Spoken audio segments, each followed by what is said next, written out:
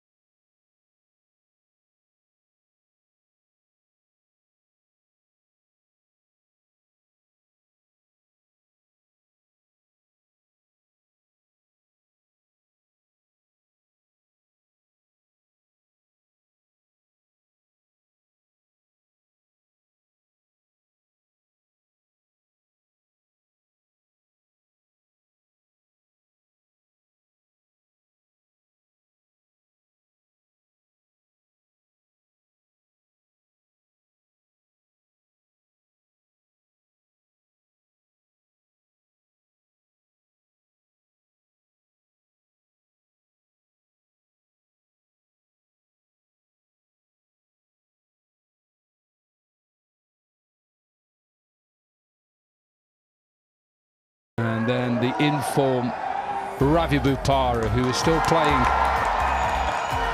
playing for Northamptonshire, and got rid of him. He did really well, Harbhajan. It's not easy when you've not played to get to grips, to get back to that action that we've seen so long in his career. It's not easy to just get straight back into it, but he looked like he'd been playing for a long time. So, match one of the World Championship of Legends.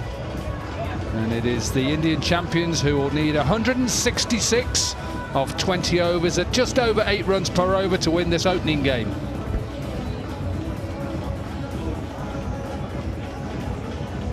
Yeah, a fairly happy England side, I would imagine. Probably just above par. Games are coming thick and fast. Next up, the World Championship of Legends.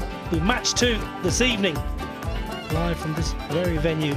Australia champions, and they have a seriously good team up against the Pakistan champions, who are stocked with top-class bowling and batting. That should be a cracking encounter.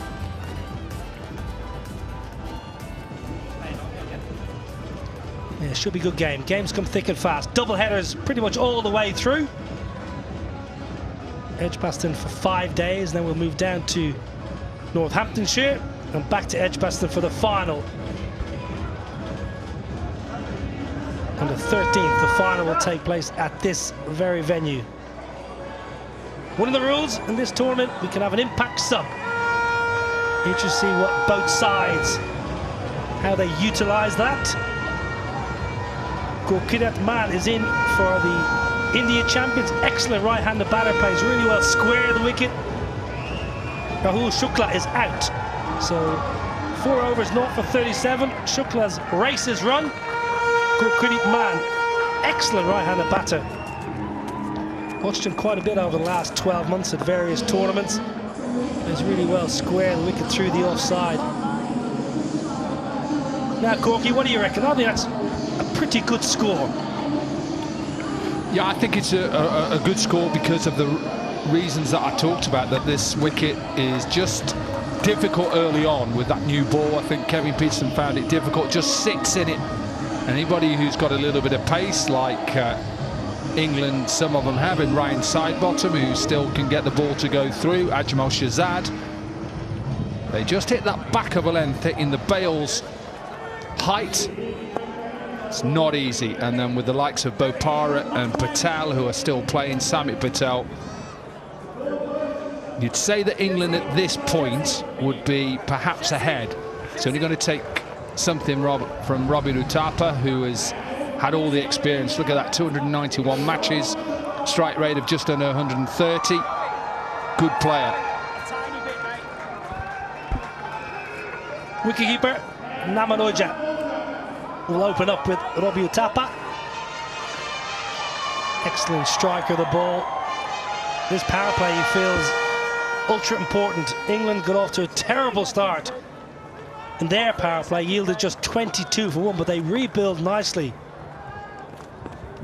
For the reasons you mentioned, Corky, the likes of Bopara, Samit Patel in those middle overs, I don't think India, the India champions, can get too far behind the 8 ball in this power play.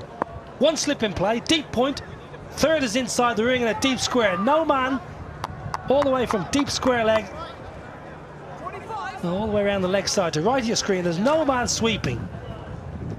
And here we go. Good from Kevin Peterson, yes. Good decision.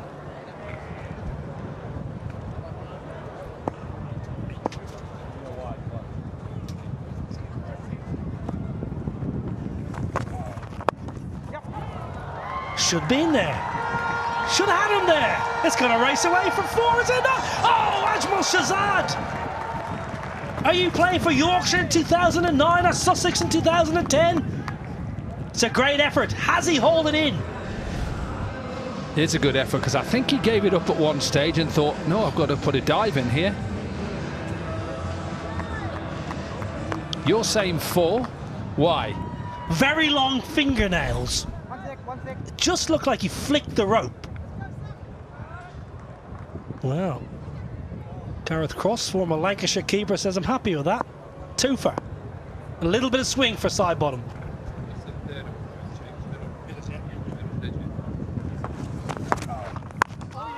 Little bit of shape. They want two here. Ajmal Shahzad, he is fit, but he's had a bit of work to do in the first couple of balls. Tell you what, still looks fit and strong. Ajmal Shahzad could bowl quick in his day. Yeah, he's bowling coach at Derbyshire at the moment. Yeah, you're right, he could bowl quick. Played in test matches in Bangladesh. And like you said, played a lot for Yorkshire and Sussex here in the UK. Worked a little bit in the Pakistan Super League as bowling coach with Andy Flower.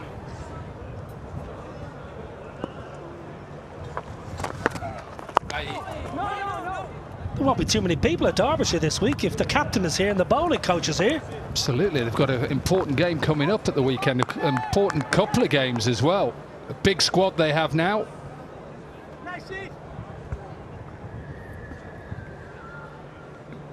Great to see the superstars here. Ease My Trip, World Championship of Legends. Action-packed, 10 days in store.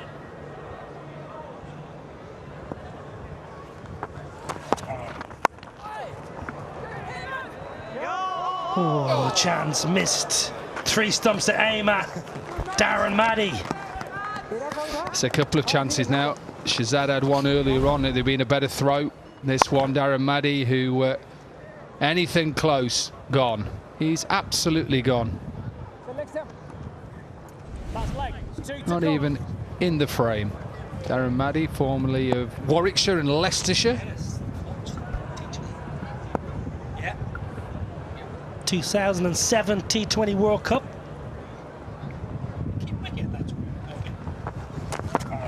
It was an interesting team, that England team, for that T20 World Cup. Vikram Solanki, I think, kept wicket. Stuart Broad got hit for 6 sixes by Yuvraj. India won that World Cup and they're champions again. It was in Durban, wasn't it, that 6 sixes? Kingsmead, wow. I think Stuart Broad had a bit of a chirp as well at Yuvraj before the start of that over.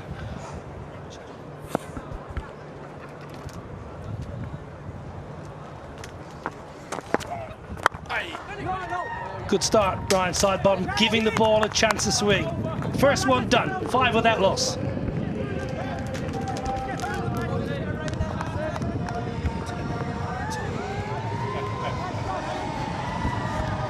Not required with the bat today. He was on a slippery slope down the order.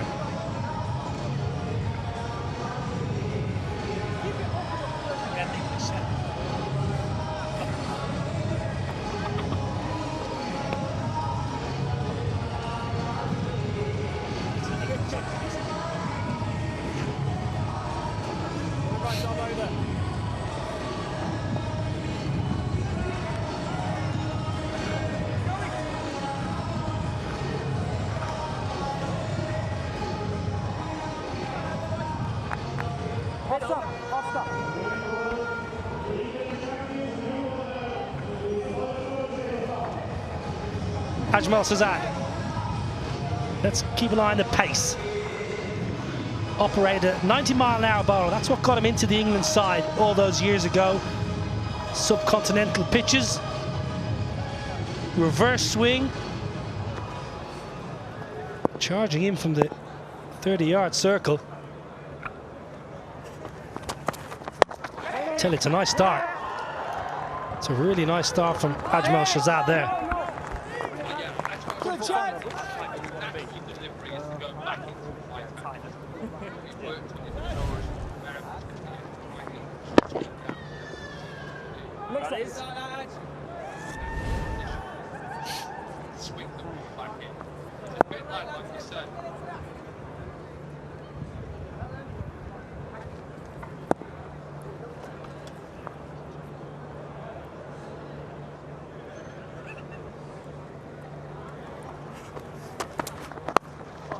Flick leg side, just as you mentioned, Dominic Cork angles the ball in but starts too straight.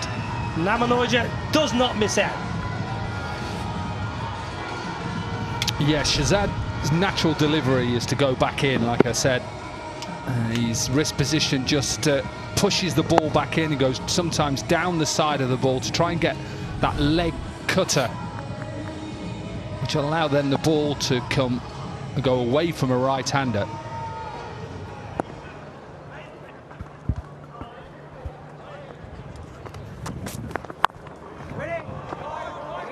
Nice touch. Namanoja looks in good rhythm. Nice to see Kevin O'Brien here, Niall. Yeah, sneaks into the 11. Once had an English setter dog qualification process.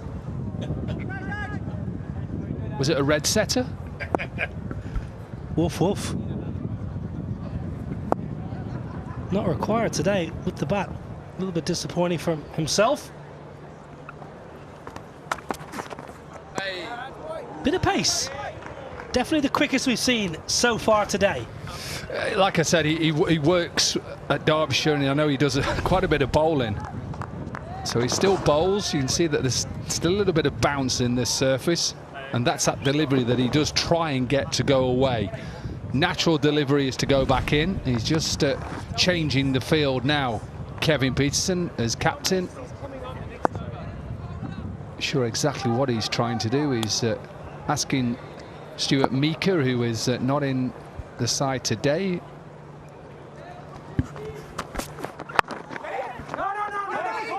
Well, you mentioned Ajmal Shahzad bowling in the nets, Corky. Someone like Morné Morkel, who's worked around the world the last couple of years, franchise and international cricket, he generally bowls a lot in the nets. And you see some videos on social media of Morné Morkel bowling, whether it be to Pakistan bat. He's still such a handful. You can just see that Ajmal Shahzad still has some rhythm, running in with a purpose, bowling good pace. Got one wrong, obviously, that was slipped down leg side for 4, but generally he's been spot on. Papara and Owe Shah do the fielding. Dot the finish, 2 done, 10 without loss.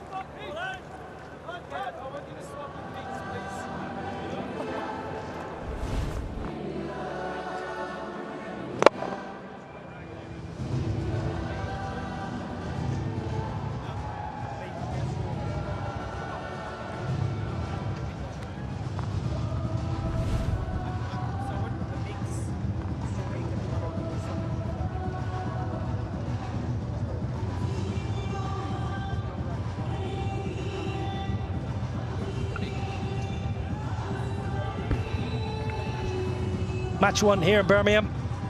India champions needing a further 156 to win. It's going to be a tough chase.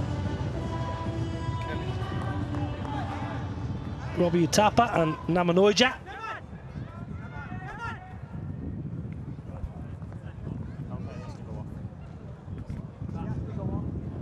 Well, your brother didn't last very long. He's gone off now. Stuart Meeker's come on.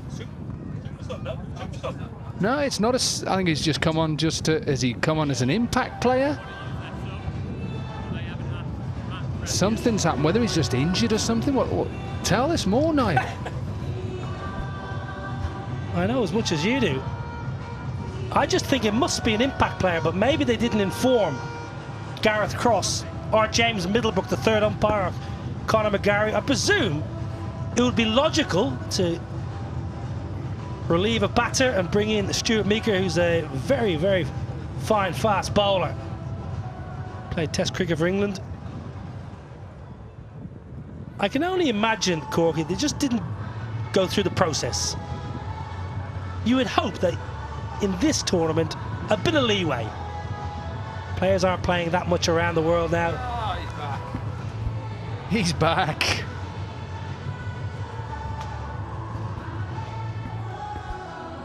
Adam Hollyoake, head coach, gonna do the paperwork, Smokes. What a player he was, Corky. Yeah, really good player, him and his brother as well. Obviously the late Ben Hollyoake, who sadly passed away. But yeah, Adam, who was captain of England, remember? And won a one-day tournament in Sharjah a while ago. competition that used to take place between Pakistan and India and England. Yeah, good player. Tough player. Yeah, he was kind of ahead of his time, really, Adam Hollioake, with the slower balls, a knuckleball, clean striker. Part of a very strong Surrey side. Nice touch. Darren Maddy, he's been busy. Another chance, another missed opportunity. 3 chances so far. Darren Maddy's had 2 of them. Yeah, it's a sort of thing I think you've just got to go. As batters, just as soon as it goes, go and just gamble. He's not going to hit. But if he hits, he's gone again. Darren Maddy with his hands up in the air. Can't believe it.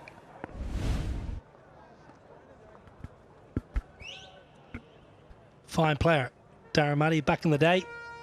Great sweeper of the ball. Pace and spin. Change of pace. Down the ground. Belted. All the way for 6. First 6 of the chase. Namanoja.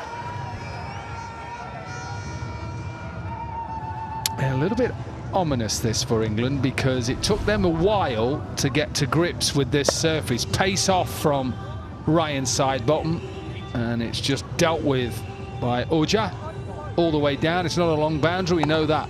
And it's the same for both sides, 55 metres all the way round, pace off. So a maximum for India in the 3rd over. Picked the slower ball, Namanoja. Picked it out of Ryan Sidebottom's hand and just belted it down the ground.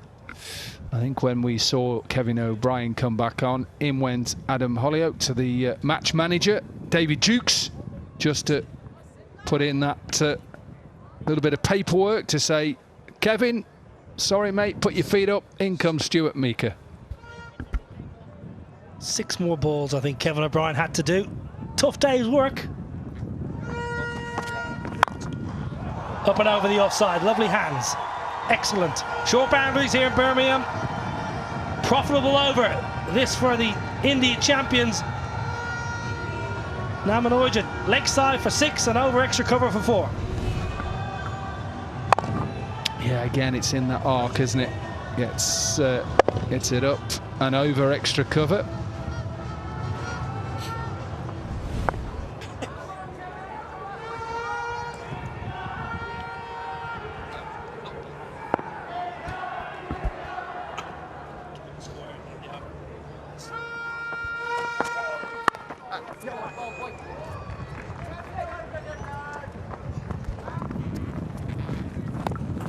Maybe Kevin's little off-cutters may work better than Stuart Meeker's pace.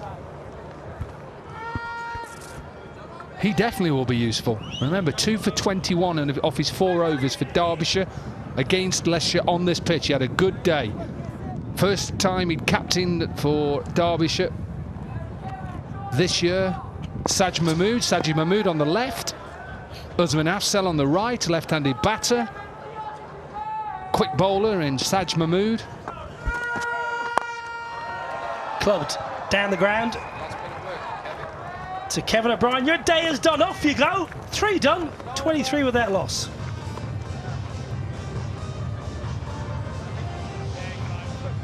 Bit of impact. Substitution. Stuart Meeker, right arm fast. Surrey, England, Sussex. Out goes Kevin O'Brien, who's had a fairly comfortable day. DMB and had to field for 3 overs.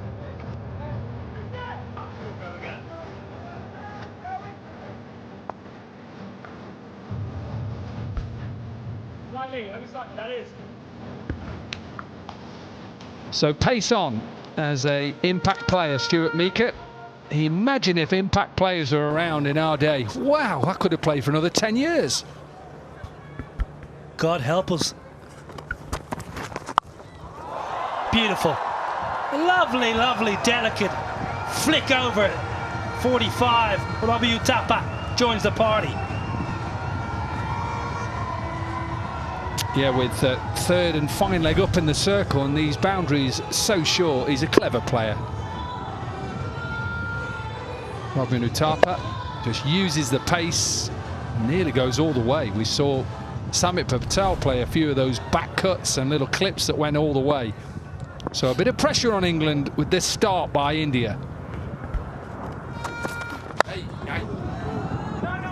Good hands. Excellent from Owe Shah. Fielding a cover point. You don't see, well, you didn't see Owe Shah field a great deal at point in his career. Really good pickup there. That ball was travelling. Pace on has worked for India so far. England champions need just to change it up a little bit.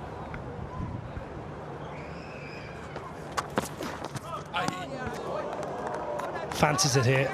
Robbie Tapper fancies this power play. Just wide of the crease, how wide he goes, and that just seems away a little bit. Whether that's a little bit down the side of the ball, so down the left-hand side of the ball with the fingers, so it's more like a leg cutter.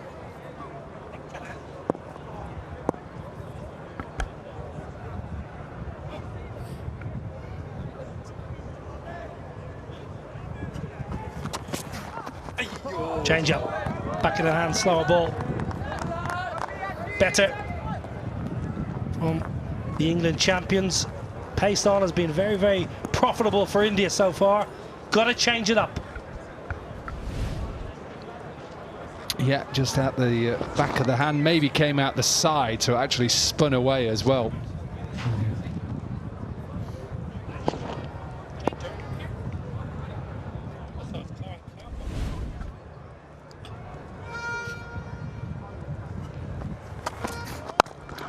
Well, it's a poor ball, but it's a really good shot. Advancing down the pitch. But Robbie Tapper pumps one over, extra for 6. It's all India at the moment. Yeah, and that pace again is helping India at the moment because they're just a little bit two different lengths. This is a full delivery. Well, he's not looking to do that. He's trying to get it into that hole, that Yorker length, but because Uthappa comes down and gets it on the full, flies it all the way. What a start this is from India. Remember, they're chasing 166 to win. Yep, Samit's warming up. Oh, beauty! Down the pitch, slices for 6. Back-to-back maximums, 4 done. India flying 39 with that loss.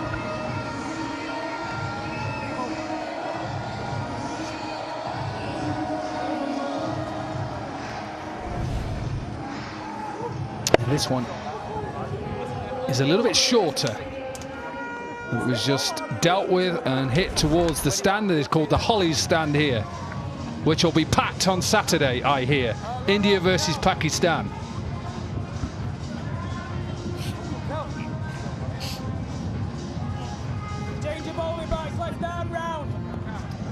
The India champions cruising. What a great start this is. 39 without loss after 4. England at the same stage were 10 for 1. So contrasting starts for both batting sides.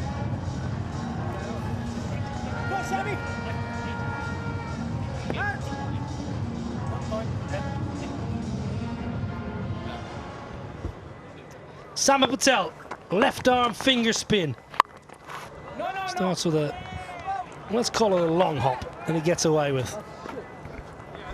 Yeah, he bowls a lot in the power play as well, Samit Patel, and he gets through his over really quickly.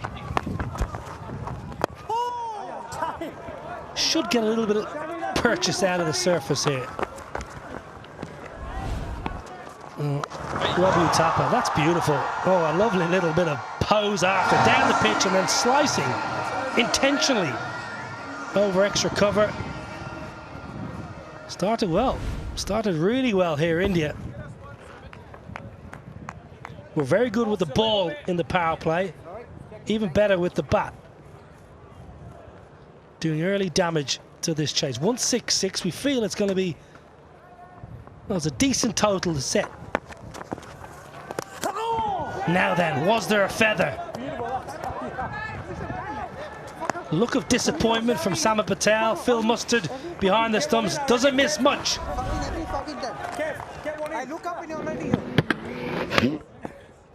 It definitely is an outside edge. Not a lot that Phil Mustard could do. It's a big, thick one. Slip, maybe yes, and there's a slip in place right now in Ian Bell. Definite turn from Samit.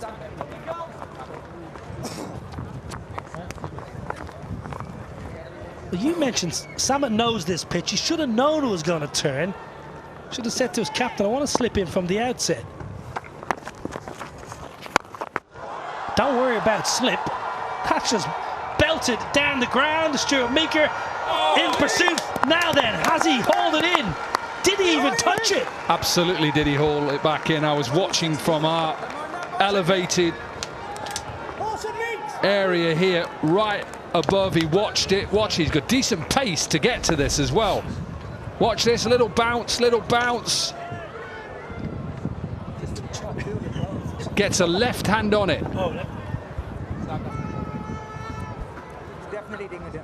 Stuart Meeker, the impact sub. Left hand, you reckon, Corky? Ball nearly stopped. Yeah, left hand. I think it's a brilliant piece of fielding. Should, for me, just be runs.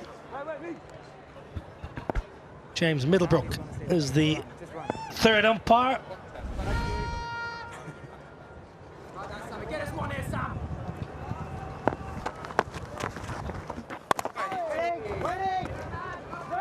Tidy from Samit Patel. 5 overs done. India on top. 43 without loss.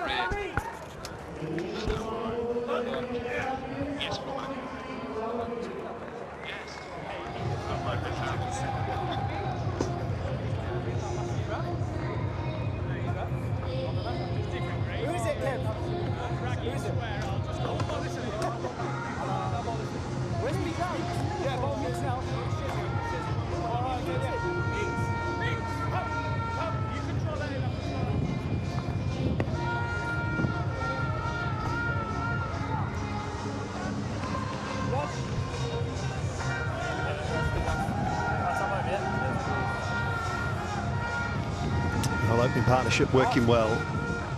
Robin Uthappa to a flying start, and Namanoja, who has spent a lot of time training and making sure that he is ready for this. Right, some pace now. Stuart Meeker, formerly of Surrey and Sussex. Couple of ODIs and a couple of T20s for England.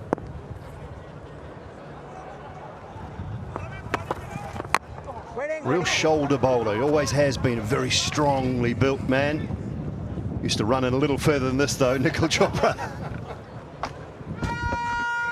Yeah, thanks, Simon. The effort ball. And then you can clearly see that with the kind of run-up that he's got. Understandably so, that you're at that sort of age now. But have a look at that. But the effort right at the end. Just chipped down the ground for one.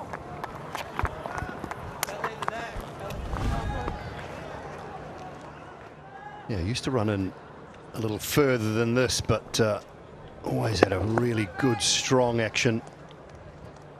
There's Meeker. Used to bowl up and around the late 80-mile-an-hour mark. Oh, that's a goodie. Yeah, that's the kind of length that you'd be looking to hit time and time and again. Something what the Indian boys have been doing when they were out bowling first as well. Hitting that sort of length, making life difficult for the batsmen. Different sort of starts comparison to the England guys when they were out batting in the power play. Different sort of start. Way wayward on that occasion. 20 for 1 England were when they were batting at this stage in the power play. 45 for no loss. Great start. And you spoke about Namanoja. Namanoja has been hitting nets every single day for the last couple of years because the amount of franchise cricket he plays around the world, he wants to be ready. You see the free-flowing Namanoja. He gets in. You look to entertain one and all. And Robin Uthappa is living in your part of the world now, Simon, and his new love is paddle, I believe, and that's what keeping him fit. Oh, lovely. On the up, through extra cover. You need good hand speed for paddle. You need it for cricket. He's taken the world by storm. That is a lovely shot. 50 comes up for the India champions. Really nicely played. Just staying beside the line of the ball, allowing the arms to flow freely. And that's always been the case for Robin Uthappa. Once he gets in a couple of deliveries, he's able to find boundaries of good deliveries as well. That's out over square leg. One bounce, 4. Good finish to the over. Back-to-back boundaries. 54 without loss after the power play.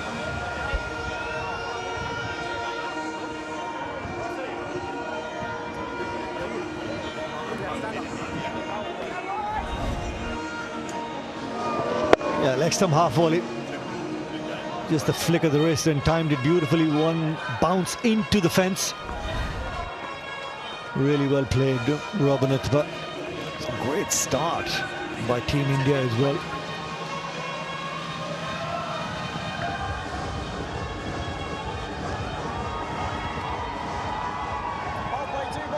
That's where you want to see a power play. Really well capitalized. The 36 deliveries in the power play. Field restrictions 54 for no loss. Still need 112. Team India, Simon, looking good in the first game of the tournament. Yeah, back end of the bowling went the distance a little bit, but you expect that on a good surface and short boundaries. That can happen. The start with the bat has been superb.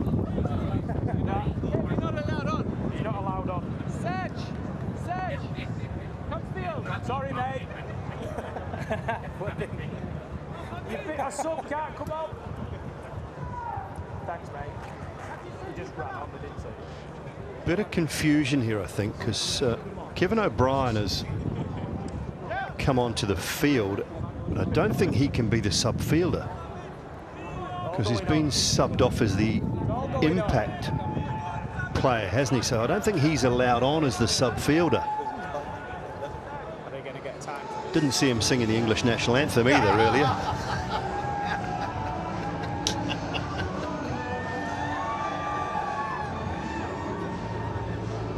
Right, we just cleared that up.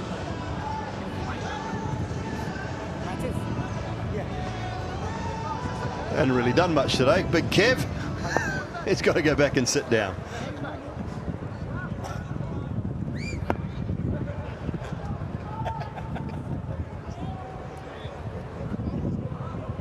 Right, Ravi Bopara. Little knuckleballs off pace. Very rarely puts much on it. It's more about pace off for Bopara. Yeah, always looks to bowl those different sorts of variations. Sergeant Mahmood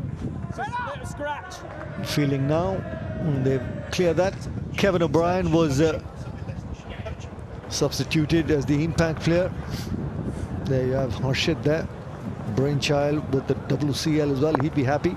He hasn't had too many nights to sleep in the last 8 to 10 months. Oh, yes. Nice, Rav. Yeah, Ravi Bopara, always the back of the hand slow balls and the off cutters.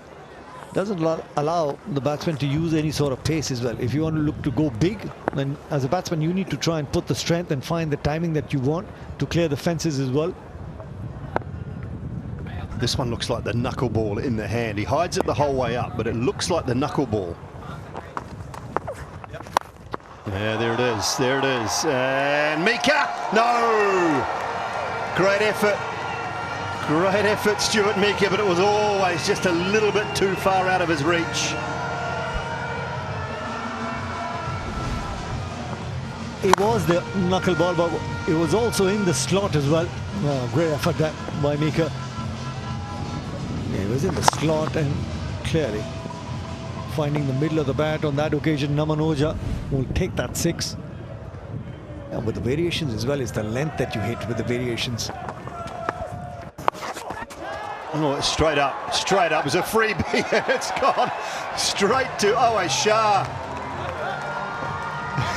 Short, fine leg. My goodness. What a delivery to get out to. Well, leg stump full toss. Namanuja would have been looking at deep square leg, probably somewhere in the stands, but gets the top edge. An easy catch by Owen Shah. Ravi Bopara.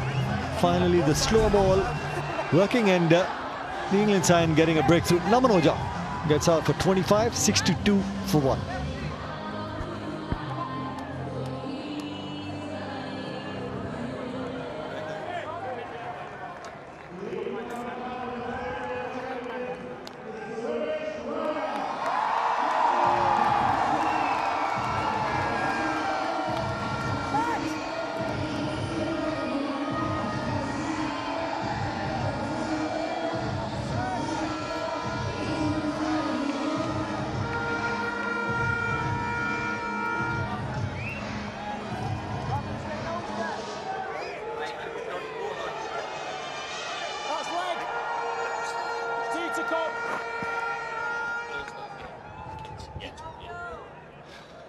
The great Suresh Raina.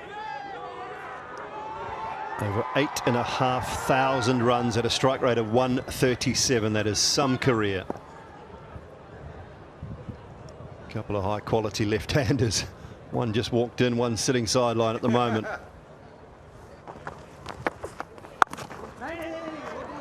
No run there. Oh, sometimes you bowl good balls and get no reward. Sometimes you bowl filth and you get reward. I don't think Ravi Bopara will mind me saying that. It was a knuckleball that got away from him down leg side, just got the back of the bat of Namanuja.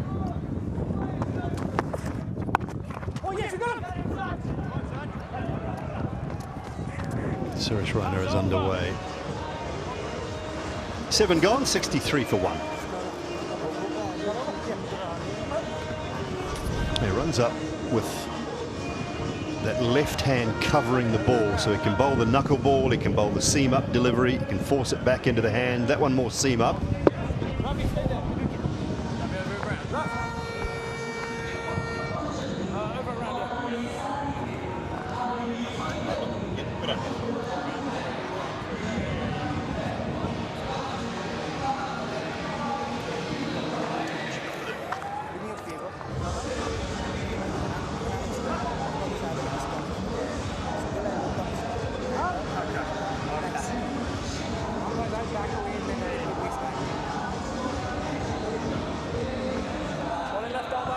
Right, one good over so far for Samit Patel. Found a little bit of turn.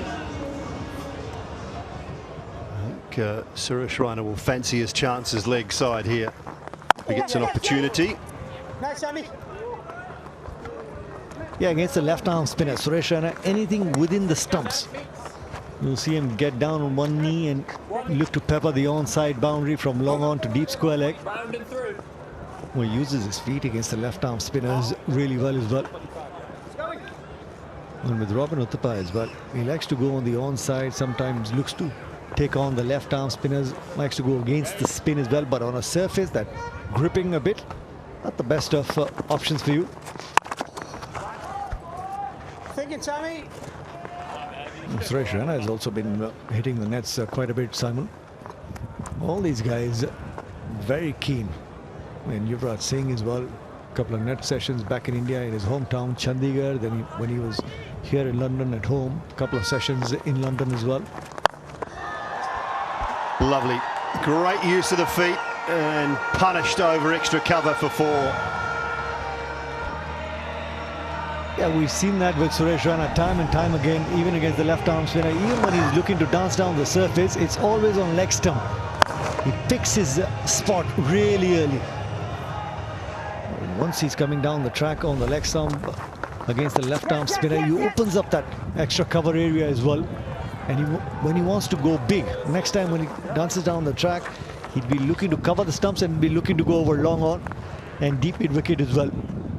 Always looking to be a step ahead of the bowler. Extra stay, stop line. Well, that's one way to get a coffee date, I suppose, if you don't want to use the apps that are available. High, but not powerful enough to find the boundary, just into the gap on that offside.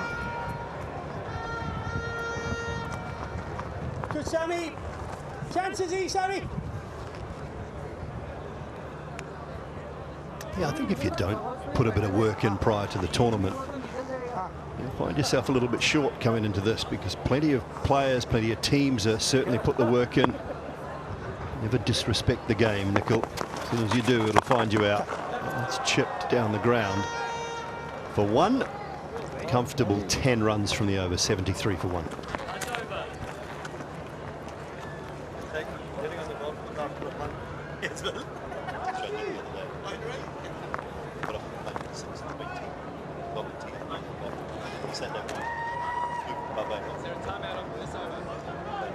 After 10. 2.5 minutes.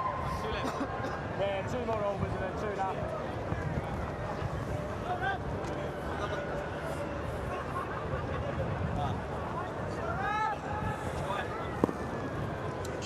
She can introduce it. She can introduce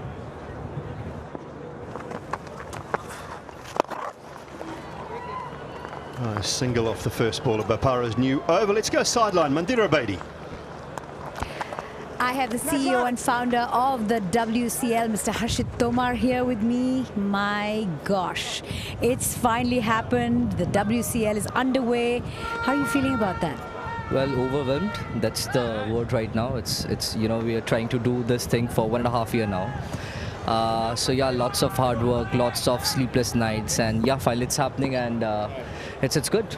How does that make you feel that it's actually happening? People have come out on this grey rainy day to come and support the league. Right. No, it's really a great feeling. You know, there are n number of people who have been working so hard to get this thing done.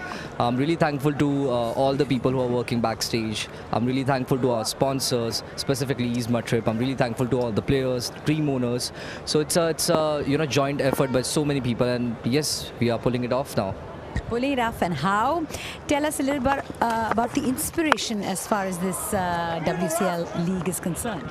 Well, I can say that the inspiration came to me from the god of cricket himself, Mr. Sachin Tendulkar. I reckon to, you know, met him once, and sir advised me something. You know, this area of legend is a big area if you do it in a proper manner. And since then, you know, when your childhood hero says something to you, you go like, yeah, I have to get it done. So that was the intention, and yeah, it's finally happening. Well, you heard it here. Mr. Sachin Tendulkar is the one who inspired Harshit. Now, the big game on Saturday, all roads lead up to that one. Everyone's really looking forward to that one. What about you? Oh, well, it is. I mean, like, India versus Pakistan is something which is always, you know, great, and people always look up to for that match, and we're really excited for that. But from the league perspective, I can't say that India versus Pakistan is the only good match. There are many other matches as well, but yes, it is my personal favorite. Well, here's to many exciting matches up ahead in the league. Thank you very much for your time. Thank you, Harshit. Harshit Tomar there, brainchild of this wonderful tournament, and great to see so many legends in and around the whole tournament. You look through the team lists, the names. I'll run through some of them for you in the next over, and it's just littered with superstars of the recent past. Well, that's hit beautifully, but well fielded. Saj Mahmood out on the extra cover boundary. Good tidy over from Bapara. It is 78 for one.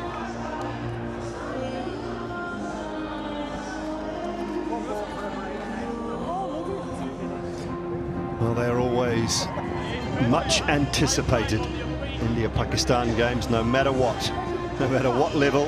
And some of these players will have played against each other many, many times in the past. They'll go head-to-head again on July 6th at 4:30 p.m. from Edgbaston. That is match number 8 of the Easma Trip World Championship of Legends.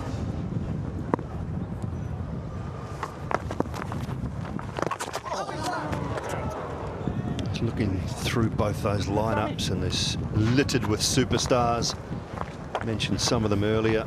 Think about Yunus Khan, Shade Afridi, Misbah ul Haq, Wahab Riaz.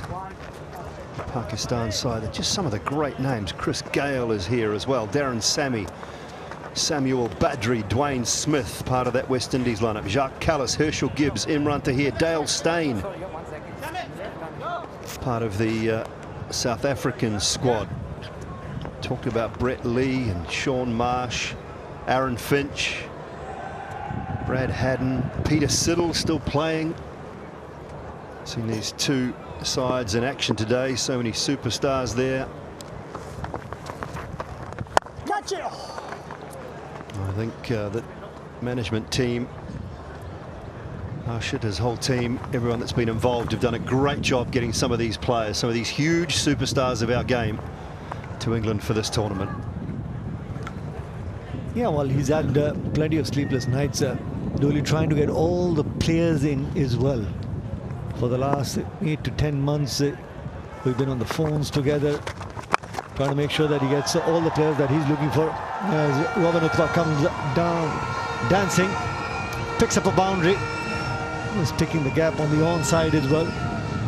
So for him to actually see the first game kick off, I'm sure it would be a really nostalgic moment as Robin Uthappa hits that boundary as well. And especially that India-Pakistan game, getting the Pakistan team to come out and play as well. The ECB also backing the tournament. He's worked really hard over the last 8 to 10 months. See the pools have come out for the Champions Trophy in February, March next year as well. Funnily enough, India and Pakistan are in the same pool.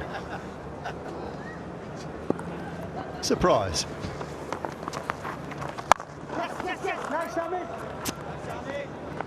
8 runs from the Samit Patel over. India champions are cruising along at the halfway stage. 10 overs have been bowled. They are 86 for 1 and will have a strategic drink break.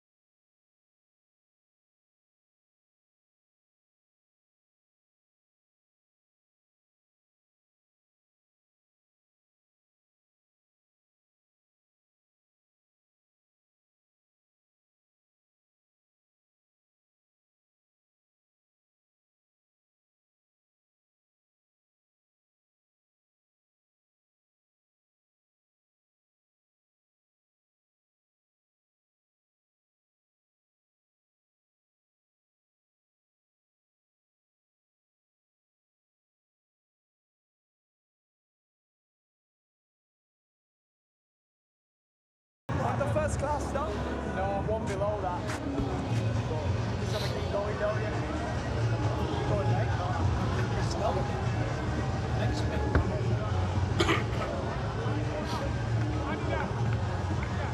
India champions dominating match 1 here at Edgbaston. Set 166 to win. They have come flying out of the traps. 86 for 1 at the mid-innings break. Just the 1 wicket to fall thus far. Ravi Bopara. Namanoja, the batter, full toss down leg side, and Owe Shah gratefully takes the catch. They needed that, England. They need a few more.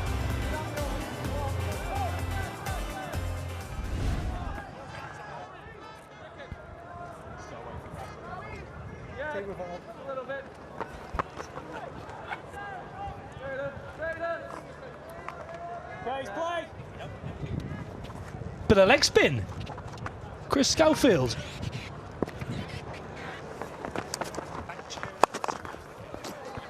Suresh Raina started well. Former Lancashire and Surrey and England leg spinner. Bag of tricks. That's leg stump. You want to go backwards? That's centre. That's off. 2 test matches, 4 T20Is. A useful left-hand bat. Excellent reverse sweeper of the ball.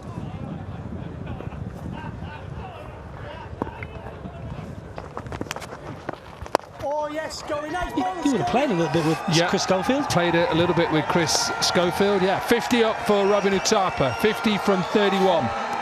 Really good innings from the opening batter for the India champions. 4 fours, 2 sixes. Experienced player, isn't he? Plays a little bit of cricket, a little bit of this T20 cricket around the world.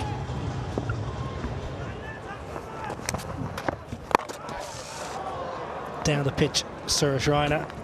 A nice half-century for Uthappa. Plenty of power, always looks at ease at the crease, never looks hurried or flustered. Pumps the ball down the ground and over extra cover.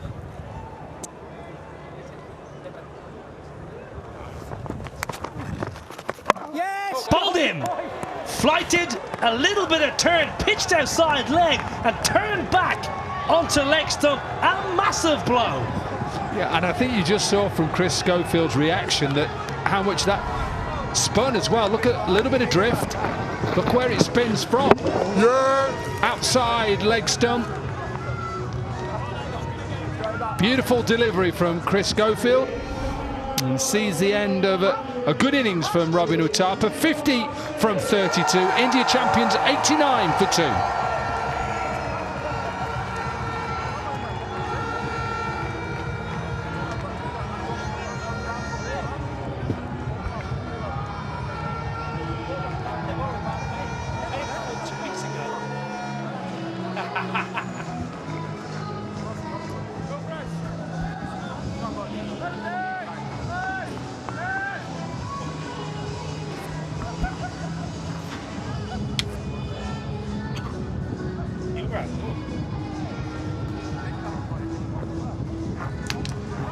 Surely he's going to tee off already. That's leg. He's going to tee off already. Skipper, Yuvraj Singh. I've got a feeling he's going to have a real dip early against Chris Schofield's leg spin bowling over the wicket. Big turn. Phil Mustard somehow hauls it. Have a look at this. Leg spin. Nice up and over. Invites the slog sweep. Top of leg stump. Now then, Always Shah! It went so slowly, you had 2 hands, you only used 1.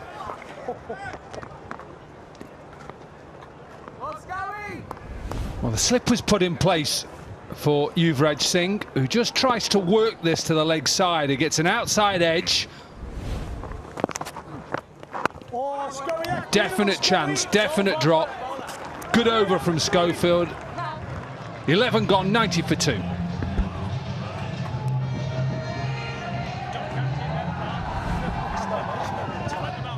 Have a look at this. Always Shah.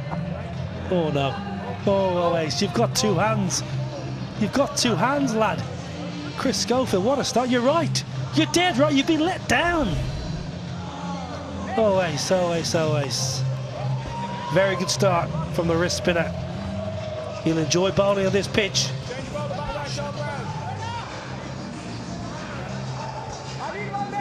Drop catch. Now he's going to have a bit of a roll. Always Shah. You would call him a part-time spinner. Bowled a little bit for Middlesex down the years.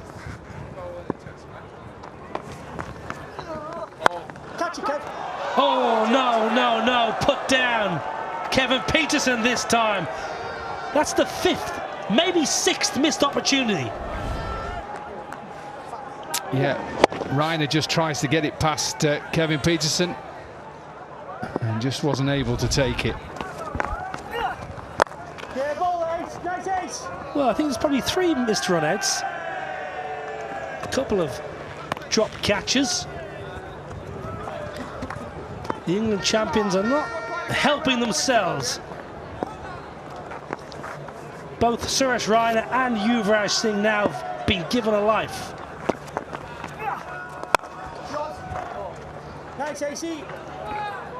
Well, Kevin Peterson, Corky, in his England career, early in his England career, dropped a lot of catches in and around that mid-wicket region. Well, that's just a dolly for any slip fielder worth their salt, and this was hit hard. But Kevin Peterson will expect to catch that every day of the week.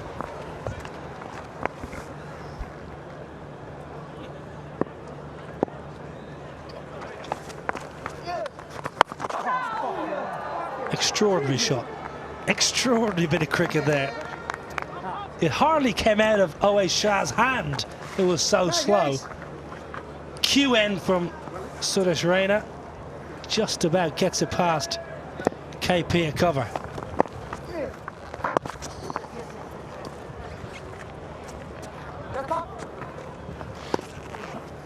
Peterson going to Oais Shah because of those 2 left-handers in and the off-spin. Nearly came off straight away with a wicket early on. Lifted, looking for that extra cover region. Finds Daramati at long off. 12 done, 96 for 2.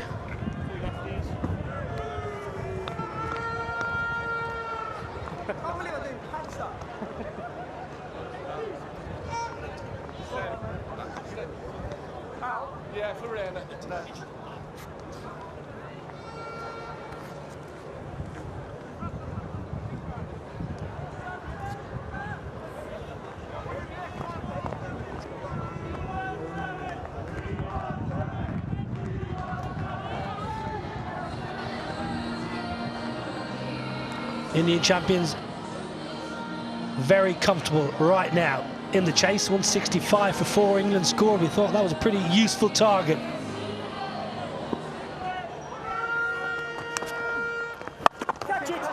Pull away, leg side. Taken. Saj Mahmood in the deep. Excellent catch. Get your tall men on the rope in the deep. England did that and they've got a lifeline. Schofield with his 2nd wicket as well. Should really have 3. Should have had Yuvraj Singh the over before for 2nd ball. And just doesn't get enough of it. Raina, big tall former fast bowler Saj Mahmood in the deep. He's happy with that. Chris Schofield. Bright and breezy from Raina, 16 from 17. India champions 96 for 3.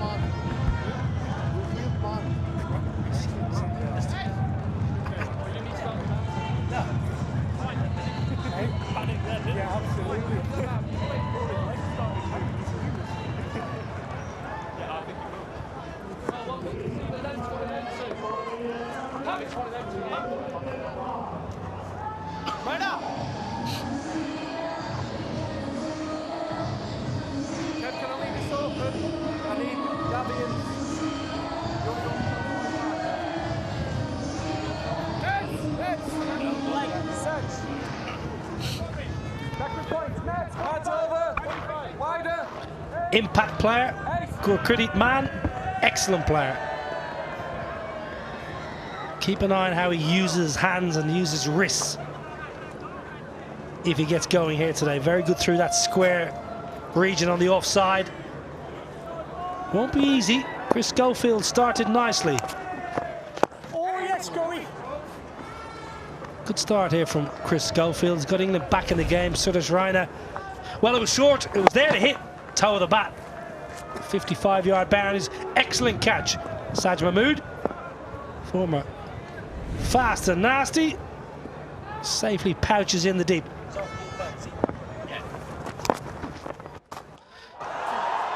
Down the ground, Stuart Meeker safely pouched. Now then, back-to-back wickets for the England champions. Game has turned on its head. Yeah, and he gets him in the end. Drop catch the over before, put down by Ois Shah at first slip. Yuvraj tries to go to that short boundary straight, just slices it a bit. Simple catch for Stuart Meeker. 3 for 5 for Chris Schofield at the moment. Yuvraj gone for 2. India champions 97 for 4.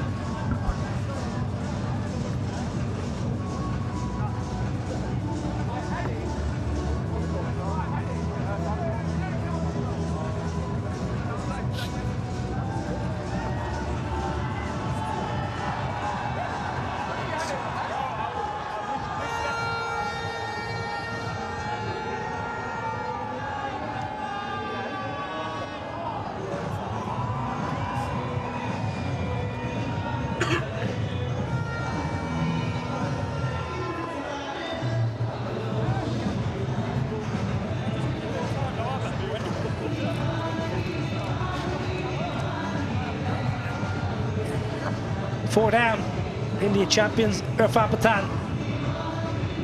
A really good player to have coming in at this stage. Bit of work to be done though, England fighting back. Chris Schofield's absolutely on fire here, 3 for 5. How's his googly coming out? How confident is Chris Schofield in that googly out the back of the hand to the left-hander? Ois Shah still patrolling that slip. 2 new men. 2 fairly soft dismissals, you must say. Suresh Raina and Yuvraj Singh offering catches in the deep. Tries it.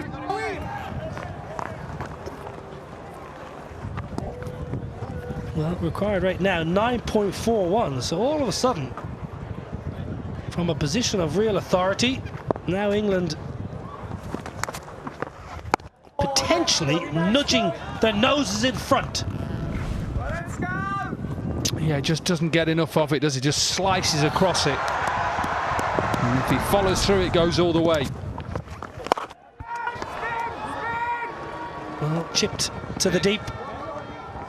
Well, he might not have needed this stuff, Mike, to hear Phil Mustard. Spin was the call to the sweeper. 13 done, 98 for 4.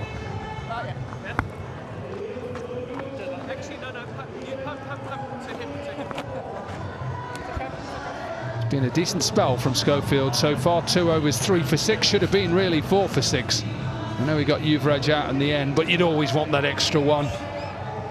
Bopara 1 for 14. Sam Patel with 3 overs, none for 22. So England champions fighting back.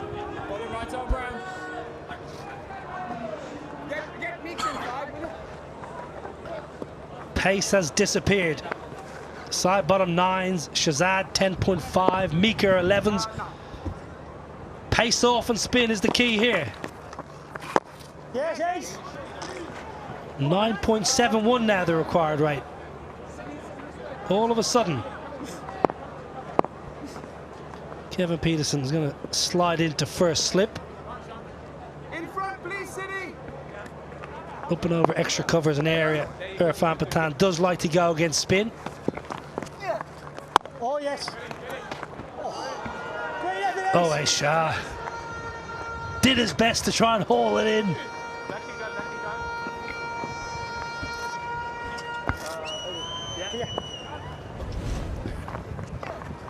Oh, yes. It's the old wicket or a wicket cover that just goes on, some artificial grass that's keeping that. I think it's the test pitch.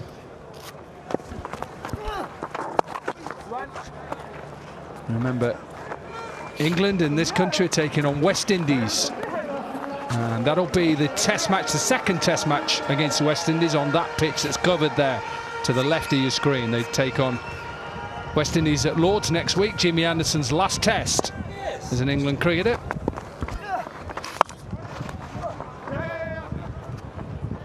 Yeah, England announced their test squad. What a career Jimmy Anderson. Played this week, got 6 for. 7 for. 7? I've done him out of a pole. He got 7 for, and Nathan Lyon had to clap him off, and he found it very difficult playing in the Lancashire side. Oh, I love that. Love that. Good from Bopara. Energy's good here from England there. Well, they get themselves back on top here. 10.5 and over is the required rate.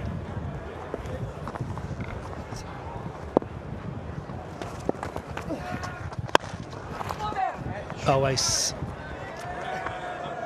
Well, decent over. England getting through the overs quickly here. 14 done, 102 for 4.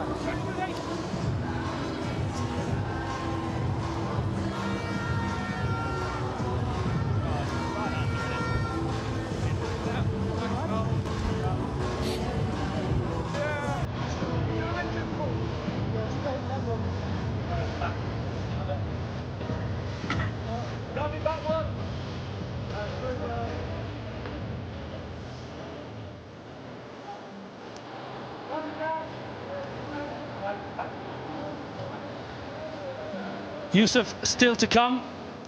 Feel like they're setting themselves up to let Yusuf Pathan get the game over the line, but there's a bit of work to be done here for the India champions. Chris Schofield's been excellent. Oh, I mentioned Gurpreet Man is so good behind point on the offside. Watch how he uses those hands and wrists to manipulate the ball in the gap. Yeah, and all he's got to do is beat Ravi Bopara at backward point. And he just manipulates it, gets it past. Bopara dives, can't cut it off, and runs away for a boundary. Good start.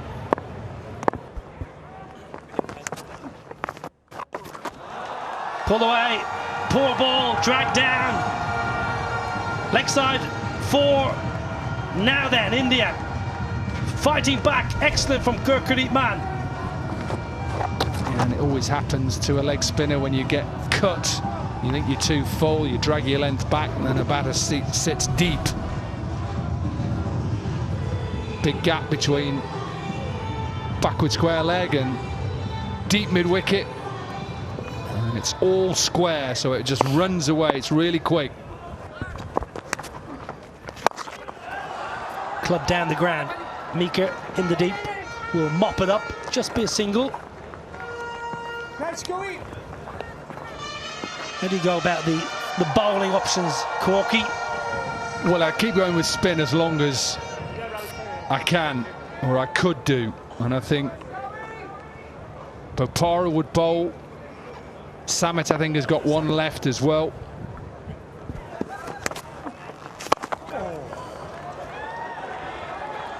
Patel would definitely bowl for me one of these overs.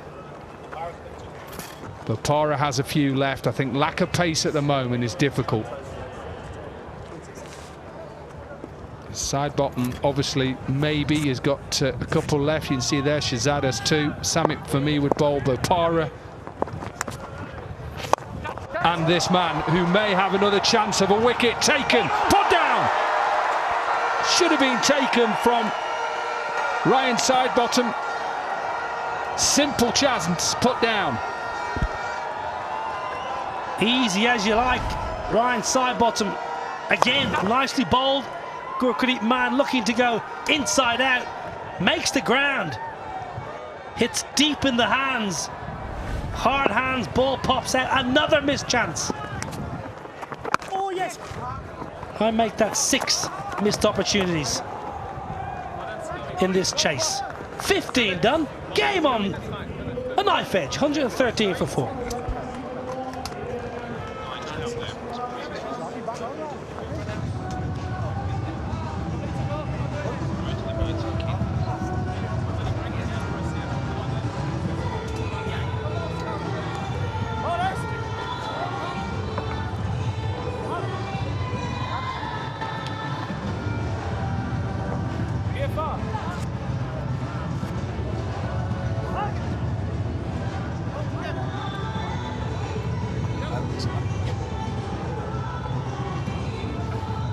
India still need those 53 runs of 30 deliveries. The last 30 balls, the game is tilted somewhat in favor of England, picking up those 3 wickets, 27 runs, 3 wickets. Robin Uthwa was set, Suresh Raina getting out, Yuvraj Singh. And as soon as the spinners have come on, it's been a different sort of game. An opportunity went to begging with Ryan side bottom as well. Gurkeerat Rahman looking to go inside out.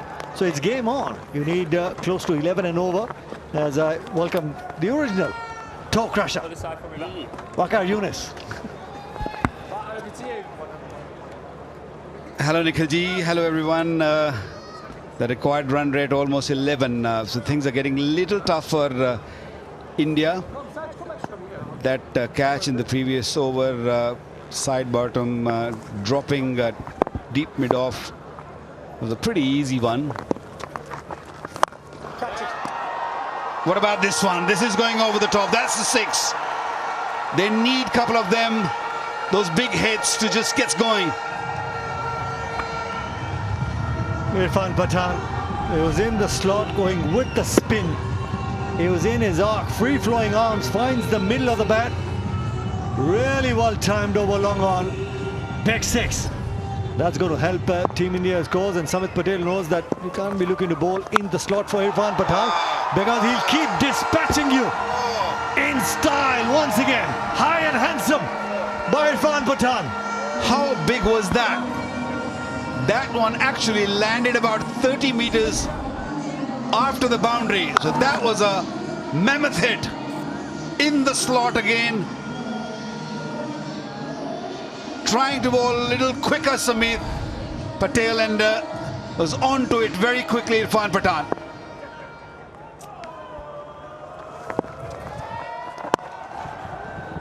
Sensible. If it's not in the slot after those 2 hits, just keep looking to rotate the strike. The first one over long on, and the next one even better. Yeah, this was a quicker delivery. He was a little worried, Samit Patel, because of the previous shot. He darted it in. Oh, this is better. You got to bowl a little slower on this surface to get something out of the pitch. There is enough spin there. Schofield have shown you that. You bowl quicker, you'll disappear. Nicely timed by Gurkeerat on that occasion. Love to settle for just that one. 15 from the over. It's 128 for 4.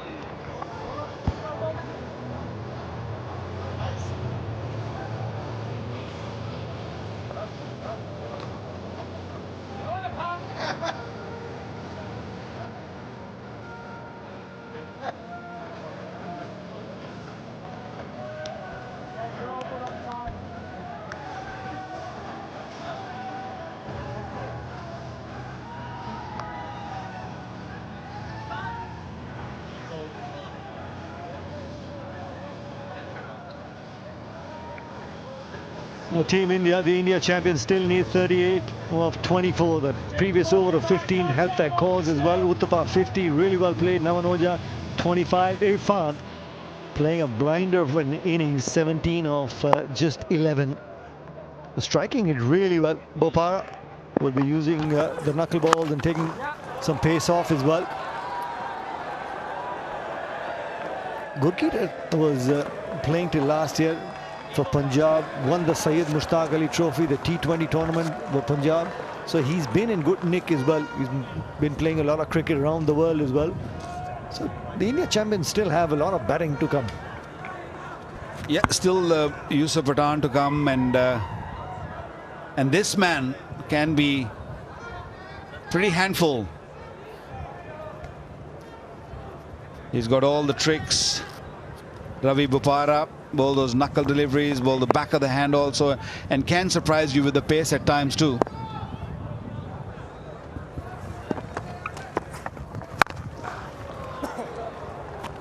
Yeah, that previous over from Samit Patel conceding 15 is just probably calmed the nerves of the Indian champions. The required run rate under 10 now. You still need to get one boundary in an over, and you don't want to take the game to the 19th or maybe the 20th over. You don't want more than 8 to win of the last over, so you need to keep your foot on the gas.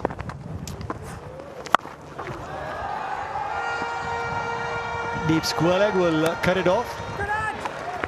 Gurkeerat Rahman did time it really well, but couldn't place it as well as he would have liked. Well, the England champions ground fielding has been pretty okay.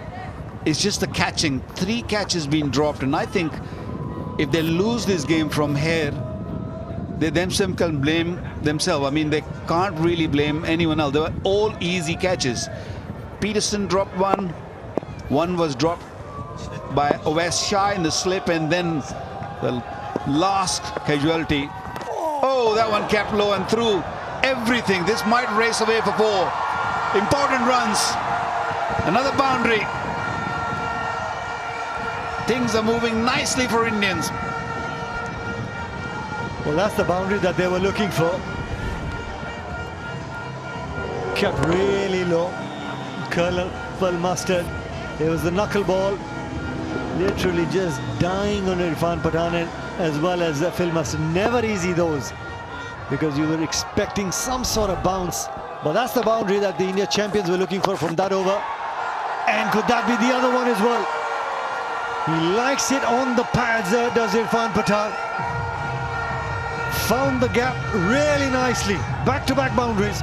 Not easy for the bowlers when you have right-hander and a left-hander batting at the crease. Very difficult to control the lines and the lengths.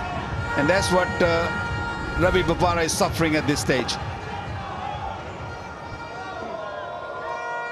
11 from the over so far. 1 delivery left.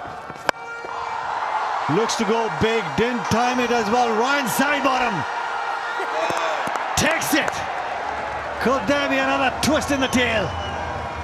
11 from the over. Irfan Pathan. It was in the slot. Was looking to go big. Got the splice of the bat. And really well caught by Ryan side bottom.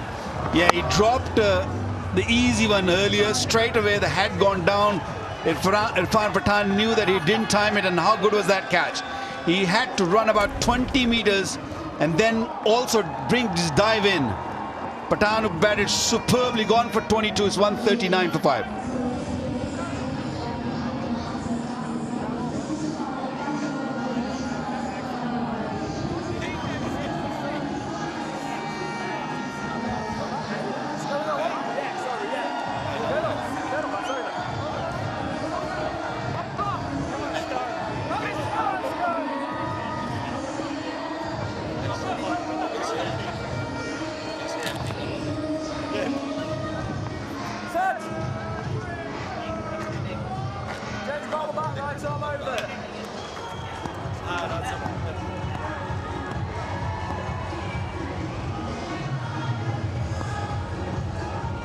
Yusuf Pathan, 4,852 runs. Had a really prolific career in the T20 format as well. Packs a powerful punch, and especially against the spinners as well. Likes to go big, literally from ball one, would be looking to put pressure. New member of parliament as well. What do they say? MP, is it?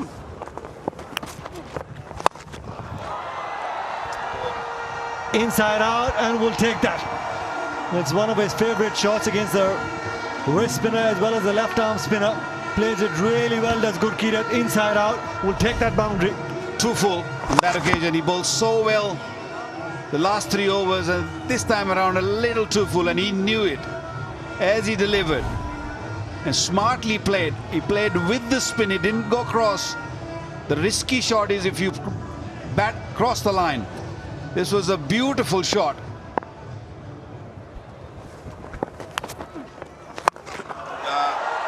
Looks to go big down the ground. Times it beautifully. In the stands, an opportunity for all those fans to take a catch. Yes, that's what they've been here for. And the India champions making a move. Gurkeerat doesn't want to take this game into the last over. He wants to wrap it up. What another brilliant shot. In the slot again. I guess Schofield has gone a little cold here. Bowled beautifully for 3 overs, and suddenly he's been asked to come and get them another wicket. Can he get a wicket here? Important. No, he can't. No at all. Wonderful strike. Another 6. Well, that's Gurkeerat for you against the spinners. The 3 variety of shots. The inside out, then in the slot over long on, and then the slog sweep. We've been able to find the middle of the bat on all three occasions.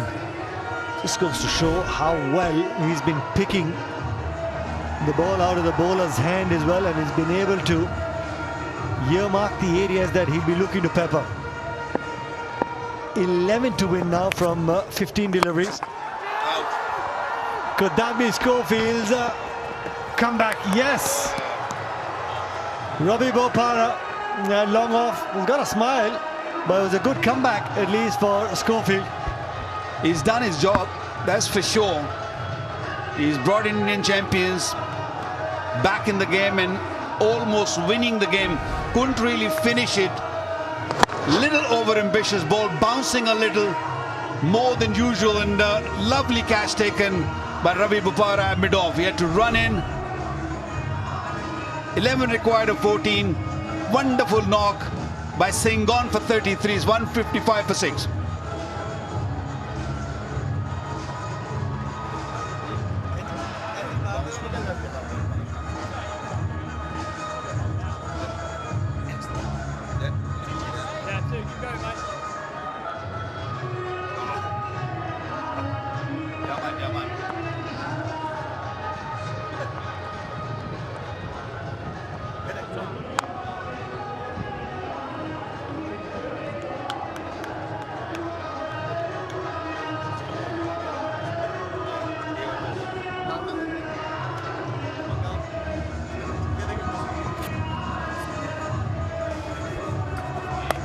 Vinay Kumar, the new man in.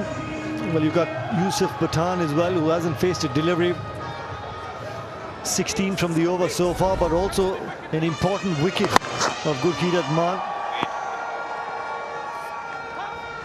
Ravi Bopara not making a mistake there, long off, was looking to probably go inside out once again. Then look to slice that ball. And that's why I couldn't time it or hit the area that he was looking for. Yeah, they'll be looking to pick up a wicket here. Kevin Peterson slip coming into place as well. Vinay Kumar will probably just be looking to dab a few around, take a couple of singles, because you've got Yusuf Pathan on the other end as well. So you don't need to try and go big. You've got more deliveries than the runs are. Beautifully bowled. Turning from within the stumps, Schofield. I love the way he bowled. He bowled slowly, he made sure that the ball spins, and he's an attacking bowler, put a slip in. He's always searching for wickets.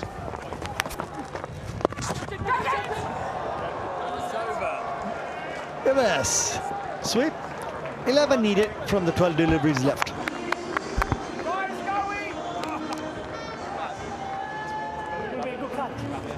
City, last one, please.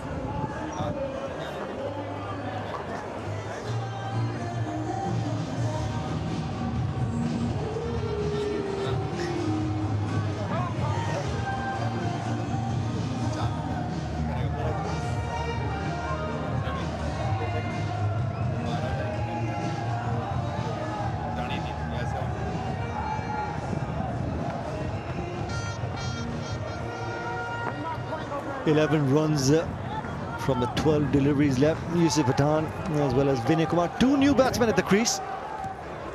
Would be looking to pick up a couple of wickets. Would be Kevin Peterson and his boys. Ravi Bopara. Keep things simple. Bowl within the stumps. The variations. Nothing in the slot. Maybe a little teaser for Yusuf Pathan as well. Does he look to go big in this over, or just looks to take 5-6 singles, try and keep strike in the last over as well? Well, the sensible thing is to just nudge the ball left, right, and look to take maybe 3-4 singles, just be in a comfortable zone. This is not a real comfortable zone. Oh, did he get a hand on it? Did he get a hand on it? If he got a hand on it, I feel Vinay Kumar was sure he's given him out. So the umpire was sure that Ravi Bopara got a little touch when the ball was hit back, and ball going straight onto the stumps, and that's the wicket they were searching for. They don't mind how wickets come, as long as they keep coming. A little bit of fortune going England champions way. Yeah. Vinay Kumar not on the crease. Got those fingertips on the ball. Vinay Kumar departs for naught. It's 155 for 6.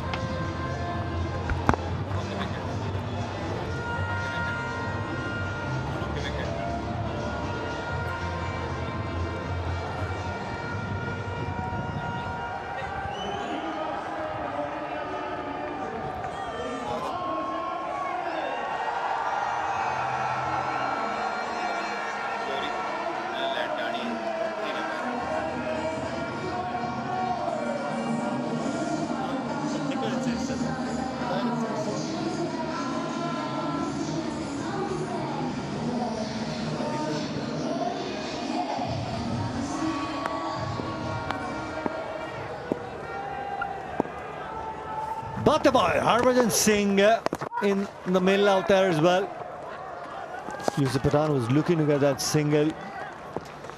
Harbhajan Singh doesn't want to take the single now. Then you still need 11. You got 10 deliveries, but you can just sense that energy shift. Well, his game is to hit big. He will look to hit for 6. If anything lands in his zone, which is a full lengthish delivery.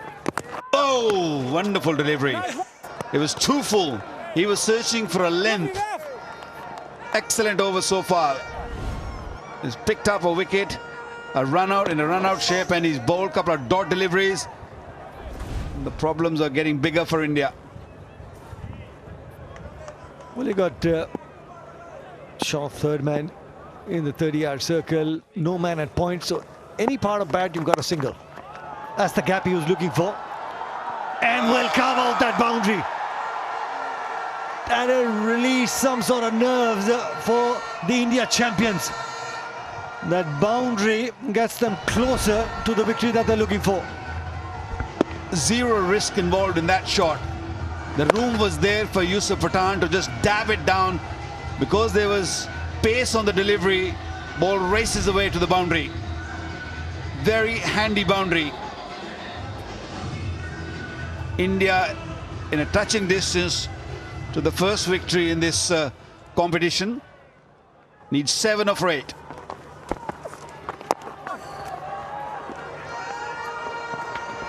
Yusuf Pathan was probably running the first one hard, wanting the second, but you don't need to try and get the second. Try and keep strike. Harbhajan Singh on the other hand has got 1 ball left in this over.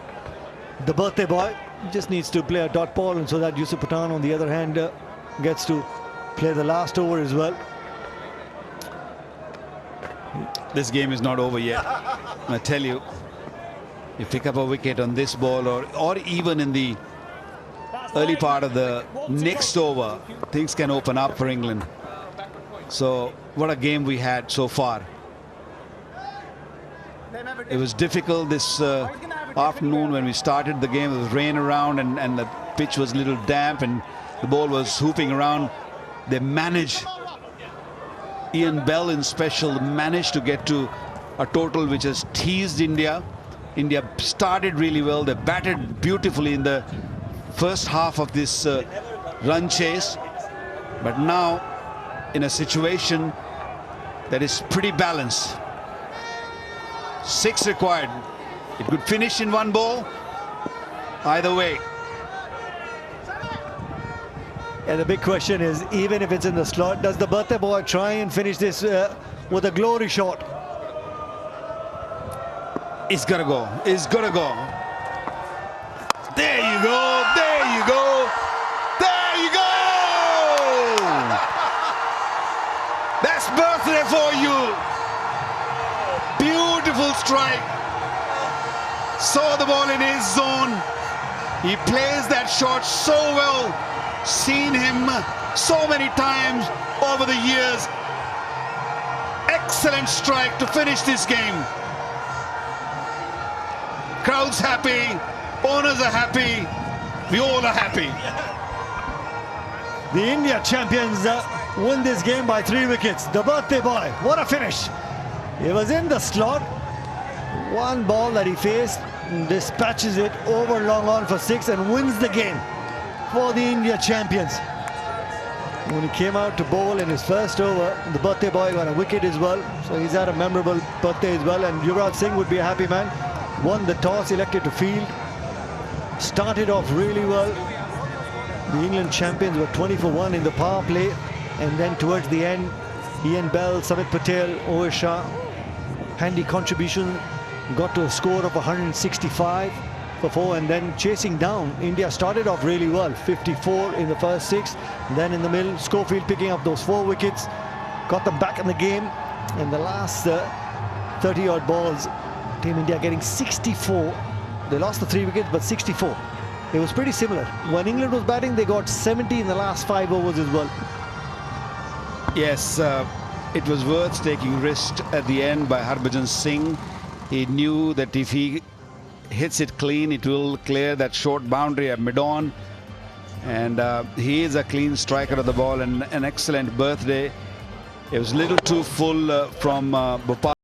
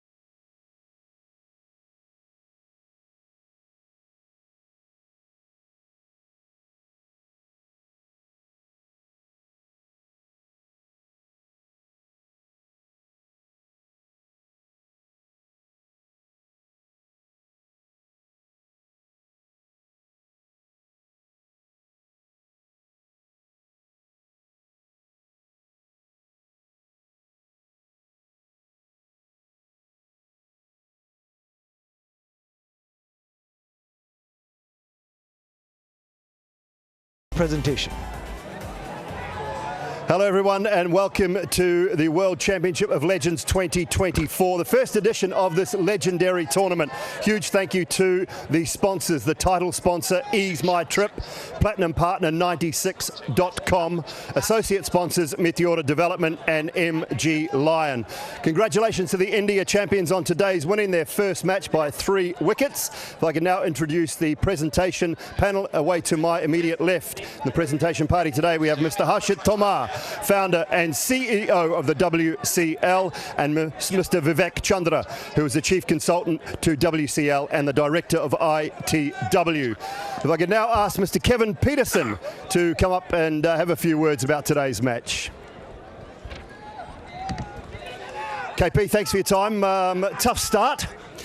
Yeah, losing the toss I don't think helped us at all. I think we also would have bowled first, but I think in terms of the tournament, it as an opening game went down to where we got to. I think was fabulous. I thought Ian Bell was outstanding, Samit Patel was outstanding, Scoey bowled beautifully, and yeah, the guys are going to be rusty, of course they are, but when you get a team that gets 165 and it goes into the last over and there's a little bit of jeopardy and there's a lot of excitement and the crowd was also up for it, I thought as a start to the tournament it was great. What sort of improvements will you look for the next game? Catching. Speaking for yourself or everyone else? Yeah, for myself. Winning the toss again for me. No, there's just at the end of the day, I think you just want to create an environment in the team where the guys come here and they enjoy being in the dressing room again. And actually, from where we were at 15 for 1 after 5 in the power play to get to 165 was incredible. So I don't have anything but good things to say about the side, and we'll come back tomorrow. I think we play against South Africa tomorrow. You'll know a bit more about that surface tomorrow. Just held a little bit early on, played better as the game got on? Yeah, it is. I spoke to UV now and he just said I think that was a very good toss to win, because at the start you just couldn't hit the ball, and I mean you just really couldn't get to the ball, and I mean all of us are stroke makers and we like to hit the ball, and when you can't hit through the line of the ball then it becomes a bit tricky. But Belly, Samit, outstanding. All right, mate. See you tomorrow away. Well done. Hard luck today. Thanks, buddy. Cheers. Right, time now to have a chat to Yuvraj Singh, the India captain. Yuvi, come on over. Good start to the tournament. Yuvraj, how's that one feel? Yeah, I don't like these nerves, international cricket nerves, and yeah, it's good to get a win, but still get nervous in games. Winning the toss, do you think that was key, and how did you rate that bowling performance? I think it was crucial winning the toss, because it was not easy on the bat, and then we started well. I don't think we finished how we wanted to. I think Owais and Samit Patel batted really well along with Ian Bell. And I think 160 was a very good score on this wicket, and we had to bat really well to get the target. But I think with Robin opening, we got a good start, and in the middle, Gurkeerat Man and Irfan Pathan got a good partnership. Got good power all the way through that innings, so you can afford to keep going, I guess. Yeah, definitely. I think lefty and righty combination really helps.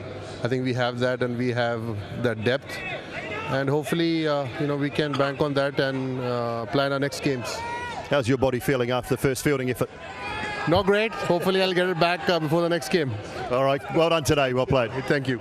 Right, time now for the first award of the afternoon. I could request Mr. Vivek Chandra, the of WCL Chief Consultant and Director to ITW, to present the meaty sweet moment of the match check of $500 to Irfan Pathan. Back-to-back sixes. Just got India back on a roll, Irfan. Got India back into the game, and in the end it was sealed by Gurkeerat. Congratulations, Irfan, well done. Now time for the Player of the Match award. Mr. Harshit Tomar, founder and CEO WCL, will present the Ease My Trip Player of the Match check of $500 to Robin Uthappa. 50 off 32 for Robin Uthappa today.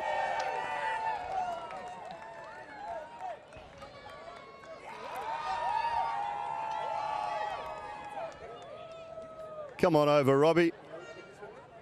You can bring it over here, mate. Bring your big check over. Congratulations, Rob. How'd that one feel? Pretty good. A little rusty. Wicket was a little tired, wasn't it? As in, obviously overcast conditions, so the top surface was a little dry, but underneath you could feel that there's a lot of moisture in there. So it got a little better to bat on, to be very honest, as the day wore on. You're looking very fit. What have you been doing? You've been training hard leading into this tournament? Well, I've been not training hard. You've been playing paddle, I hear. I've been playing a lot of paddle tennis. I've fallen in love with the game and really enjoying it. It's become a big part of my weekly routine. Spending a lot of time with the kids, so I'm really enjoying myself in a great place in my life right now. Does that give you the fitness and the readiness to come in here? A bit of hand-eye coordination? Yeah, a lot of it. As in, I'm spending like an hour and a half, 2 hours at the court, so it's certainly adding value here. How nice to be back into the changing room with some of these guys. Oh, fantastic. You know, it's like going back 20 years and going back 20 years in time and then spending time with these guys. The camaraderie is the same. The conversations in the dressing room, the jokes, the banter is all the same. So it's a lot of fun. Brilliant performance from you today. Congratulations. Thank you, Simon. Thanks a bunch. Nice to hear from the player of the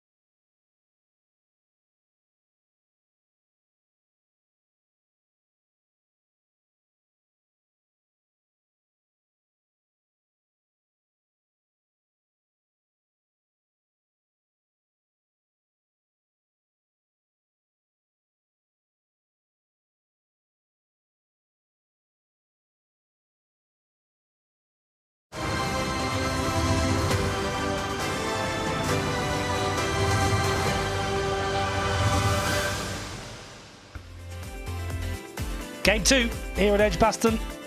Ease My Trip World Championships of Legends. Australia champions up against Pakistan champions. Should be a cracking game. Live from Edgbaston and Birmingham. We've already seen a very good, evenly fought game. Game 1, India getting over the line against England. And the news from the middle is that Pakistan have won the toss and they want to bowl first. Now? Well, we got down a little bit earlier to hear from someone in the Pakistan camp.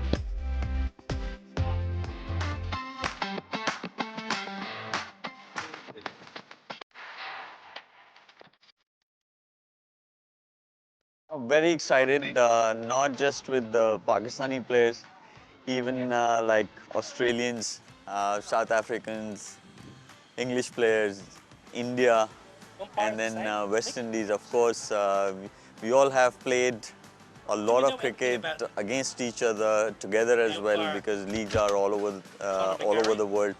So it's great fun, very excited. Just met some Aussie friends as well, and looking forward to do well for the team in the tournament. Simple, disciplined life, eat healthy, train every day, and enjoy it. Most importantly, enjoy what you do, and this is what I have been doing and still enjoying. Going to the gym, and then yeah, when I see myself in the mirror, I want to look good.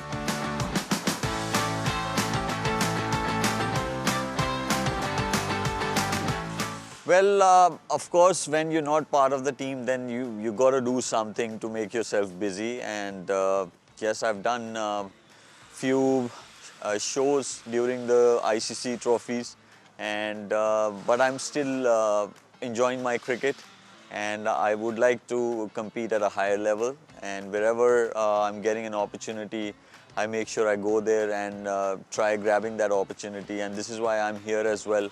And I had the opportunity to even spend time with my old buddies. And but yes, whatever comes in my way, if it comes like doing a show on a TV, I'm there. And then if it comes down to play cricket, then yes, I want to play cricket as well.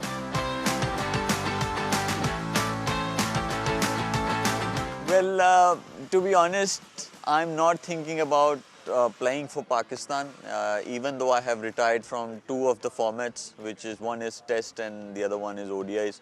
But T20s I haven't retired. But yeah, I just want to play cricket wherever I'm getting an opportunity, and I'm not discarding playing for Pakistan or not playing for Pakistan. But yes, wherever I get an opportunity, I make sure I go there and play. And I'm still playing competitive cricket, and yeah, as long as enjoyment part is there, I would like to do that. We all have a lot of memories in England. Even people from England, they're very loving people. They do come to the ground, they support our team, and great memories. And even though I used to come to England every year, but this time I've come to England after like 3 years, and very excited and looking forward for another opportunity here. I guess when you take Pakistan-India match, then you don't need more words to describe how big it becomes. And I guess India-Pakistan game is always big, and yeah, looking forward for that opportunity too.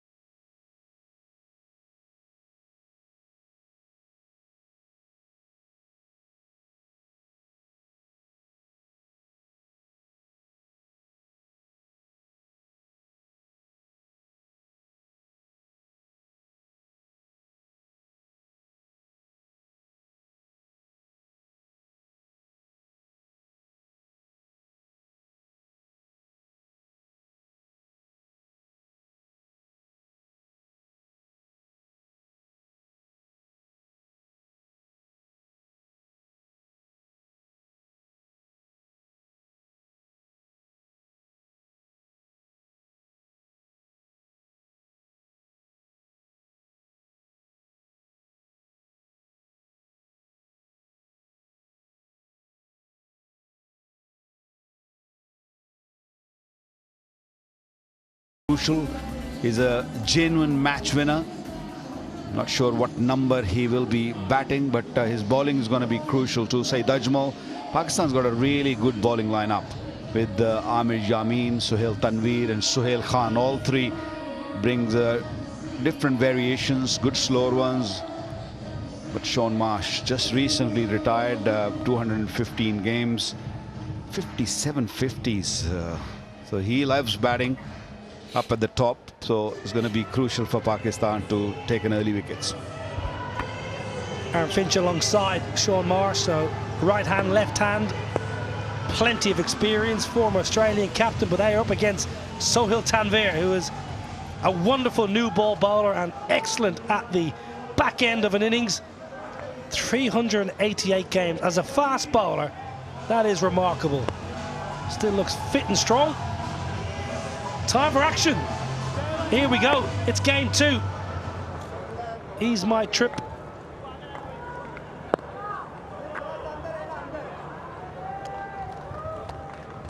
Ready to rock and roll. Left arm, Suhail Tanveer to left hand, Shaun Marsh. Pakistan winning the toss, electing to field. A little bit of swing, wide. Looking forward to this contest, Waqar.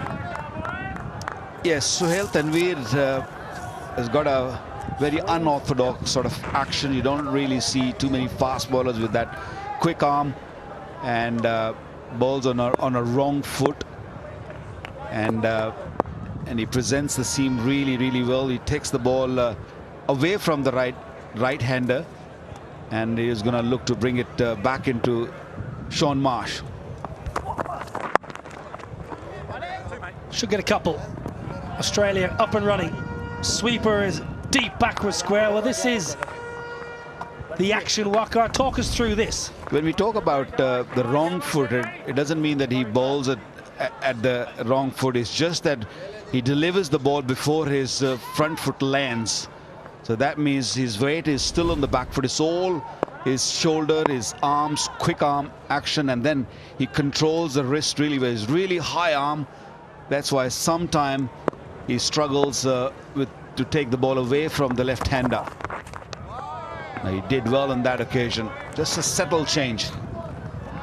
Yeah, and as a batter, difficult to get used to, especially if you're not playing Suhail Tanveer regularly. Can take a little bit of time just to get used to his action again. That ball actually just shapes away from Shaun Marsh, which is slightly unusual. No front arm, as you mentioned. A little bit of shape. It's a bit cold out there, I must say. Pakistan and Australia look a little bit chilly.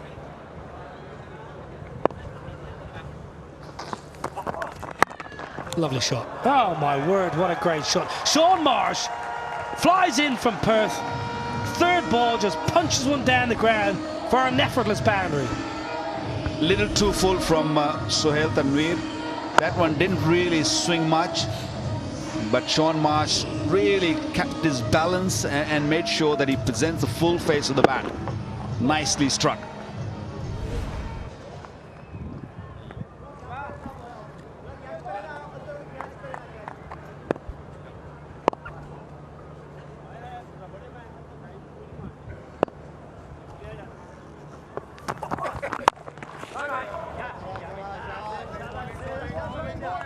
He's had a fine career at Shaun Marsh, played a lot of T20 cricket around the world. Very effective at the IPL. I think if you ask the experts for the top 10 overseas batters throughout the entirety of the IPL, Shaun Marsh will be thereabouts. And that's going some, because you've got the likes of Warner, Jos Buttler, but Shaun Marsh for a long time dominated year in, year out.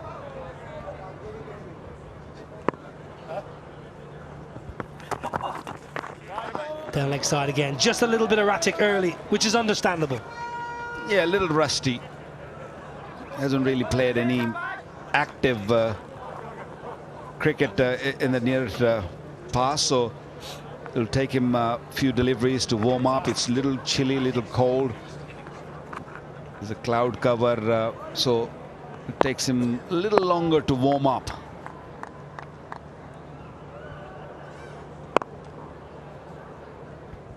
This is a pitch where you don't want to be out of stumps. You want to just look the ball nice and straight. It's not a bad delivery. It's a little risky stroke when you playing against Sohail Tanvir, looking to cut, because his ball cuts back in. And I've seen many times batters getting the under edge onto the stumps. Yeah, just comes back in and almost cramps Sean Marsh. May have just clipped a bit of glove as well. Could easily be a drag-on kind of surface.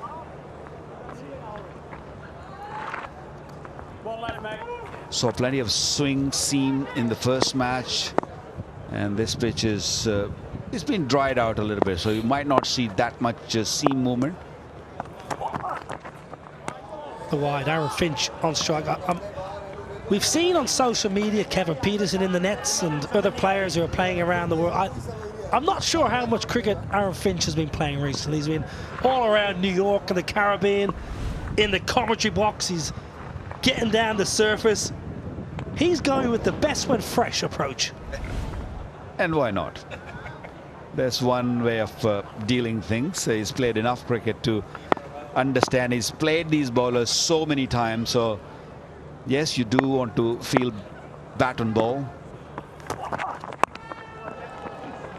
Down the surface, works leg side, should get back for a couple. Finch is up and running. Positive from Australia. 12 off the first.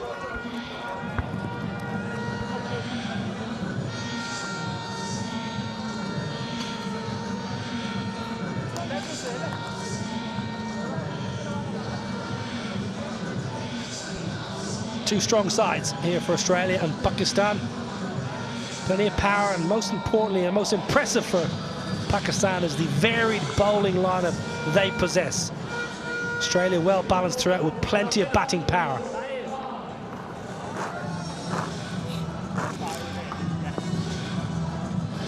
Match 2 here in Birmingham. Australia up against Pakistan. Sohail Khan charging in from the 30-yard circle. Pitching outside.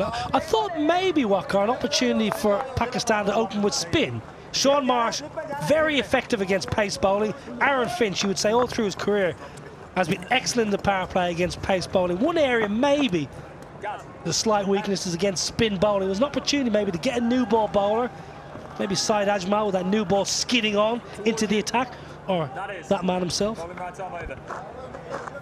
Normally, even I've seen many occasions that if a new ball is taken by a spinner, it's Shoaib Malik. And I don't think it would have been a bad choice to bowl maybe one over up front and see how much purchase he gets. But I feel Yunus Khan and company, they feel Sohail Khan is a very good new ball bowler, and he can do the damage up front. This ball, this white ball, it doesn't really swing for too long. So whatever is there is going to be for maybe over or two. So the best bet for Pakistan at this stage was to give Sohail Khan a new ball, who's got heaps of experience, 181 wickets in 144 games. So much experience. Another wide. A little bit erratic early here from Pakistan, leg side, offering some extras and freebies to Australia. They don't need a second invitation, the Aussies. It was nice to hear Shoaib Malik a little earlier. He's very much involved in television and acting and all sorts of things, and he's enjoying it. That's a good thing.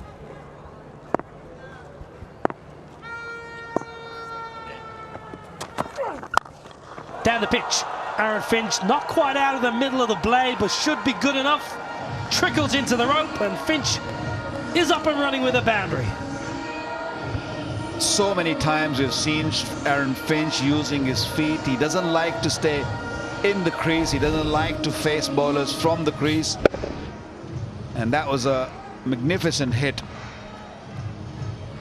Kept his posture really, really well, and he made sure that he opens the blade and go over mid-off rather than just fetching it on the onside, which we saw from Peterson in the previous match where he struggled. This is a pitch where new ball you have to really respect and show a full face of the bat. We saw Sean Marsh in the first over hitting down the pitch very nicely. Just play your cricketing shots. Runs will come.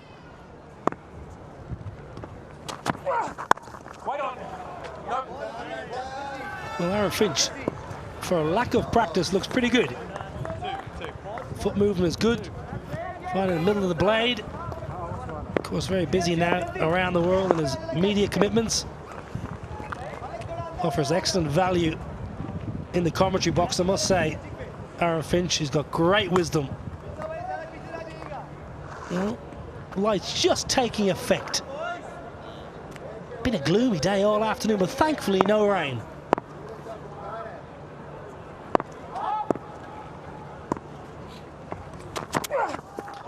Stays back this time, Aaron Finch. We've seen him advance down the surface this time. Stays deep in the crease. Lack of bounce. Even in the previous match, we saw the odd ball keeping low. There are a few cracks on the surface where sometime the ball hits the surface and either it cuts or it stays low. Haven't seen anything bouncing. There are a few cracks which are opening up a little bit. This is the second game. It looks a very dry pitch now. It was a little sticky in the afternoon game, the first game we played. A little bit of shape. Half chance of the bowler's end. Direct hit. Oh, that was close. Misbah reckons it was out with a hit. Finch took on Yunus Khan. He lives to see another day. 2 done, 19 without loss. This would have been really close. Took it a little easy to begin with. He was on the heels a touch. He might have just made it. Oh, would have been touch and go. Would have been really, really close.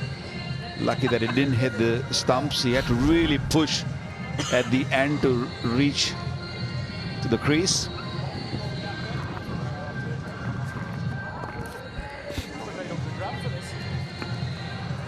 Excellent start for Australia. Gareth Cross, officiating, former Lancashire wicketkeeper. Ultra competitive throughout his career at Old Trafford. Oh my word, what a beautiful bit of timing that is. Right on top of the bounce, footwork was spot on. Finch is flying. You don't need to practice if you can play like that. Just keep doing your media work and come and play like this. This is beautiful. And as you said, Niall, it was right on top of the bounce. And that's the man in form. When you play this sort of shot, that means you're really seeing the ball nicely. No need to practice. Keep doing your media work and then go out and play well. Can we have a conversation about you, great man? No. Not about me. Just keep it to Finch.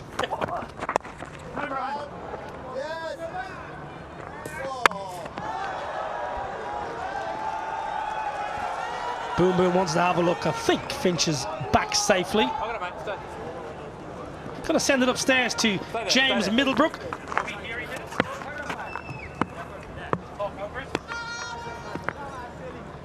Boom Boom, as ever, spot on with his throw. Fairly certain Finch is back. Yeah, not a problem at all. James Middlebrook is the third umpire, former Essex, Northampton, Yorkshire off spinner. I gotta call him an all-rounder, James Middlebrook, because he's my former teammate and housemate.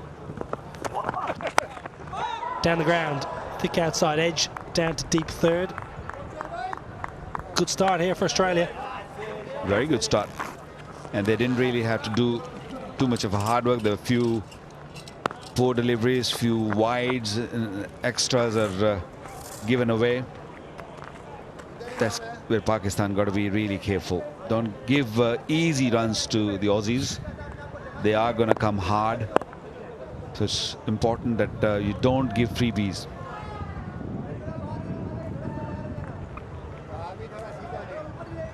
Just chasing the game a little bit here, Yunus Khan.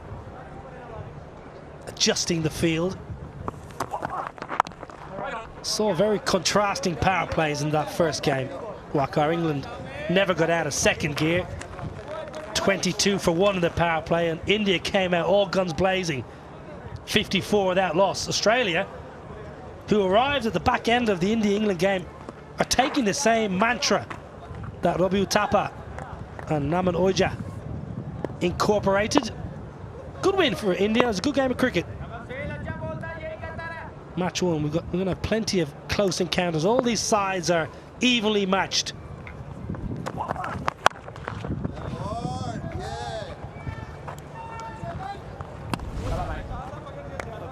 Played really well. Uthappa used his feet quite nicely, finding the middle of the bat. The pitch was definitely a little easier. It was tough in the beginning. The second time around, the ball was coming nicely, but he played superb. Both sides of the pitch.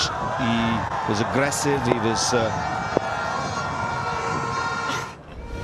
It was tough to bowl at, the way he was batting this afternoon.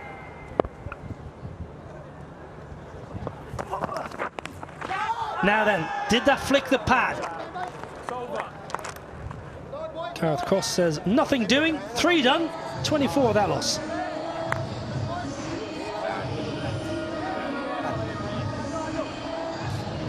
Good start here from the green and gold of Australia. Marsh and Finch settle into their groove nicely.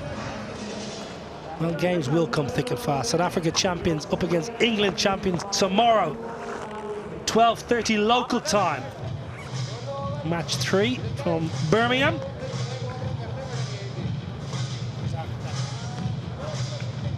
Cracking games all through this tournament. Short and sweet, this tournament. That's what we like to see.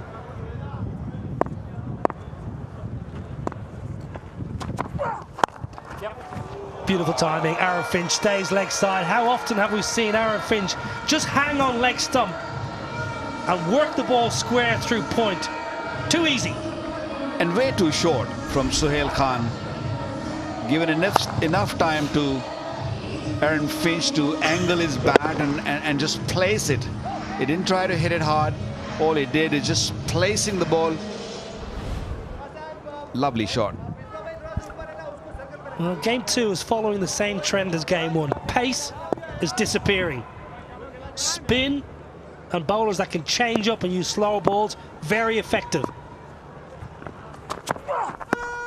You give pace on the ball, that's what the batters need on this pitch. Pretty much all the bowlers, bar 1 or 2 in that first game, who bowled pace on, got smashed. Have a look at this. He's batting outside his crease, but he back it across and then just hangs leg side. His connection there is right under his eyes, and he's probably just outside the line of leg stump when he connects with the ball. Beautiful bit of hands, everything working together. Class act. Form is temporary, class is permanent. Aaron Finch is a class act. Third man in, fine leg also up in the circle. Point goes back and square leg right on the boundary.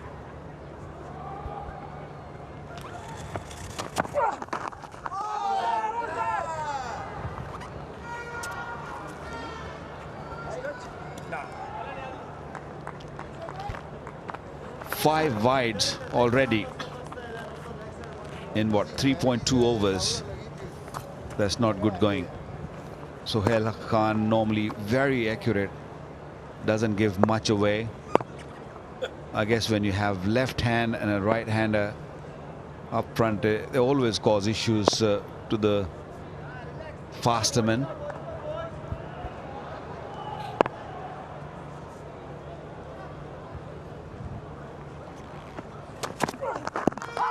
Pitched outside leg.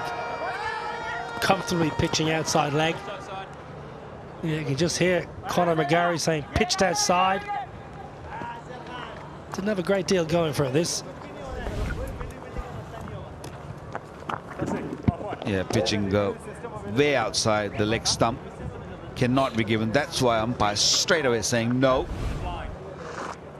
He had no doubt in his mind. Good opportunity for our umpires, Gareth Cross and Conor McGarry, to get exposure at this level. Learning the trade, coming through the ranks in the UK. Great for the young umpires to really just get stuck in over the next 10, 12 days and learn from the senior man like James Middlebrook, who's our third umpire. Short, excellent, very good in the ring. Needed to be good. Bowling not that good so far, what we have seen from both the fast bowlers, Sohail Tanveer and Sohail Khan. Good to see good crowd in, different ages. We saw some youngsters, kids earlier in the first game. So that's a great opportunity to see their heroes playing in front of them.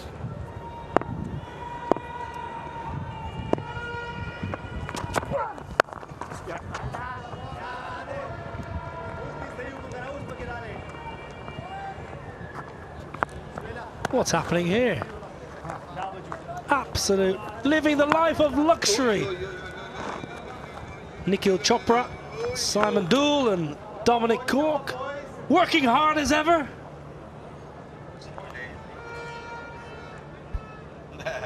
Great stand. Built not that long ago, actually. Wonderful addition to this brilliant ground. Great atmosphere on International Day and T20 Blast Finals Day here. That's very, very impressive.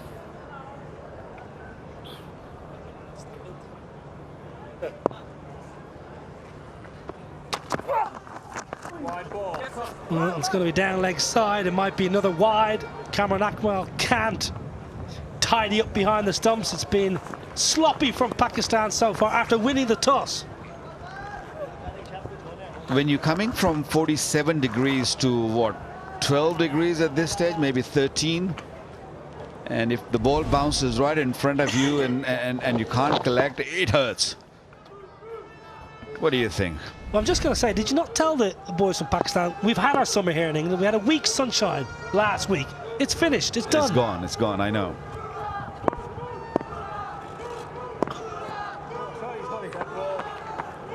Should know, Waqar, you've travelled to England pretty much, I would imagine, every year for a long, long time for playing and commentary commitments and family holidays and so on. When Wimbledon starts, the rain normally comes. Wimbledon started a couple of days ago. Biggest and best tennis tournament in the world. You can generally bank on the rain coming as well around that time. So you might need to wrap up if you're coming to watch.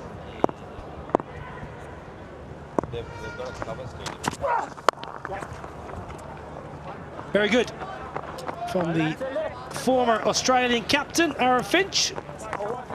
4 done, 35 without loss.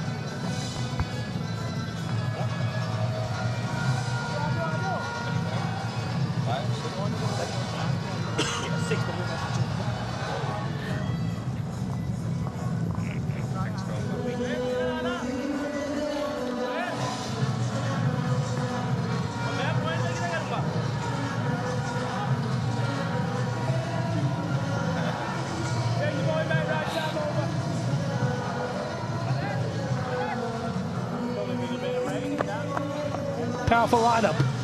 The Aussie side, you expect nothing else when Australia come to any tournament. They're there to win. So far, Finch and Sean Marsh have been excellent with bat in hand. Decent crowd in for the evening fixture. It's game 2. Ease My Trip World Championship of Legends.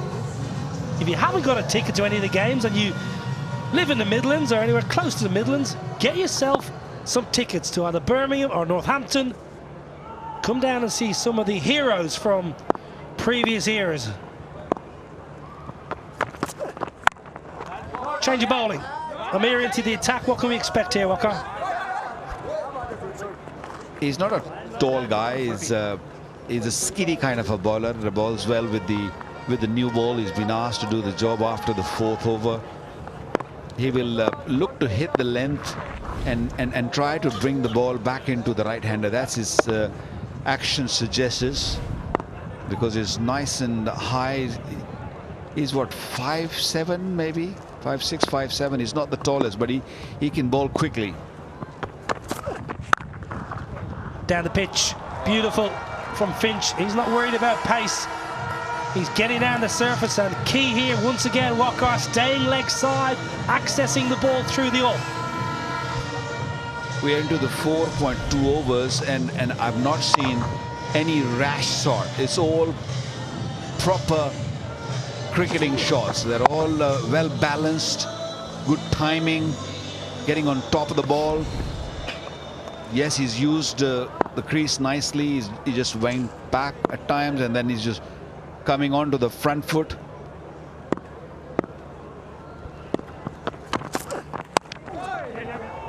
Very good, Aaron Finch. This time again uses wrists to get it past Shahid Afridi, who's inside the ring. Reigning boundaries here for Australia. It's important for Pakistan to slow the game now. Maybe bring the spinner on. This was again too straight, and just fetching that one from more a middle off, and how beautifully he timed that. Angling the bat. This pitch is playing really well now. You can actually stand tall and play your shots. Hardly a delivery keeping low. In the first game we saw the odd one keeping low. Maybe once the ball gets old, we might see a little variation in the bounce, but at this stage new ball is coming onto the bat so beautifully. Better. Length was better there.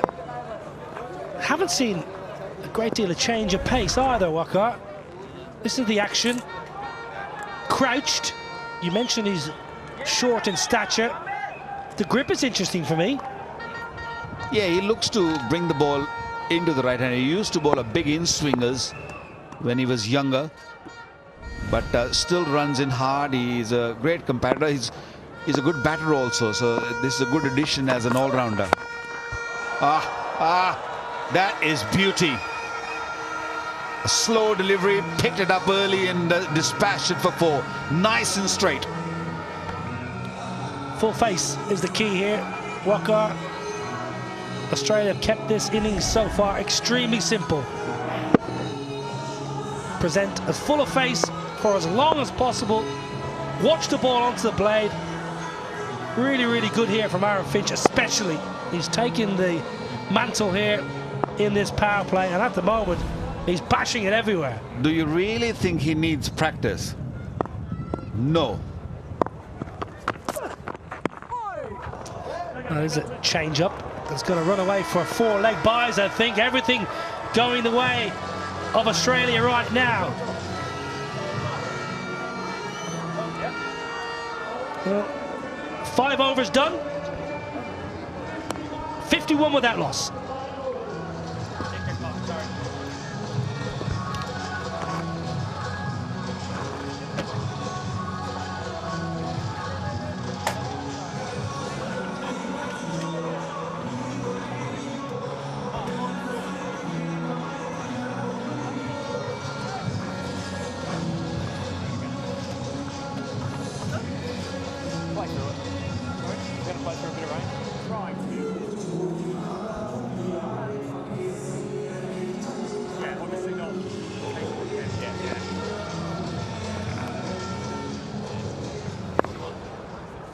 .51 without loss. Australia off to a terrific start. Left-right combination. Finch has been the more aggressive of the two. Sean Marsh a little circumspect, and sadly a little bit of rain starting to fall.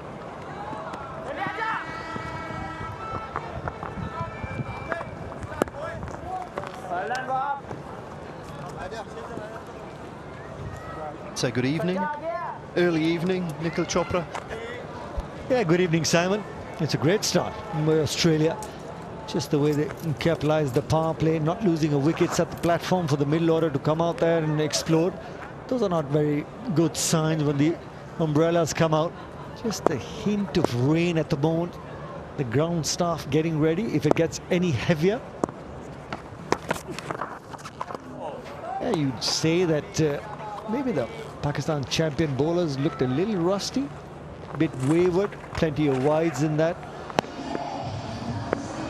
down the leg side, couple of opportunities that Finch and Marsh both capitalize. Yeah, but they've set the perfect sort of platform. Yeah, 8 wides so far inside the first 6 overs, so inside the power play. Tells you they have been a little wayward, a little bit off the mark.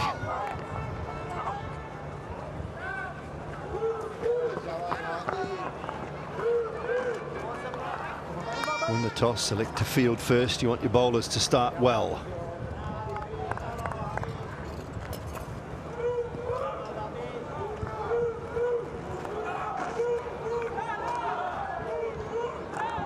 Shot of Callum Ferguson there with the pads on. Prolific domestic player in Australia. Timing, but can't get it past Afridi at mid-on. Finch has been able to find the form straight out of the flight yesterday. A long flight, got the opportunity to meet with him as well. A long flight, looked a little tired, but 34 from 21. Straight from the flight, out in the middle, and been able to find the middle of the bat.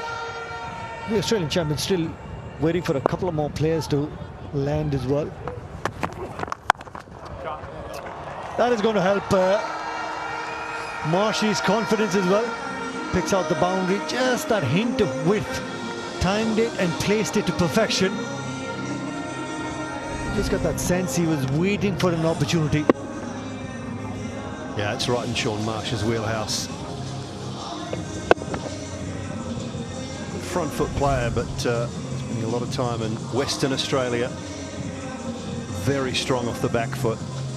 Any semblance of length that's short or width, he will pounce on it. A brand new shirt?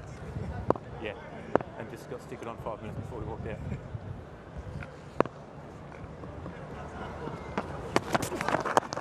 Good run!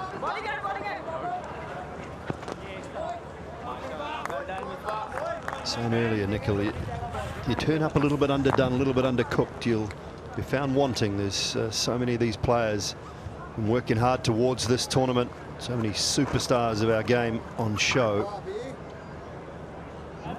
Perhaps quite as fast or as agile as they once were, but the skills and the talent still there for all to see.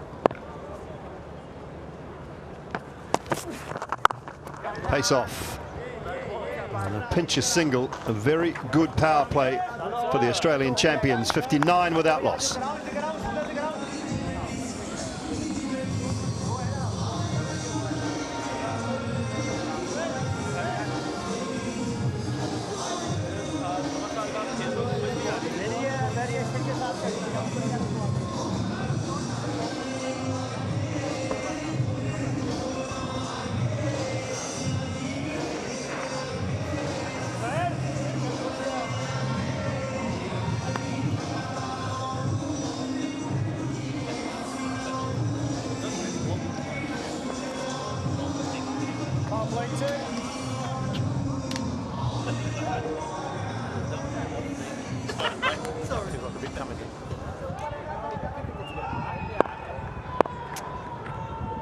Aaron Finch, 34 from 21.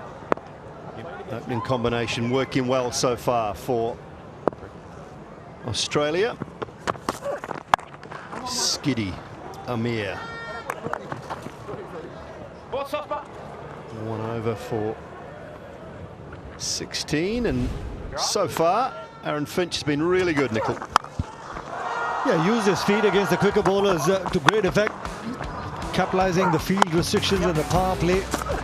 Timing, likes the ball coming onto the bat as well. And also some really improvisations that we all know, especially the one from within the stumps. He was able to get it past that short fine leg as well. This goes to show that from the very first ball, Simon, when he hit the middle of the bat, probably just got that feeling that he's back in form or found the rhythm that he was looking for. And initially on with all these guys who are used to getting runs. It's all about finding the rhythm, and if you can find that rhythm early on, then you can just keep going. Yeah, he was very unsure, I will say. I've spent the last month with Aaron Finch down in the Caribbean, and he was a little bit unsure of how things would go. Not a lot of net time. Plenty of time sitting having a lemonade and thinking about the game, but not a lot of time in the nets.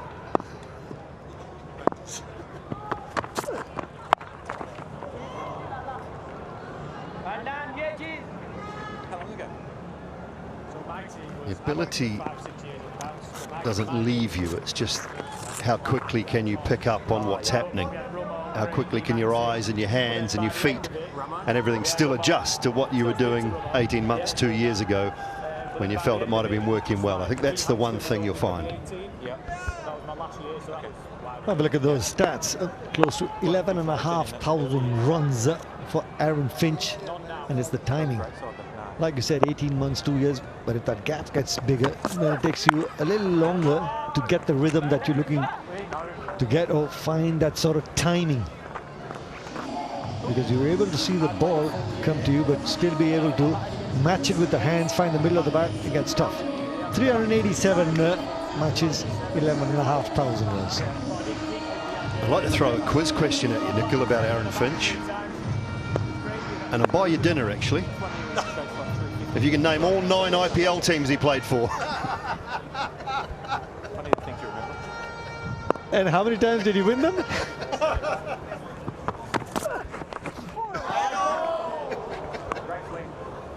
Well, take your pick. You know all the sides you worked there as well, so yeah. So at least I know where I'm getting my dinner tonight. Well, there's a couple that he played for that don't exist anymore.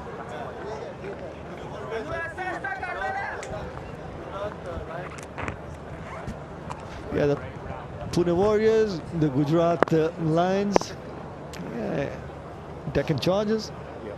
Do you play for the Deccan Chargers? Yeah, Capitals, the Lions, the Knight Riders, Mumbai Indians, the Warriors, the Kings, the Royals, Royal Challengers, and the Sunrisers.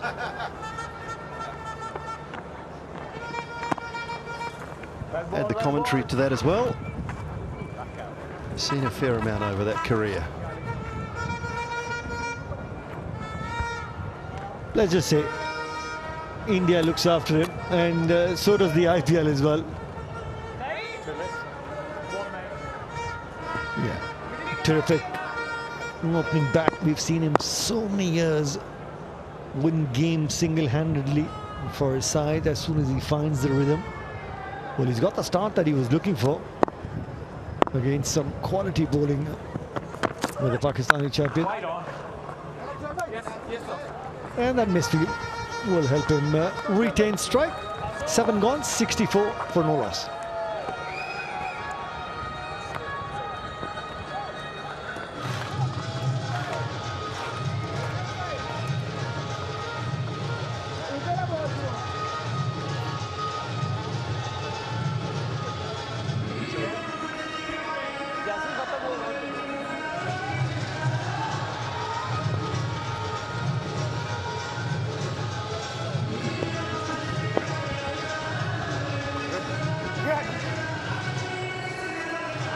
Well, they will be flocking through the gates for this one. 6th of July, 4:30 p.m. local time here at Edgbaston Stadium in Birmingham. India champions, Pakistan champions.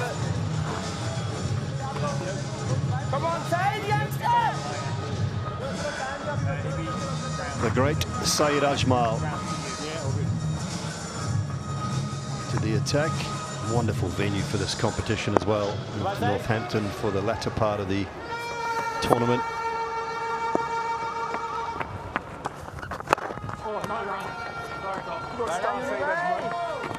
One of the very early bowlers of the Dusra. Really hard to pick up, Saeed Ajmal, I think, and going back to the early to mid-90s when we first came across Saeed Ajmal. Just hadn't seen it before.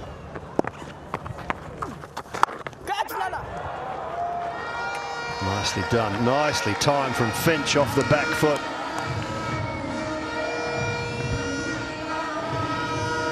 that was really tough for any batsman if you don't pick it out of the hand, try and figure out which way the ball is going. And from within the stumps to play that sort of shot, of course, Aaron Finch picked it up. Saqlain Mushtaq is somebody who used to bowl the doosra as well. Early part of Muthaiya Muralidharan's career, he never used to bowl the doosra.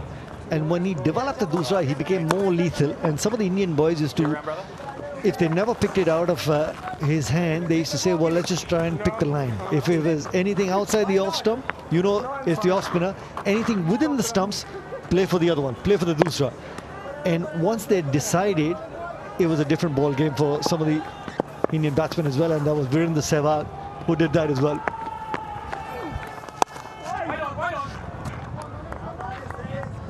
Yeah, Viru dealt to many a bowler though. wasn't just Muthaiya Muralidharan. He picked on at different times. What a player he was.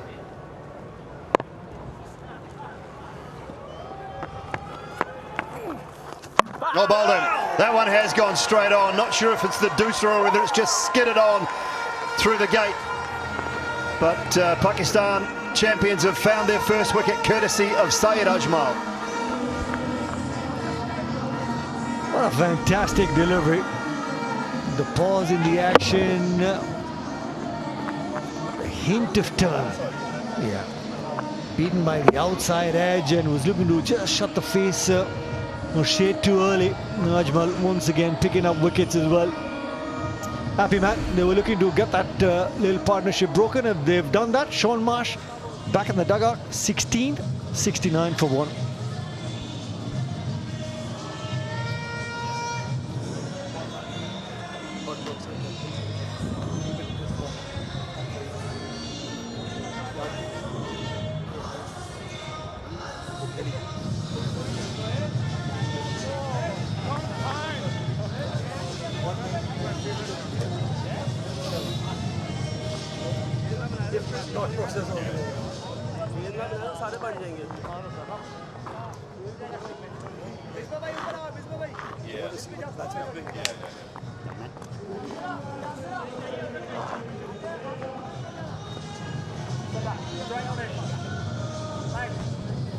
Ben Dunk is the new batter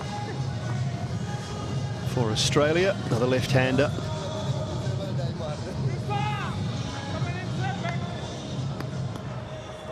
Really good from Syed Ajmal. I thought it might have skidded on a touch, but it just held and turned, went past the outside edge.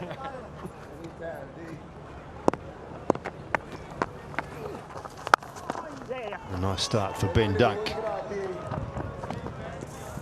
Just the one, he will keep the strike. 8 gone, 70 for 1.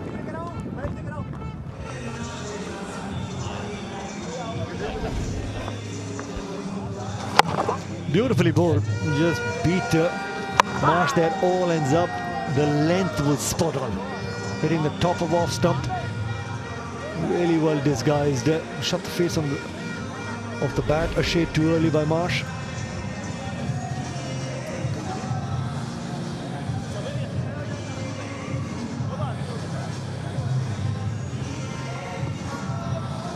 The partnership of 69 broken by Syed Ajmal. Marsh back in the dugout. 16 he got. Ben Dunk, Tim Payne, Ferguson, Cutting, Dan Christian. Plenty of bowling options.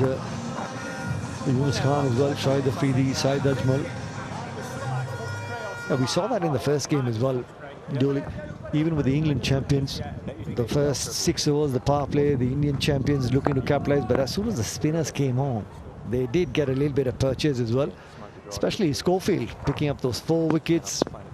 Close game for the India champions as well. So if you take some pace off and the spinners do come into the game. What a shot that was.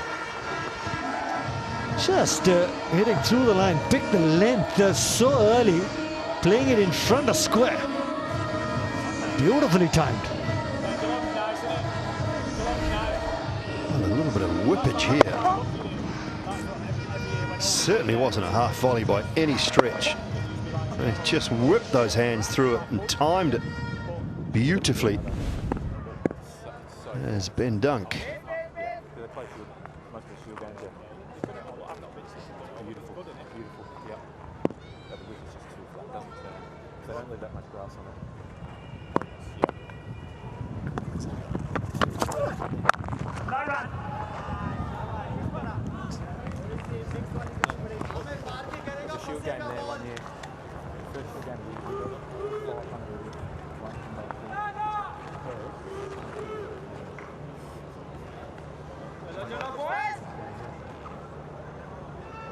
played one like that at Southampton 1 year or so.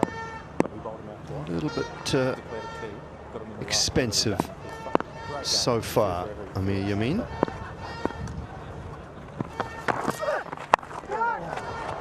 This one's in the gap on the leg side, but it'll just be one. And just getting back to Virendra Sehwag, how he picked the bowlers, especially likes of Muthai Muralidharan, and as soon as T20 came about, his thought process in the T20 format, Dooley was, you got gaps in the field, and then he says, well, you can find gaps between the fielder as well as the sky. So that was Virendra Sehwag, always looking to think out of the box as well, if it's there to be hit, or even how you can try and get those boundaries from good deliveries.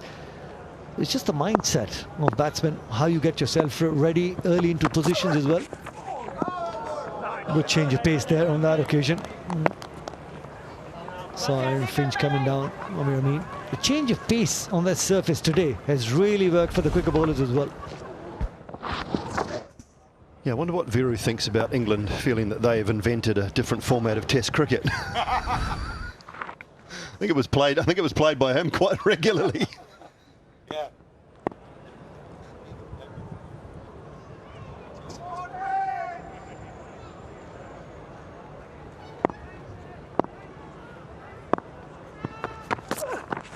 Pace off again, just staying low. He's quite skiddy. There's Amir Finch just getting through the shot early. Goes wide of the crease, and once again the fingers being run across the ball. Saw the ball dip a shade as well with the trajectory. That beat Aaron Finch on that occasion as well. Just the 5 runs from this over. Ben Dunk hit that beautiful little boundary through the onside on the first delivery. It's been a good comeback by Amir the last couple of deliveries. Pace off again, but Finch waits on this one. Places it beautifully. Down backward of point for 4, 79 for 1.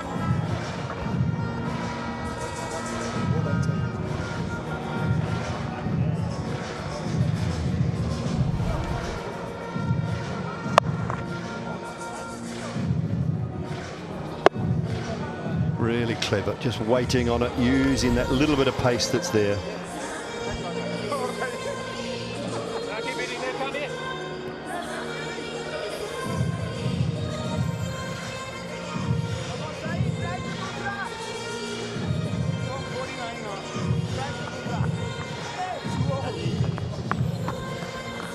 Well, 10 and over, they would love that. Would the Australian champions up around that 190 mark. Give Pakistan something to chase. About what's to come from a batting point of view. Callum Ferguson, of course. Dan Christian. Oh, crunched. Ben Dunk.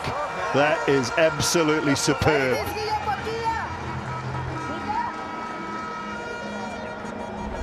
Just moved on the onside, was looking to go inside out, picked the length, and beautiful hands through the ball as well.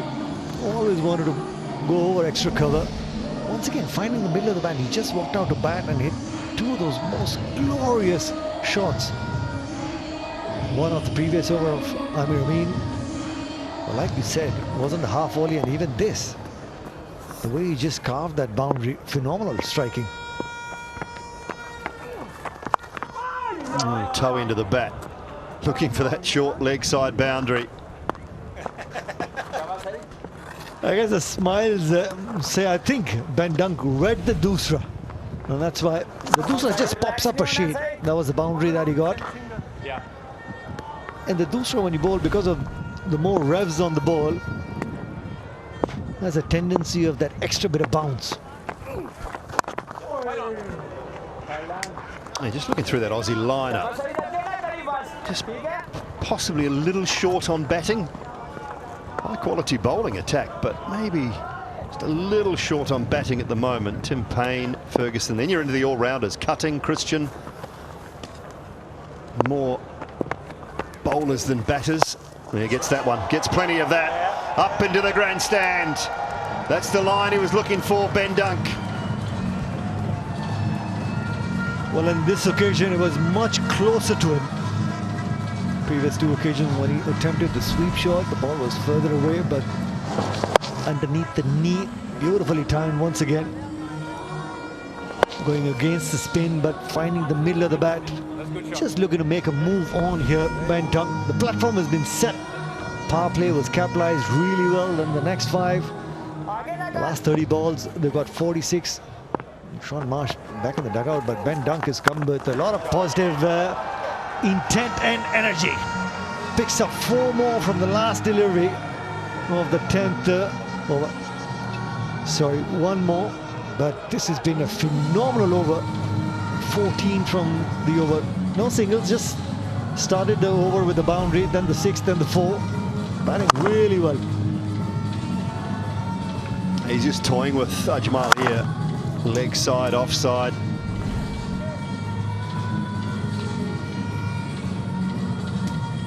See that man have a bowl as yet.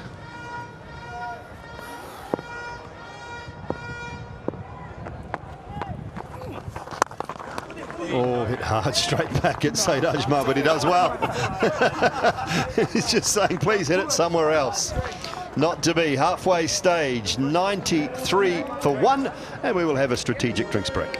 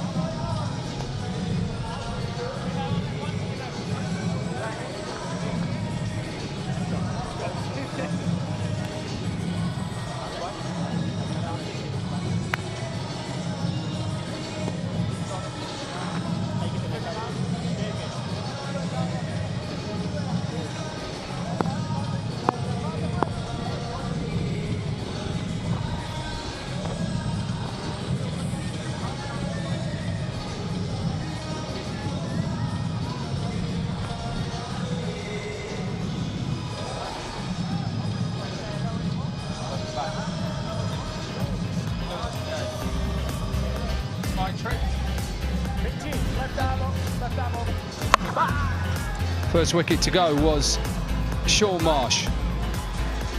16 from 20 deliveries. Absolute beauty from Saeed Ajmal. Not a lot Sean Marsh could do. Just joining us, this is the second game of the Ease My Com World Champion of Legends tournament. We saw India beat England in the first game. Pakistan taking on Australia. 10 overs done. Australia in a good position, remember. Yunus Khan putting Australia into bat first. Let's get down to Mandira, who has a very special guest with her.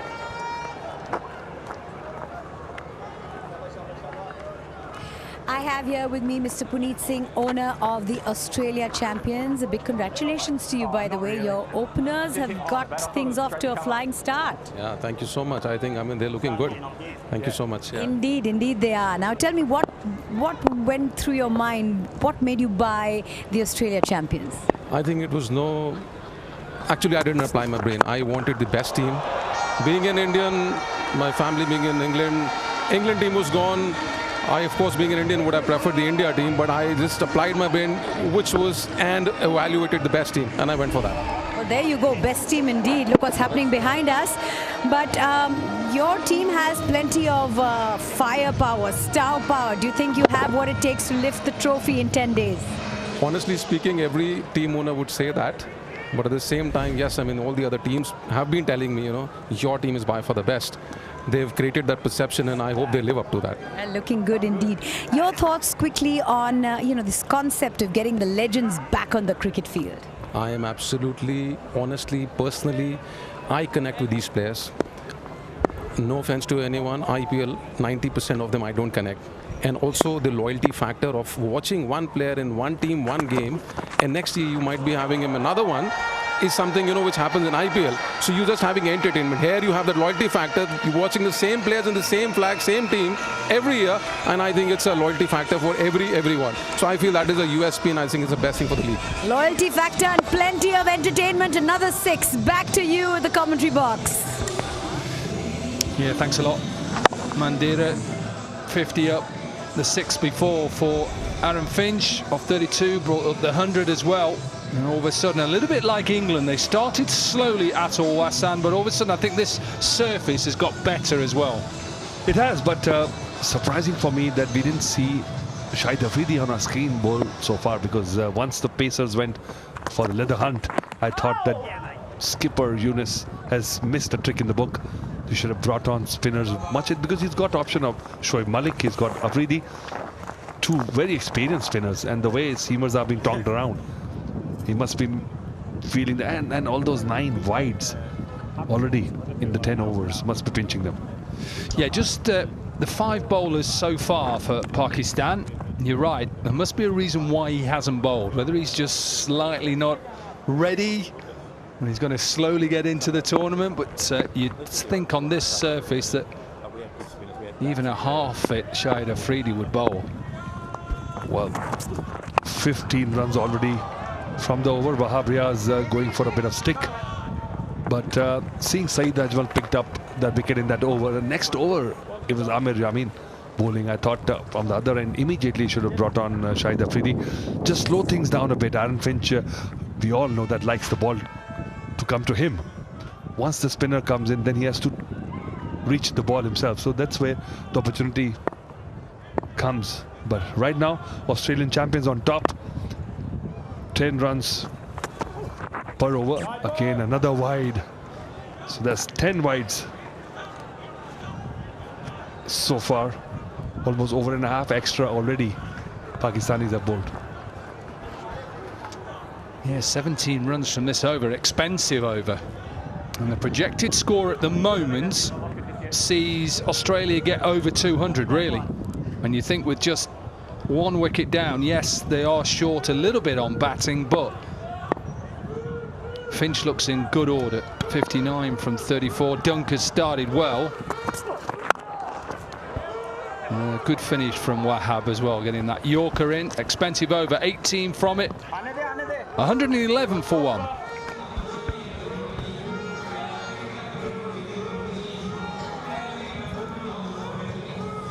Floodlights just taking effect here at Edgbaston. And you can see that progression started to get into grips towards the end of the power play, and you can just see nicely how Finch all of a sudden has just given this innings and Dunk the impetus that it needs. The short Marsh was struggling a bit. It seemed that the openers were scoring at a fair clip, but that was mostly Aaron Finch's doing. But Ben Dunk has upped the ante. 3 boundaries and a 6 already. Shoaib Malik. Finally, spin. 542 matches already under his belt.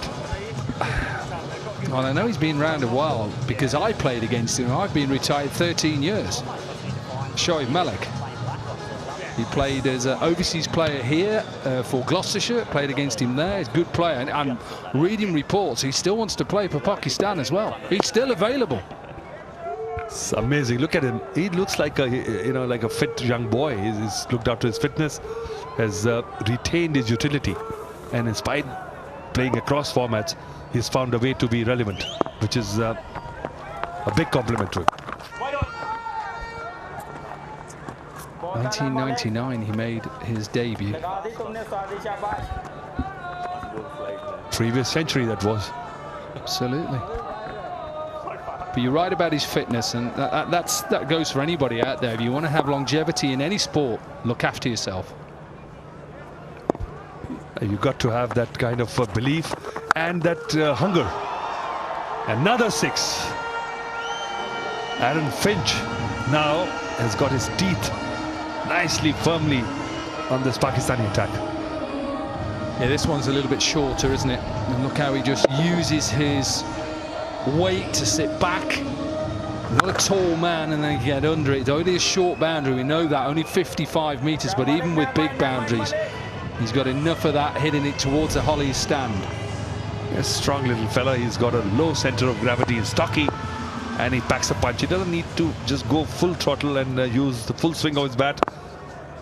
Once he's with his huge forearms, he connects, it remains connected. Yeah, we're just looking at the most games that in T20 that have been played, and Shoaib Malik sits at number 3 with his 540. There's a guy called Kyron Pollard who's played 660, and Dwayne Bravo 573. So he just sits in at number 3 at the moment. Well, you hang around long enough in any profession, you become respectable.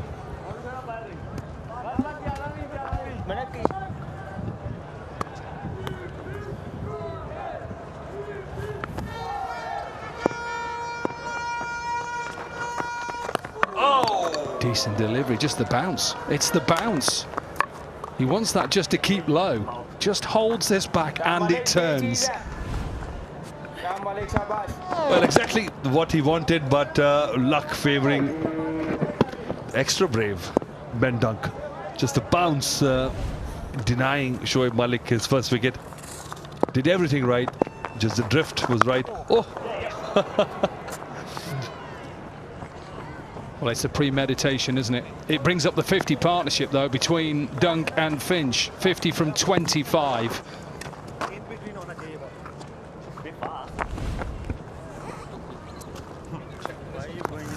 Just checking the height here. Surely it's fine. Yeah, absolutely fine.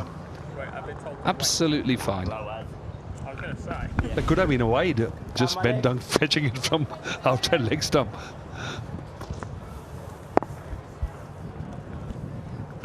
He's pulled this over back well here at the moment, Shoaib Malik.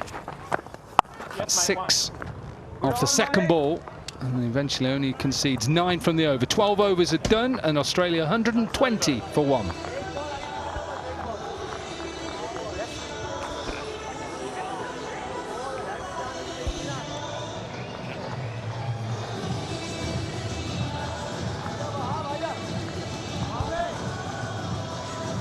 Payne and Ferguson due in next, then Ben Cutting, Dan Christian, Ben Lachlan, Brett Lee, Nathan Coulton-Isle, and Xavier Doherty, spinner.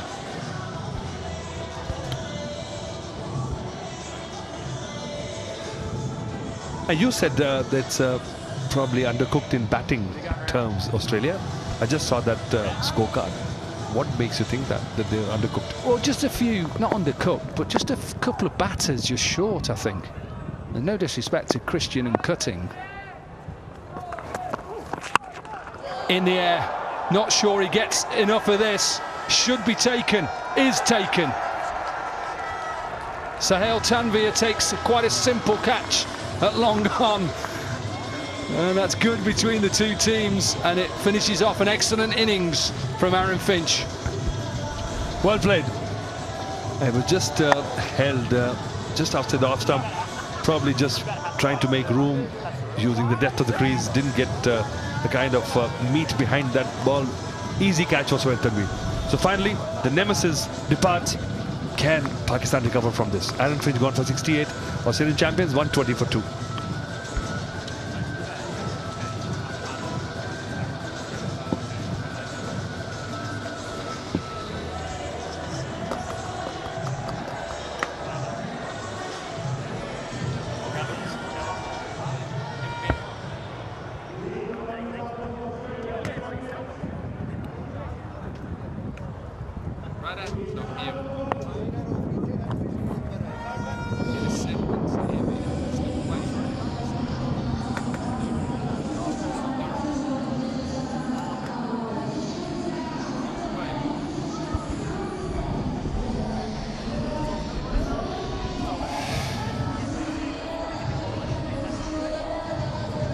Callum Ferguson then in at number 4, another experienced player in T20s, 147 matches. And you're probably thinking, why have they gone to a different end? Because obviously there have been 4 teams today, and they do it quite well here. They play the finals here of the domestic T20 here. It's called the Blast Day. 2 teams obviously have to change at the other end. So the home change away changing room is normally the first game, and then down at the opposite end, City end here at Birmingham, the other 2 teams change. They're pretty practical because you can't have the players stepping over each other's toes, because the matches just get over. They're trying to get in, picking up the kit bags. The new team wants to come in early for the warm-ups. And I loved it from Wahab Riaz. He knew that he'd got him, and he dealt a couple of 6s out to him. And that's what you want. I asked the captains about what it's been like being back within their teams, but it's also playing against people you've played against before. Just reading lips, they were saying something about Ben Stokes. A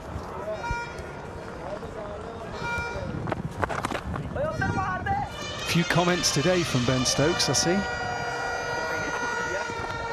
It's called an entertaining game of cricket. I think he's trying to put over from England.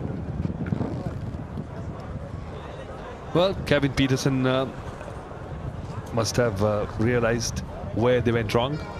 They got a bit close a couple of times to winning that game against India, but Indian team holding their nerves and coming out on top. Oh, I wonder when we were going to get to that. India beating England. Didn't take long for you at all, did it? Well, just the first day. Oh, no one there. Just clean hit. So Ben Dunk carrying on the good work, and it'll be best for Pakistan to just get him off strike. This surface has certainly got better, I think, this morning because of the rain that's been around England, not just for the last week, probably for the last 4 months. It's just been damp and dour, not a lot of sun around. And look now, we're in the sun at the moment, and this pitch has just dried out a little bit. Big smiles from the Aussie camp. Brett Lee chuffing about something. I can see Dirk Nennis' teeth there. Well, I spoke to Brett Lee earlier. He said it's the fittest he's been for, he thinks, about 15 years. He said he played a couple of years of Big Bash, and he's not as fit. He wasn't as fit then as he is now. I said, I can't wait for you to take the ball in hand. He said the pace might not be there, but the heart is. Well, this happens when, you try and play a game which you've left a few years. The mind, you can see the mind is willing, the body is irritatingly disobedient. I can assure you now he's in there, Brett Lee, and I can assure you now he wasn't very nice to face. He had pace, sheer pace, and had the chance of, and the experience of facing him in a test match, something I didn't really enjoy that much. But he enjoyed hitting people. Absolutely did he. Regular. This one will hit down the ground, should just be one to finish off a better over. Direct hit, just keep your eye on the umpire. I think he's just going to check this. Gareth Cross, formerly of Lancashire and Derbyshire, is just going to have a check. A direct hit. Did Ben Dunk get home?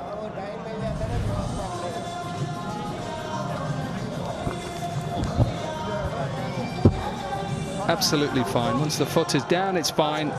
End of the 13th one, 26 for 2.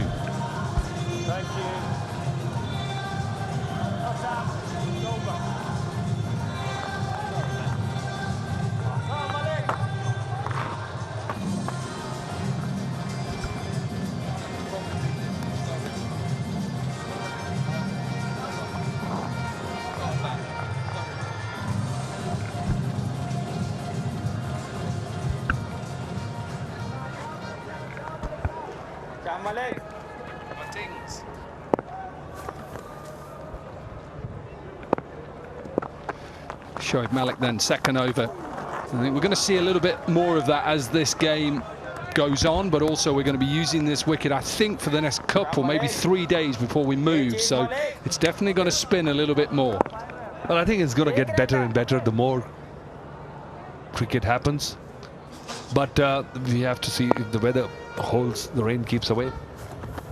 And right now, beautiful sunshine.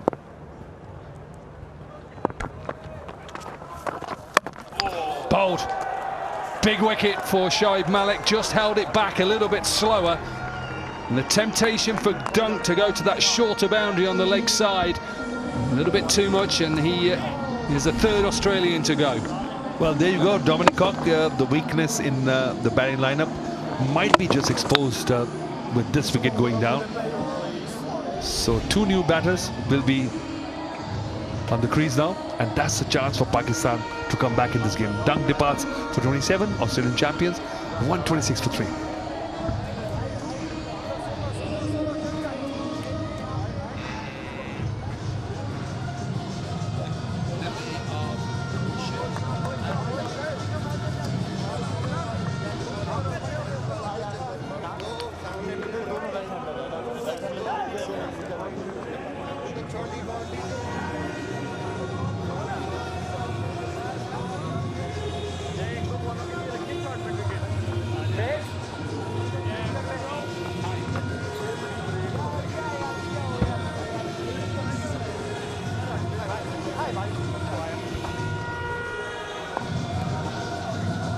It is that English weather where you need a good ice cream. Beautiful, sunny-ish day. It is there, I can tell you, Atul, the sun, let me tell you. I want that glass and a cornetto, Dominic Cock. Always good to have some chai as well at some stage if you need a little bit of warming up. We are playing on a hybrid pitch, and grass is sown into the pitch. Well, it just reminds me of the good old days of county cricket. You know, you see ladies knitting, and probably the end of the county game they would have had knitted a sweater. 409 games then for Dan Christian. Experienced player who's won trophies not just domestically here in England but globally as well, around the world in the certain franchises he's played. Played a long time for Notts, Nottinghamshire. It was very useful in IPL as well. He was known as a useful utility all-round cricketer. Where is Shahid Afridi? Where is his bowling? What's happening here? But this wicket, nicely thought, ball drifting. Dunk just making room for himself, just not accounting for that slowness of the delivery and just that holding its line and turning a bit. Come on, Shahid Afridi, we want to see you bowl. Nice smile, handsome Shahid Afridi.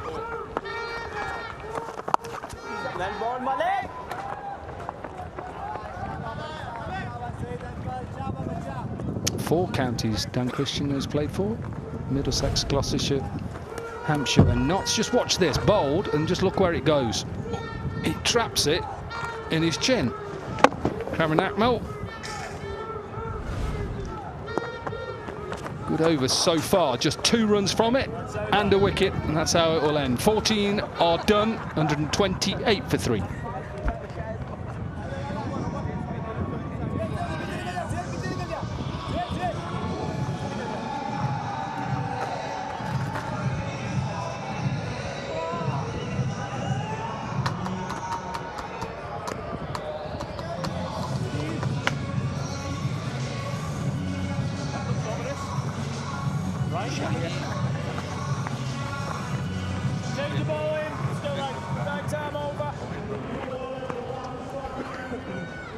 campaign due in next, but you'd think probably towards the end, Cutting will come in before. He's a powerful all-rounder in that middle part of the innings, towards the end. While you've asked for him, Atul is here. Shahid Afridi. And you could hear from that grunt that probably felt a little bit sore, that first delivery. And I see a hint of spin as well. 329 games, and what a player he has been. He's entertained all over the world. Still a big ticket draw. And Yunus Khan has kept him for the last. So if he can finish his over 16-18 in the last 20th over, there you go.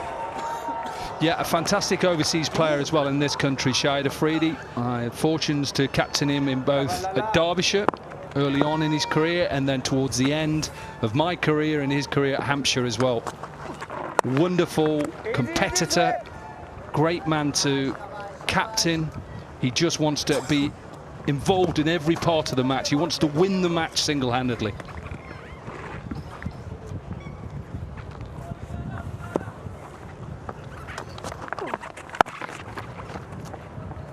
Well, it seems to me that Pakistan has clawed their way back in the game right now. At one time, the projected score was 205. It's come down to 178. If Pakistan can restrict Australia to 178, 180, I think they would have done really, really well. At one point, they were looking down the barrel with Aaron Finch going strong and Ben Dunk just dunking everything outside the ground. But now, the spinners have come back and brought Pakistan back. Yeah, good fight back. Heading towards those final 5 overs. And a decent over from Afridi. Just 4 runs from it. There's 5 overs to go in this innings, and it's 132 for 3.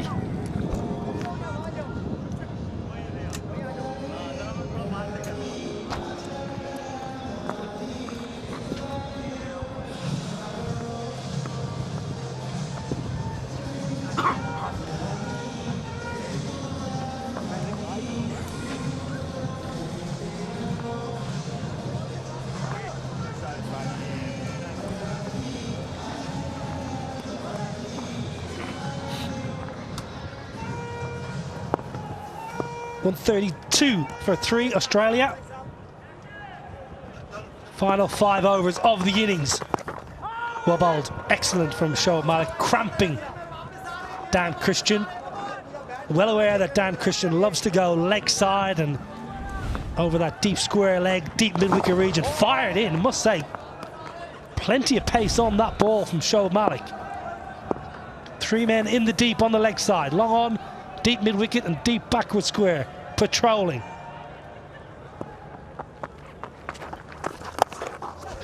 Oh, beautiful. What a wonderful shot that is. Malik went for the wide Yorker. He put pace on the ball, and Dan Christian just slapped it over extra for 6. Nikhil Chopra, you enjoyed it? Absolutely. Thriller time, the last couple of overs. Yep. Down on one knee, found the middle of the bat. Enjoy the width on that occasion. Packs a powerful punch, big fella, Dan Christian. Last couple of overs. Get ready for some entertainment. Shoaib Malik, you can see now towards the end of the innings, the pause in the action. And really slow, just got stuck into the wicket. Dan Christian can't believe his luck. He was probably looking at somewhere deep in the stands towards deep mid-wicket. But that ball just got stuck into the surface. Well, you mentioned the pause in the action. There was no pause in the action, but the ball definitely paused in the surface. Almost stood still for a fraction. Dan Christian nearly puts his back out, trying to pump it into the hollies. Shoaib Malik, good celebration. Wicket's key at this stage. Dan Christian gone for runnable 9, 138 for 4.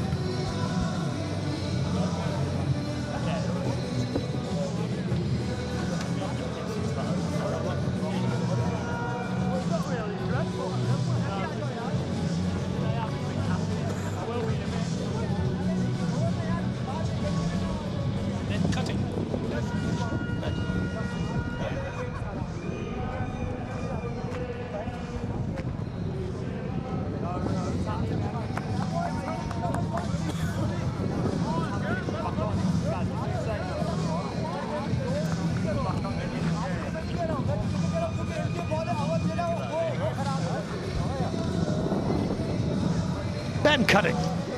Close to 3,000 runs in his T20 career. Strike rate of 145. Best of 81, no doubt. Get about 35 from here on in for Ben Cutting. That'll help. That just paused in the action. I want to try and learn that delivery from Shoaib Malik if he bowled that on purpose. The captain just saying, wasn't out the back of the hand because it seemed to go backwards. No chance that was back of the hand. But you watch Saeed Ajmal, Saqlain Mushtaq, Shoaib Malik, all with that slight bit of pause. And all these three off spinners always had that doosra as well. Have a look at that.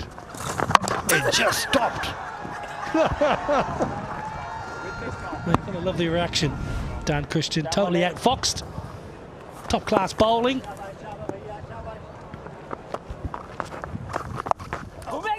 Slog sweep, deep square leg. Oh, bailed out at the last minute, and Ferguson will take that boundary at this stage of the game.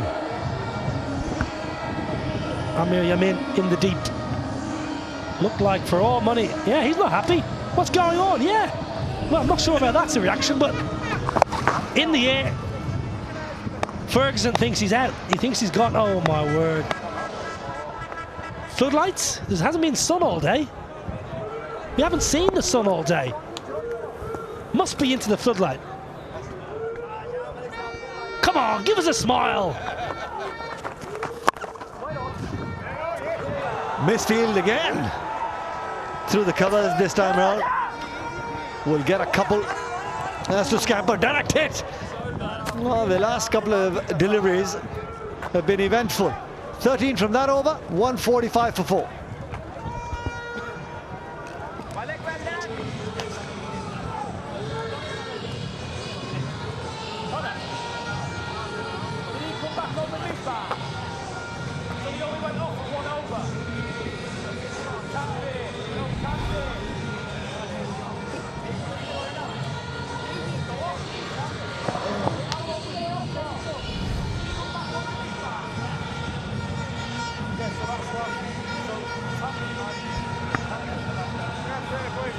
.24 deliveries left in the innings.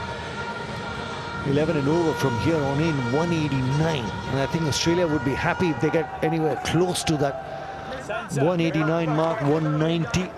Because as soon as the spinners have come on, Niall, it's, you know, they've got some sort of purchase. A couple of deliveries spinning from within the stumps. We'll be happy to get a couple of boundaries there, especially against Shahid Afridi as well. Yeah, just looking through the Australian lineup though, Nikhil, in terms of spin bowling options, Xavier Doherty with a bit of left arm finger spin, that's about it. Can't see Aaron Finch rolling his arm over, especially after that wonderful innings. He may well not even field. Well, he just got off a really long flight yesterday as well. We'll have to have a look. Look, see if he's one of the impact players then. Easy, side, easy. Just back at the length, delivery just tends to stand up. Well, Peter Siddle in the house, playing for Durham at the moment. Where's the banana? That's all he eats. Banana man. Changed his diet about 5 or 6 years ago, just gave up a lot of meat. Gone! Cleaned up! Boom, boom! How many times have we seen that celebration? Go back at your peril, Ben Cutting. He was looking to cut a ball that he should have been looking to play forward to. He was trying to carve that through the offside. Beaten in flight. Yep, that's why. Hitting somewhere middle of the stumps there. Shahid Afridi strikes. And always does, always looks to be a step ahead of the batting unit. Ben Cutting out for 2. It's a 147 for 5.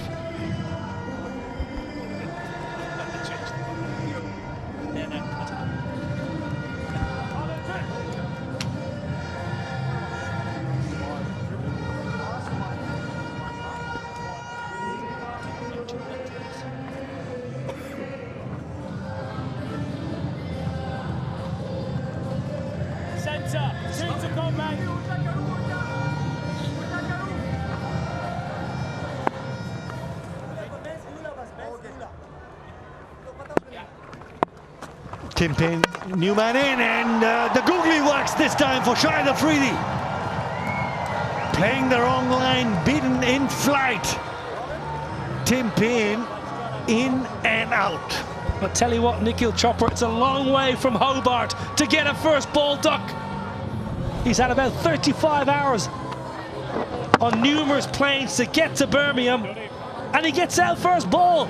Brilliant from Afridi. As always, entertainment personified. Payne gone for a globe. 147 for 6.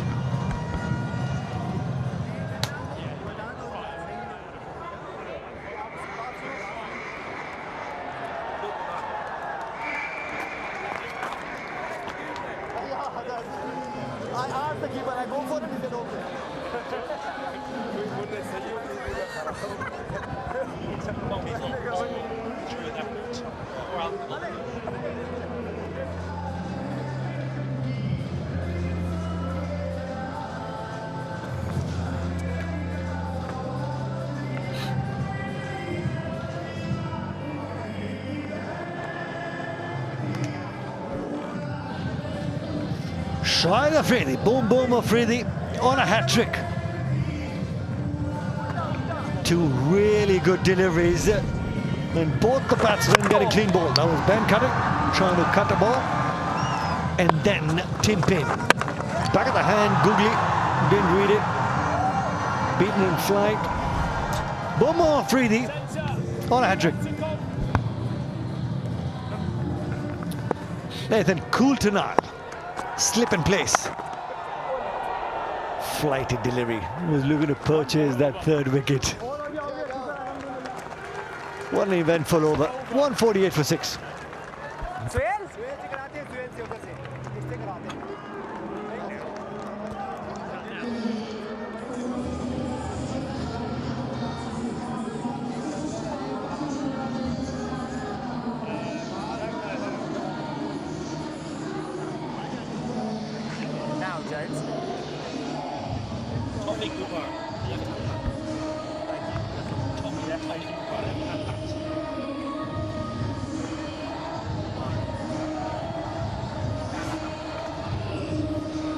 Well, the impact player being introduced for the Pakistani side, it's Tawfiq Umar coming in, left-hand batsman. Yeah, good batter. Powerful left-hander, likes to play square the wicket. Saeed Ajmal is out of the game. Just 2 overs for Saeed Ajmal, 1 for 20. Tawfiq Umar into the game. Sohail Tanveer will be looking to try and get a couple of Yorkers in, deep square leg, deep mid wicket, as well as long on. Couple of change of pace deliveries also coming your way. Well, just look at the way the innings has progressed, or not progressed from Australia's point of view, and the options that Yunus Khan has for these last 3.5 overs. Tanveer, 2.5 overs, I beg your pardon. Sohail Tanveer and Boom Boom. Excellent at this stage of the innings. Nice touch. Here's protection in the deep. You mentioned that rate may have taken him close to 200, but with Tanveer and with Boom Boom, all of a sudden 170. And that would put Pakistan in a really strong position. Yeah, wicket's always key to try and slow the run rate down. Australia, have a look at that, 45 dots. The number of boundaries, 16, 5 sixes, and those boundaries came when Finchy was out there, really capitalizing the power play as well. In the air, long on, will not get to it. Shoaib Malik, and plenty of change of pace as well from Sohail Tanveer. And we saw that in the first game as well. The quicker bowlers, if they roll the fingers across the ball, tends to just stick up, hold up or shade, and that's why the batsman can't time it. But if there's pace, pace can be worked nicely for the batsman. It's generally not a brilliant batting surface in white ball cricket. You think of somewhere like the Oval, Trent Bridge, Headingley. Far superior batting surface in white ball cricket here in the UK. Club leg side. Can't quite beat Shoaib Malik. So you always have a little bit to work with as a bowler, Nikhil. And generally it'll be spin, or as you quite rightly mentioned, the change of pace. So far today, pace bowlers have generally got slapped. Spinners, Sohail Tanvir with his change-up should be effective right now.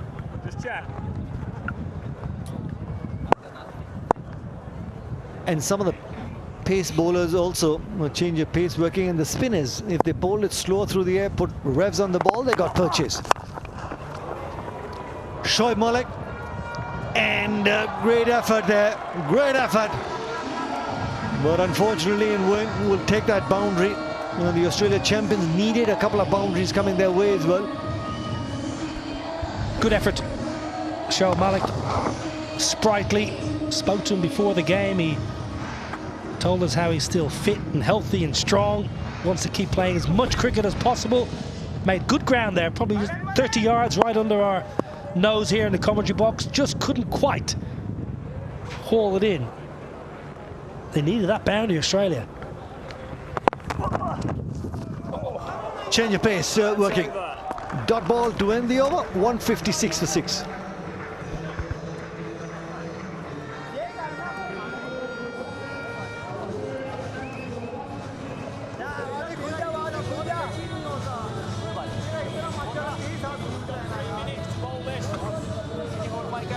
Yes, I can.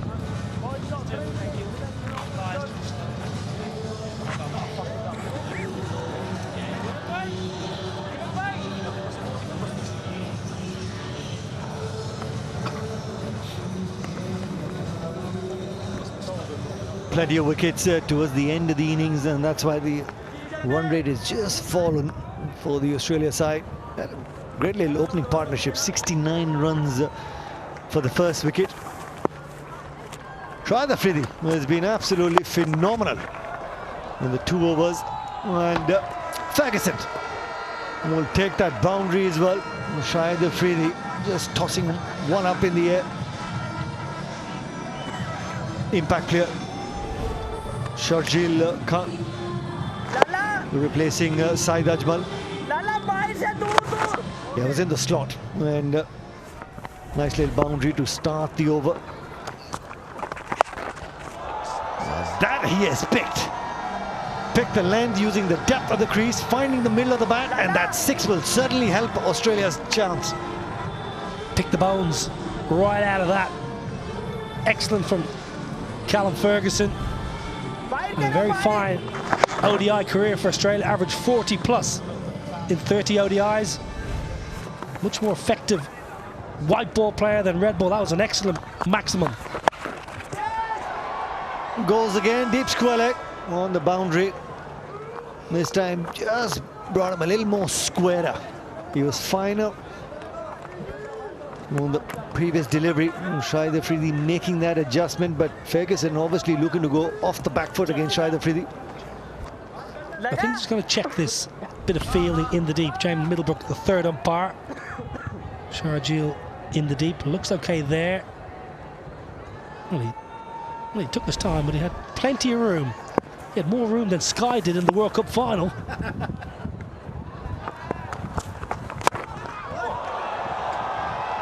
Gone downtown and big, high and handsome. Very rarely do you see Shahid Afridi being put under the pump. Well, this is a pour over from Boom Boom. He's been short, and that's a seam-up delivery. Got to stay out of Nathan Coulter-Niles' arc. He's only going to try and hit you long on and deep square leg. Now then, scrap that, scrap that.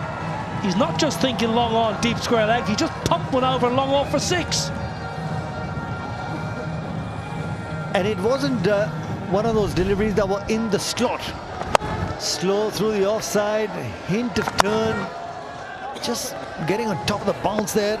Lovely hands through the ball once again.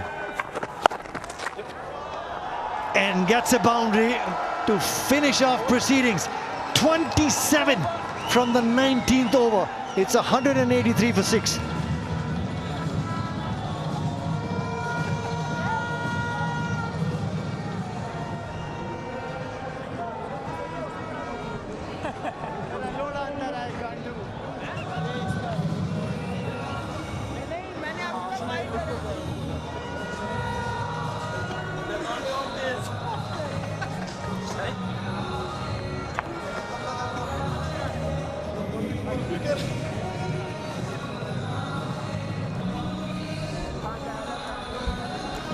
Have a look at the Manhattans, the last over, 27 from it. 3 sixes off shy the free this over, and the 2 boundaries. And the Australia champions needed an over like that. Last 6 coming off the innings. Try and get 12-15 from the last over. Maybe need some sort of chasing for sure. Maybe a really good score. Slow ball. Shoaib Malik, long on, can't get to it. It's every single time any bowlers try to put some pace on the ball towards the end of the innings, they've gone for runs. Well, I think Callum Ferguson has probably the best bat in the tournament. This is a lovely shot from Nathan Coulter-Nile. Because we know he has power, but that's just really wise batting. Lovely little use of the crease. Placement is superb. But Callum Ferguson, anytime he's middle, it's gone for 4 or 6. Anytime he's miscued, it just landed in the safe zone. The ideal bat for any batter. We'll have to reload. That once again was looking to bowl that leg stump Yorker, Sohail Tanveer. Yeah, 11 extras, or 11 wides, beg your pardon. 4 leg buys, so 15 in total. That's an area they'll have to work on. Leg buys sometimes you can't do much about, but the wides certainly you can. 11 wides is in a T20 game, albeit in this format, this competition, you do want to cut that down. Heard from Kevin Peters and the England side. Must catch better. That's something that Pakistan might need to focus on for the next game.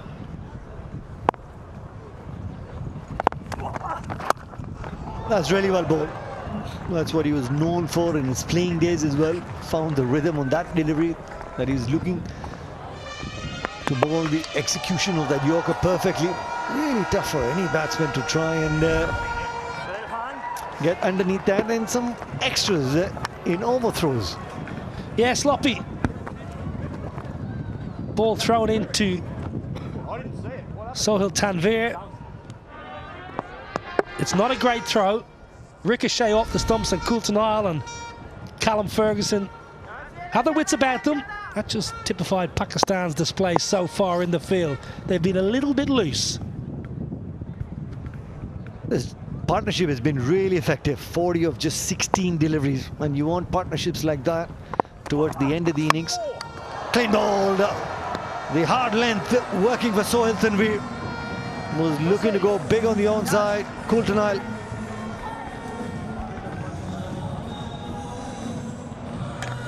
Just skids on. This is pace on. It's exactly what Nathan Coulter-Nile wants, really. He wants pace on the ball, but just skids past under the bat, clipping the top of off, I think. Top of middle stump. So excellent from Sohail Tanveer, but a really good hand from Nathan Coulter-Nile. He's gone for 25 in a partnership that was worth 40. 187 for 7.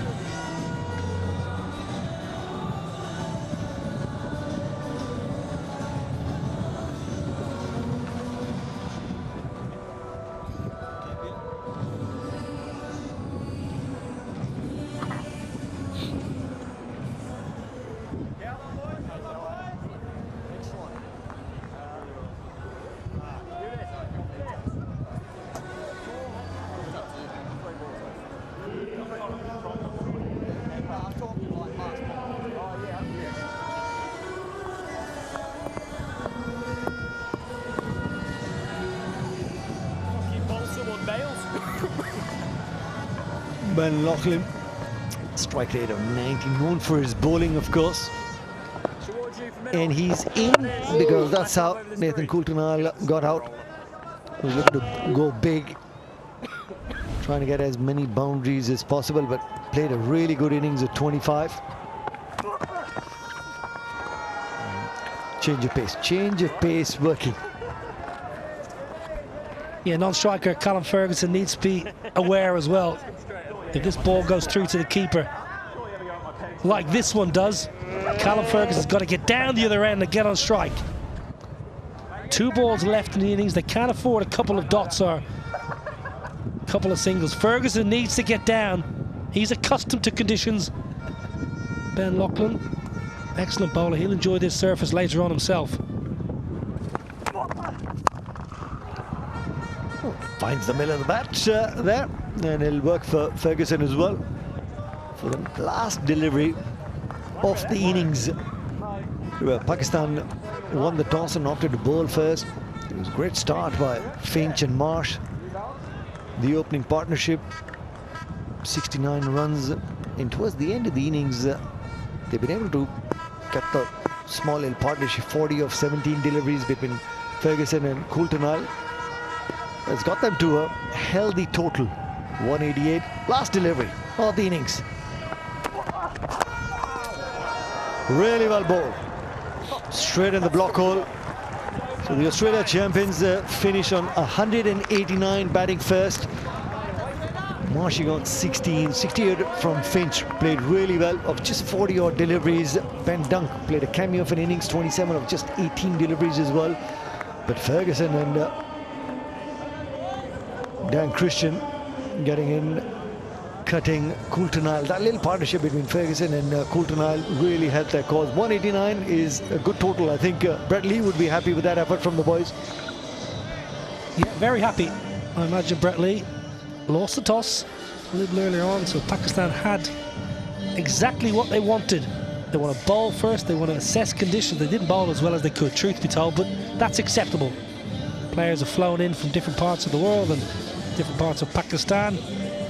There will be a degree of rustiness, but they've got a chase on their hands here as the sun peeps through in Birmingham.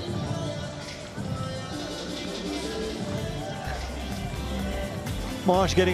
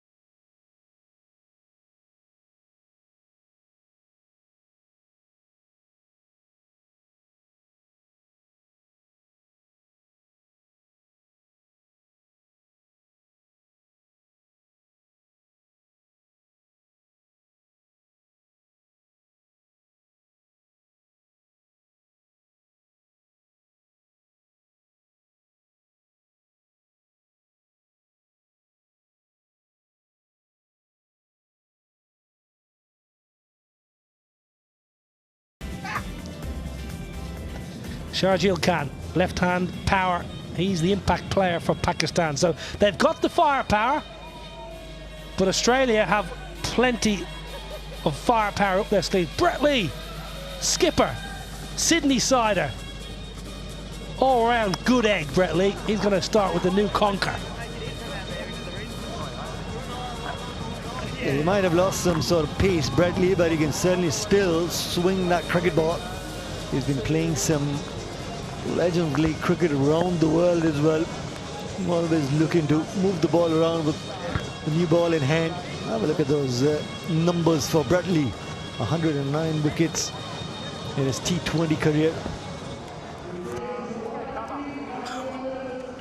It's a really good score that Australia have put on. 189. Pakistan need 190 to win this game. And to get 190, they'll be looking to capitalize the power play, the first 36 deliveries with the field restrictions in play.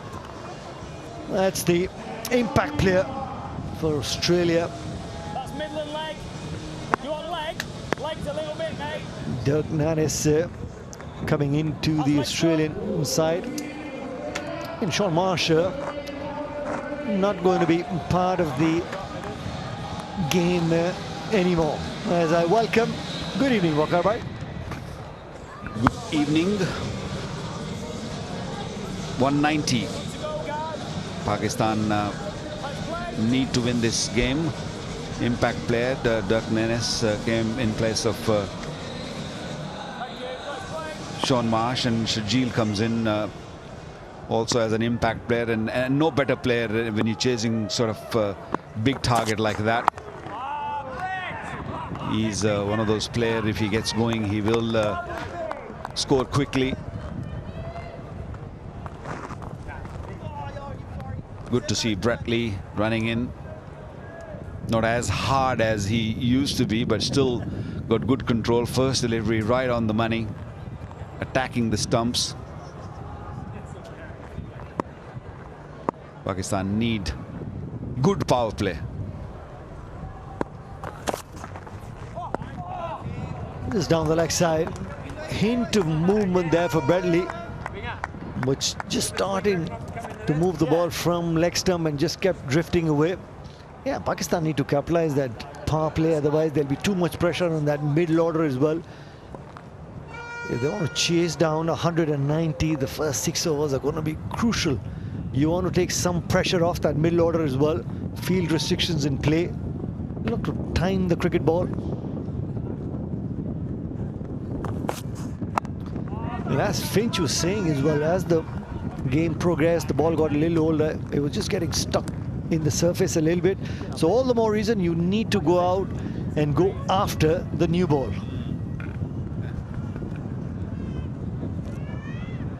Well, the approach got to be the same as what we saw from Aaron Finch and Sean Marsh. Got to be positive and get somewhere around 50, 60 if you can. He likes to play that short. Wasn't that short? He normally plays from his hip. He plays a pickup shot really, really well. Still pretty active, still playing cricket in domestic in Pakistan. Excellent talent. Sharjeel unfortunately couldn't really justify his talent. Fitness has been issue for him, but yeah, very clean striker of the ball. Kamran Akmal, on the other hand, likes to cut the ball. He's a very good square of the wicket.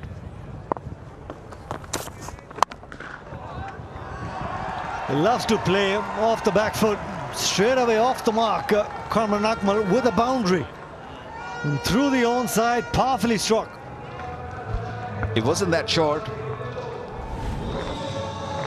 He was aiming to play a cut shot to begin with, and then he saw very little pace on the ball, and he had time to pull that ball from outside the off stump. That's his area. That's where Kamran Akmal likes to play through the offside. Slightly short, looks to pick the length really quickly and likes to go through point, cover point. It's no secret, isn't it? That's why Brett Lee straight away putting a man a backward point, a deep point, bringing in the third man inside the 30-yard circle. And out. Set him up just for that shot. Set him up beautifully. Got him to play a couple of deliveries off the back foot, had an extra cover in catching position. The slow outswinger does Kamran Akmal in. Experience coming into play. Brett Lee, so much experience, and he knew that Kamran Akmal is looking for that cut shot. Just place it up, little full, up there, and asking him to hit over cover or extra cover. Just hit it straight to the man. Kamran Akmal gone for 4, is 6 for 1 Pakistan.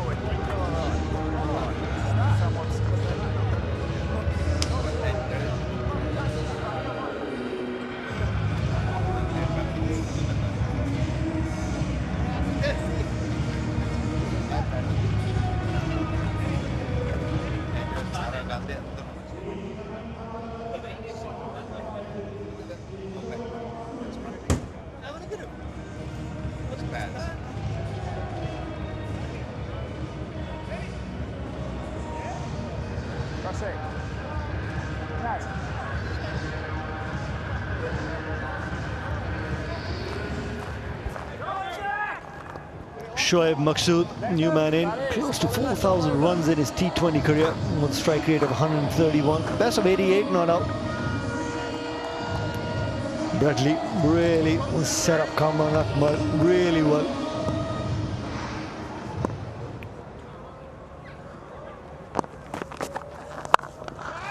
Dirk Nannes' first delivery gets dispatched for a boundary. Calm the nerves of Sharjeel, who likes to deal in boundaries. A man who used to bowl 160 clicks. No real pace on that delivery. It was there, it was up there to hit through the line, and that's what Sharjeel did. Ball moving away from the fielder, it was hit really, really hard. Good start from Sharjeel.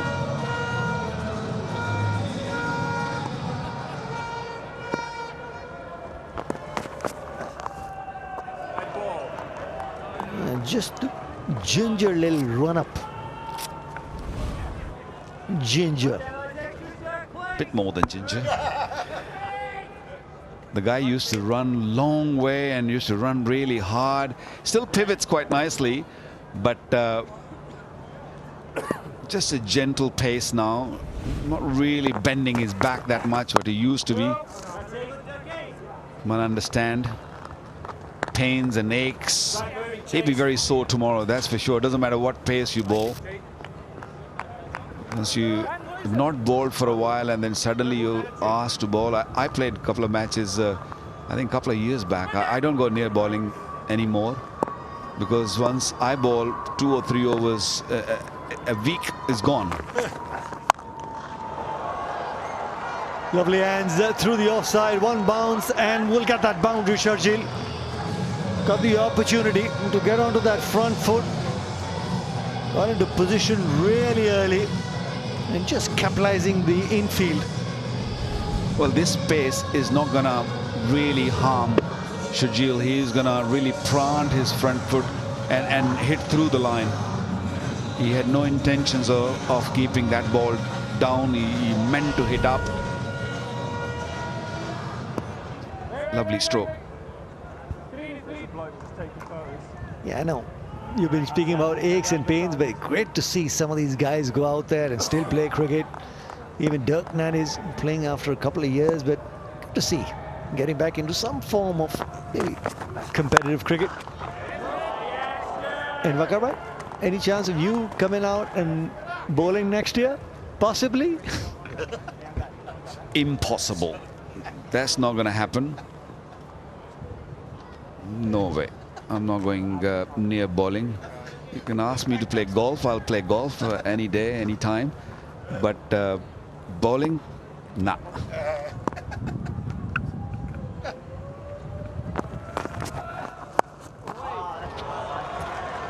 shot and just beats the man at short fine leg. Will take another boundary. Will Sharjeel enjoying batting out there. Nennis is just hoping that he gets through this over quickly. He's not finding the right line, not finding the right length. An early wicket and suddenly things change. Sharjeel just really taking him to the cleaners. That was what, the third boundary of the over. Can he hit another one? 13 from the over so far in the 5 deliveries, and add 4 more to those glorious cover drive to end the second over. 17 from it, 23 for 1.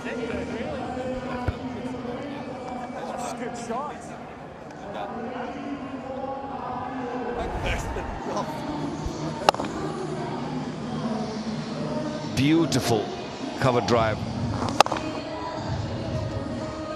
He hits it hard. He hits it really hard.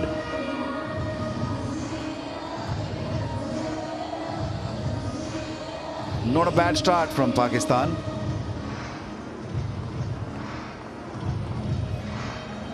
Still long way to go. 167 required of 108. Pakistan got to keep going in a similar fashion, at least for the first 6 overs. Look to get as many as you can.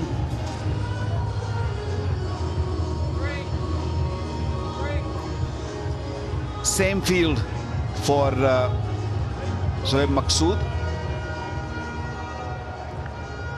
Got a deep point, deep square on the boundary, and he's got to slip in a third man right on the 30-yard circle, and then he's got 2 men. That cover fielder, they're the dangers, they're the catchers.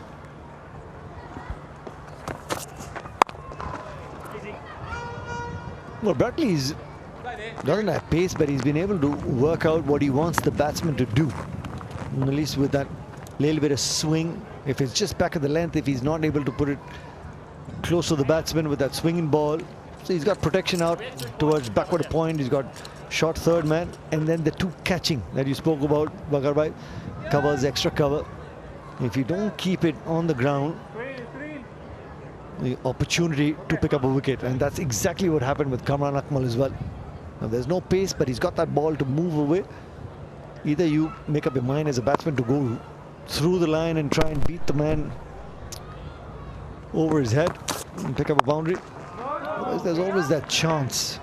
Bradley will come and just bowl there and thereabouts, looking to just hit the hard sort of lengths. And importantly, his lines are not going to be allowing the batsman to free their arms.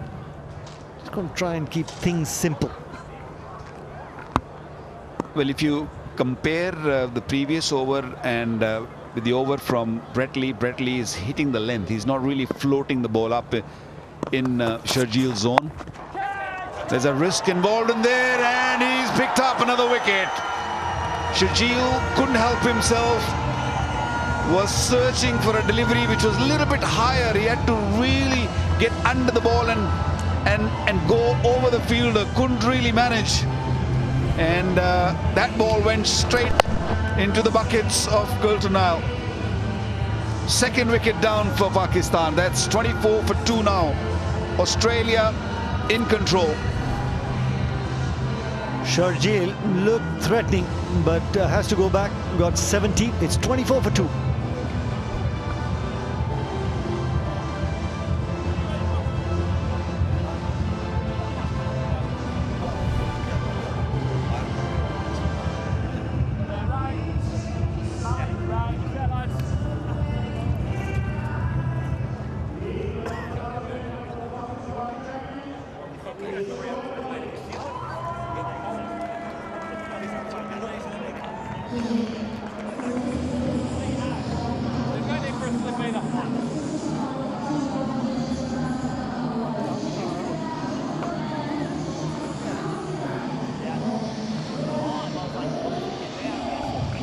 Well, the Australian team owners, they're looking really happy. Puneet Singh Shoaib Malik, the new man, 13,360 runs in his T20 career, strike rate of close to 128. Well, I guess he's going to be the glue that binds that batting order together. Really well bowled by Bradley. Once again, Ben Cutman out there in the deep. The two men out in the deep for Sharjeel. Bowling to his field, Bradley. It's the length did him.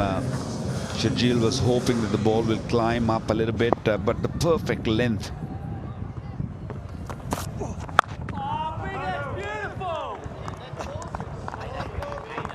That's not bad from Bradley. Still swinging the ball, and maybe he's not really getting that pace which he used to, but the action is still the same. The ball's high arm action. It's just that the jump is not there anymore, but the control is still there.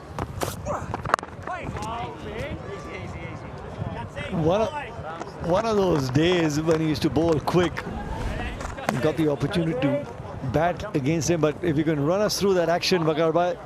What an athlete. I mean, always loved watching him bowl. The way he used to run is still a very similar. Nothing much has changed. Not as quick as he was, but goes through the action quite nicely.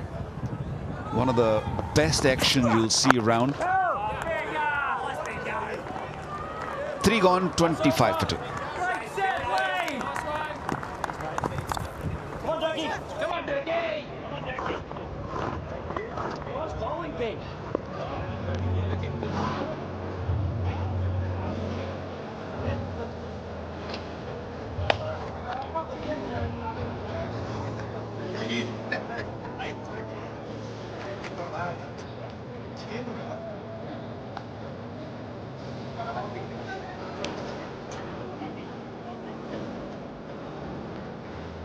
Here's my trip. World Championship of Legends. South Africa champions taking on the England champions tomorrow live from the Edgbaston, 12:30 in the afternoon.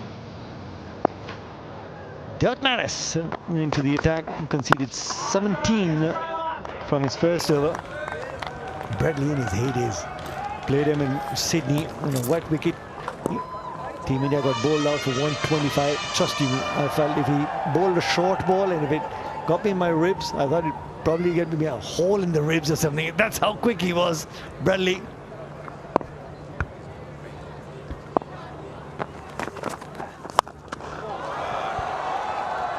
Shoaib Malik for you. That's the gentle shimmy down the track and timed it beautifully. It'll take 6. To be honest, I wasn't expecting Nenes to be bowling another over because the first one was very ordinary, and Shoaib Malik sees that he is not confident, he's not really getting things right, so attack him a little bit more, put him under more pressure.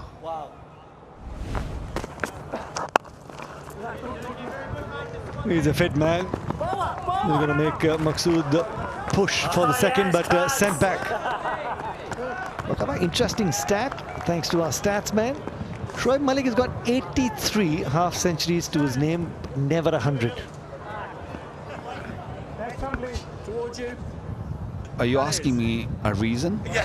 The reason I feel that most of his career is batted 5, 6, and when you're batting at that number, you'll expect not to get 100 at that, especially in T20 cricket. If it's a 50 over, you still expect him to just get a few hundreds, but not in T20 cricket. You have to really be up in the top 3.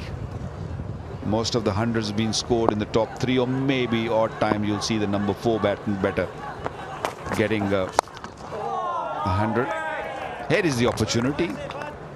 He can get that tonight, maybe. If Pakistan have to win this game, it's important that Shoaib Malik gets big runs here. Into the 4th over, Pakistan lost both their openers, so these two are no doubt a big hitter, but it's a It's a tall task right now. There we go. There we go. Maqsood now. Just a lovely pickup shot. 4 gone, 40 for 2.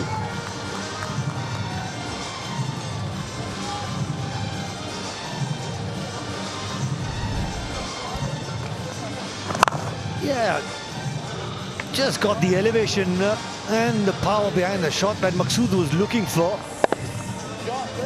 Just the flick of the wrist. The new hard ball working in favor of Maqsood. Really well struck.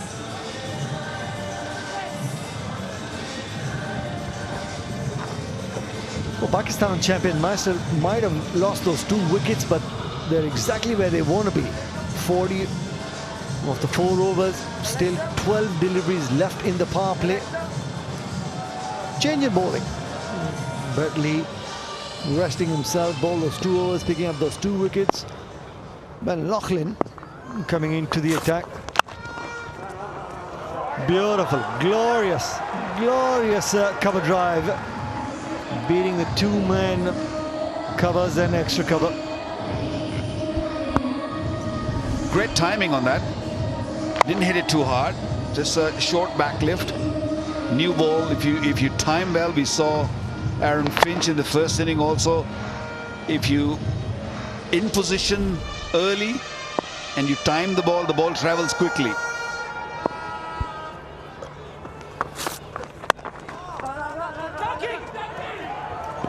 Direct hit, and the body language on that occasion just suggests that maybe he's made his ground, but we'll just have another recheck. Shouldn't be allowed to be that quick between the wickets in this league. Direct hit, always dicey, dodgy. Okay, Shoaib Malik is very, very quick. Put the bat down. Put the bat down. Yep, he's got it. He's in. I was worried that that bat might be in the air. He's comfortably home.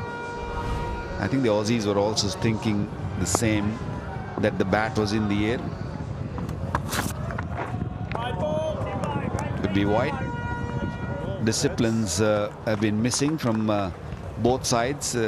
Plenty of wides in the first inning when Pakistan were bowling, and not that great from Australia also.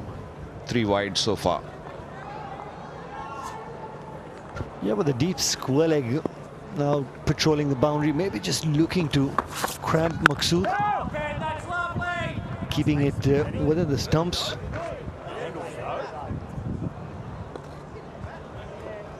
Even when Maqsood is looking to defend the ball, he's been able to find the middle of the bat. Something that Aaron Finch was doing as well. But for Australia champions, Waqar bhai, the only issue would be who are the spinning options. Not too many. Pick the length and over deep square legs out for 6. Uses his wrist to great effect. Is Maqsood. Maqsood's heart was definitely in his mouth, because he thought that he didn't clear the field. It was a top edge. I don't think he got the middle of the bat, but short boundary on the onside, just carried. Lovely delivery. Good comeback. Very economical normally, Laughlin. Keeps it very simple, wicket to wicket. Been around the game for so many years.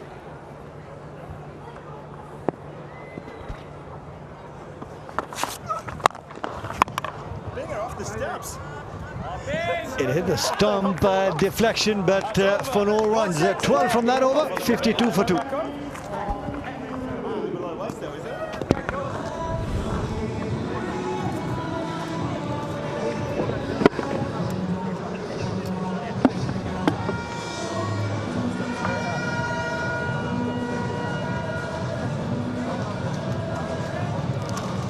I don't think that ball was deflected off the hand.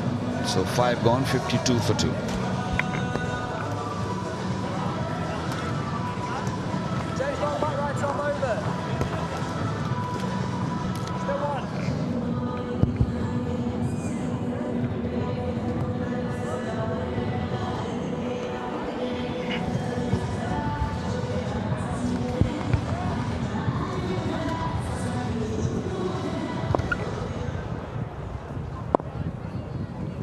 52 for 2 then. 5 overs done in this run chase. Remember, Australia, if you're just joining us, were asked to bat first. Got themselves to 189 for 7 from their 20 overs.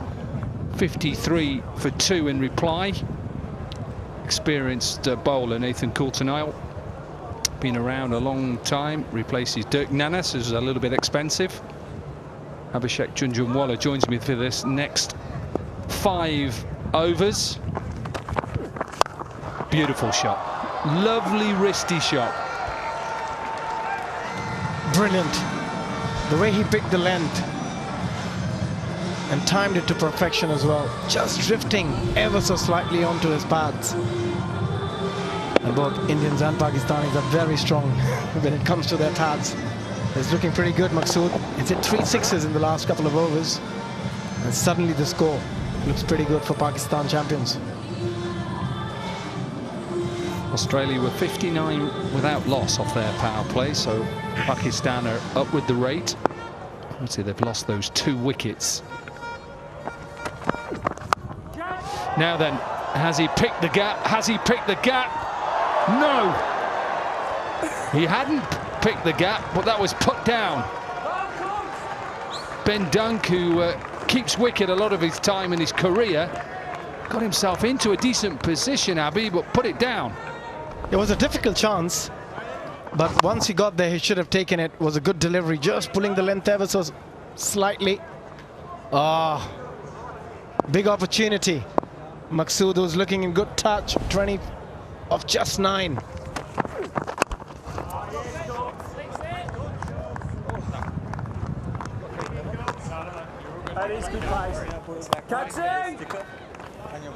We're again looking at the replay. He got there at the end, but just couldn't hold on to it.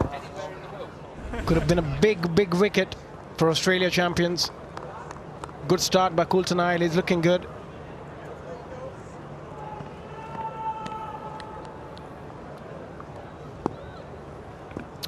Thankfully, the sun has come out in Birmingham. Now then, this should be a wicket.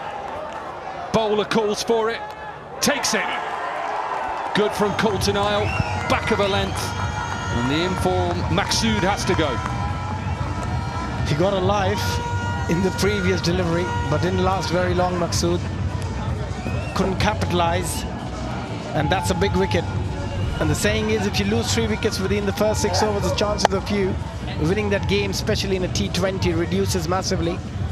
And on this occasion, Coulter-Nile not trusting any of his teammates. And the 3rd wicket gone for the Pakistan champions. Maqsood out for 21 of 11, 61 for 3.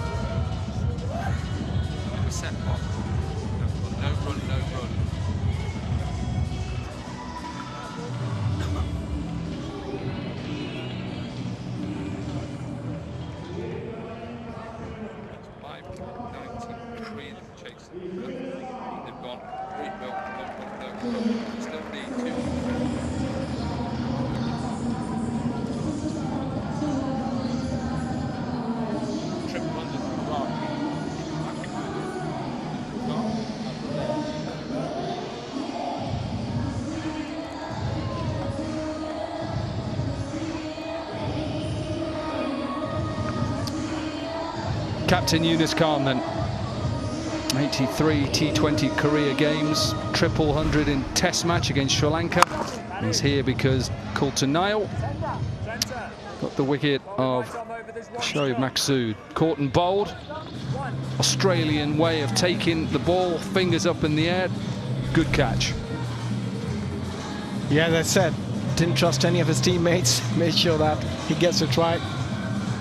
Maqsood was dropped in the previous delivery by Ben Dunk at point. It was a difficult chance, but he got there at the end. The Pakistan champions, they need a partnership between these two very experienced cricketers.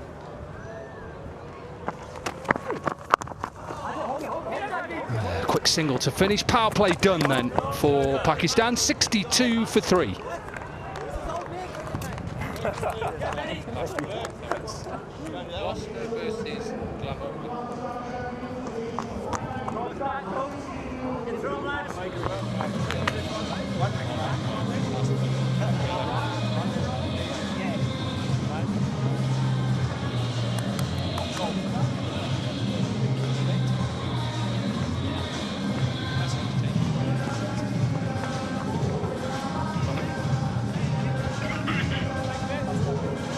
17 from Sharjeel, 21 from Maqsood.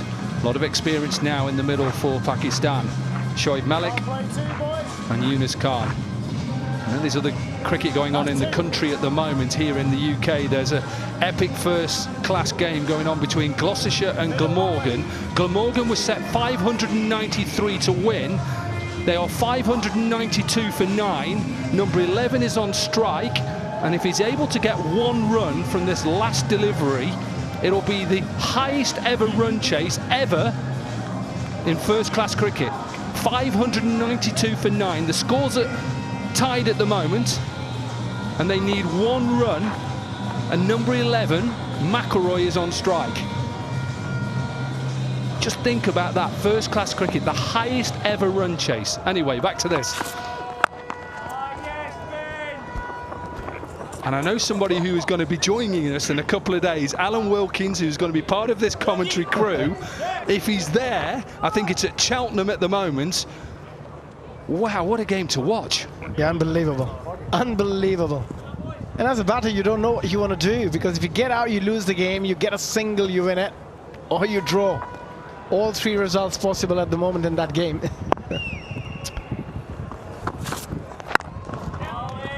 A good start from Ben Lachlan in this second over. Nice back of a length. I'm just watching the live feed now. Right, we're coming up. They need 1 run from this last ball. Glamorgan. It's a catch. What a way to finish. It's nicked to the keeper. They have tied the game. That's a beautiful looking shot. So just to put into context, they were set 593 to win. Glamorgan, they needed 1 run off the last ball. I think it's James Bracey, who is keeper, has pulled off an absolute worldie of a catch. So they're bowled out for 592, and the game is tied. What a grab. What a grab that was. Unbelievable, and what a game of cricket. I know a lot of people in the world are thinking, what are we on about? I'm sorry about that, but it was just history being made, or possibly being made, of the largest ever run chase in first-class cricket anywhere in the world.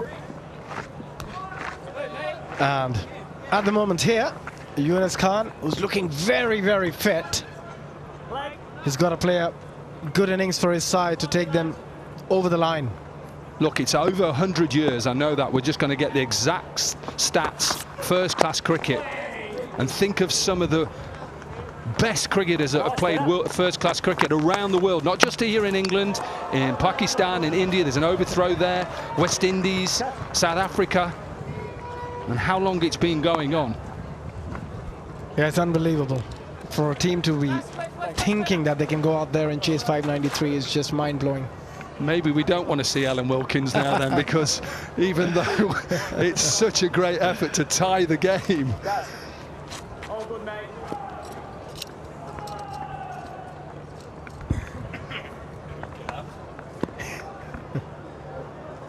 Anyway, there's decent overs so far. Just 8-9 from this 7th over, so 7 overs are through, and Pakistan are 71 for 3.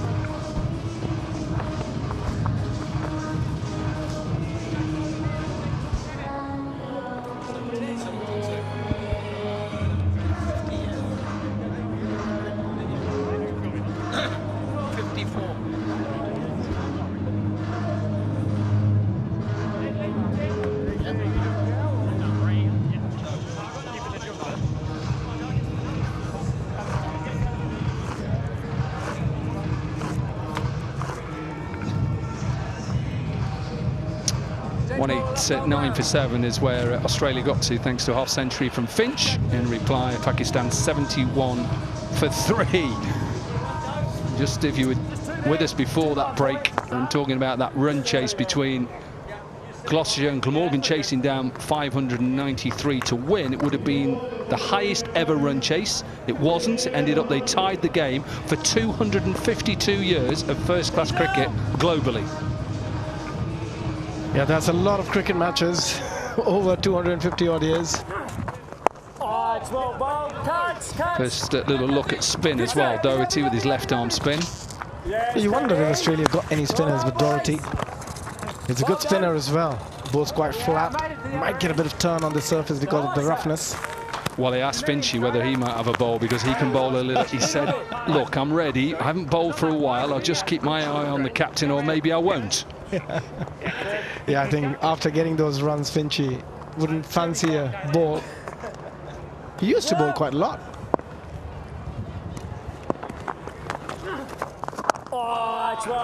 And just if you want to just finish this, the subject off, it's over 62,000 first-class games. They were 1 run away from breaking the highest ever run chase and ended up in a tie. Anyway, finished with that, now done. Let's make sure we help Alan Wilkins out when he gets here. Yeah, we got to. We got to. But at the moment, we've got a great game in hand here. Pakistan champions chasing 190. 73 for 3. Oh, such a good shot. Such a good shot. He just allowed it to come on. It was a poor line from Doherty. A fine sweep. And when you see shots like this, it just brings back memories of Yunus Khan. He used to do it so often. The paddle sweep brings it out of the locker. Very nicely controlled as well. It's just about knowing where the ball is pitching, where the fielders are, the awareness. And as I said earlier, he's looking very, very fit, Koki. Yunus Khan.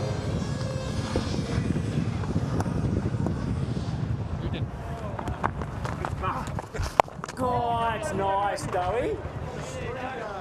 Beautiful G. You're just pulling the length back on that occasion, just drifting towards the past the previous one. But he's bowled a very good over, just 6 so far. He's got to finish well. Oh, yes, Fergus. Oh, it's over.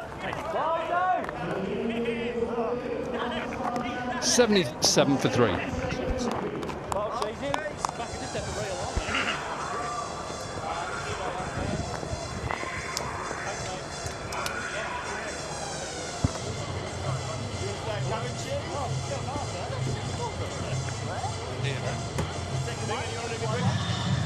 Yeah, just right. Take the ball in, still right up.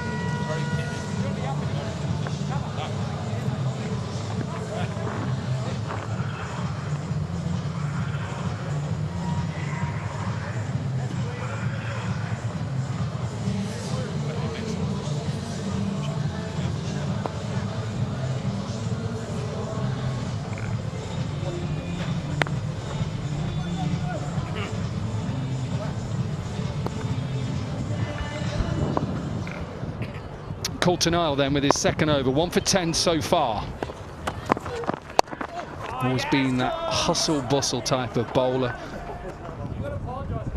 We talk about hitting a hard length. Now, what is a hard length? It's trying to hit the top of the bails, really close to off-stump, middle stump. And because you're tall, you slam it into the pitch. That's what he did throughout his career. Yeah, a lot of times with that length, what you get is the invariable bounce. Sometimes the ball bounces a bit more, sometimes it just gets through, depending if you're bowling cross seam or seam up.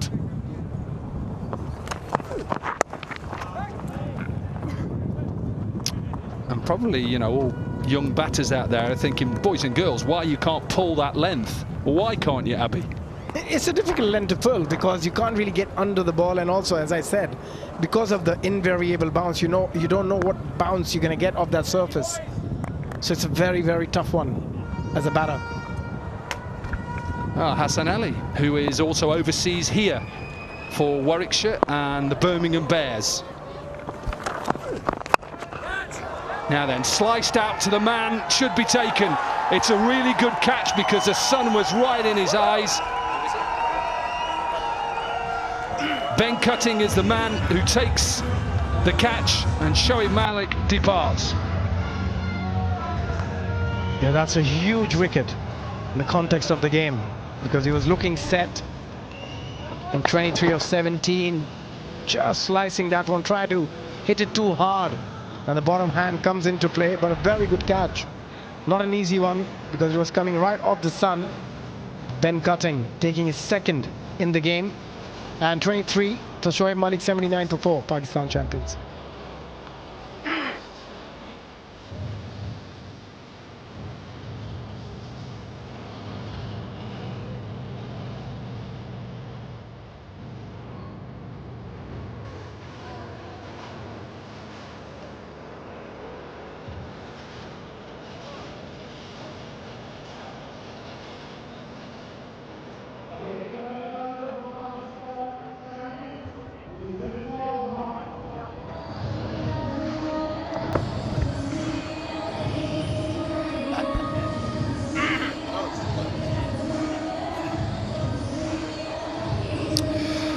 Misbah-ul-Haq then.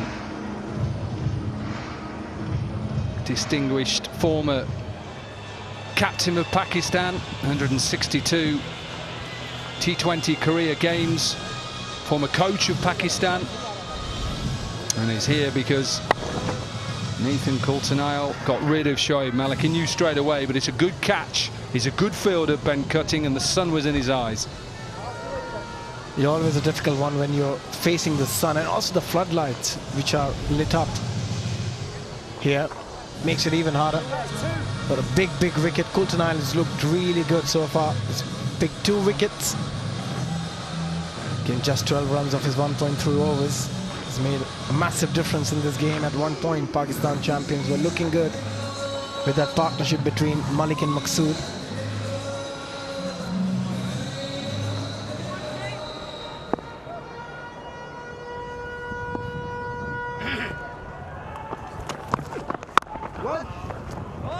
Oh, quick single. Quick pace from Misbah as well. Bit of a smile on his face. Let's see if he can do a few press-ups after this innings. Yeah, that'll be good to see. But Misbah again, pushing really hard. You just got to be a bit careful. Get yourself a little warmed up. Because cold conditions from where he's coming at the moment.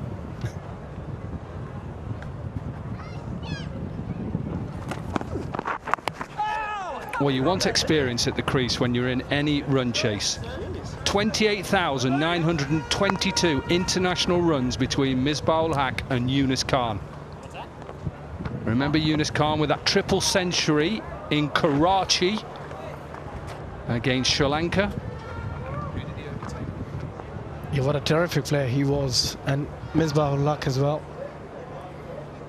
Outstanding careers for these two, for Pakistan.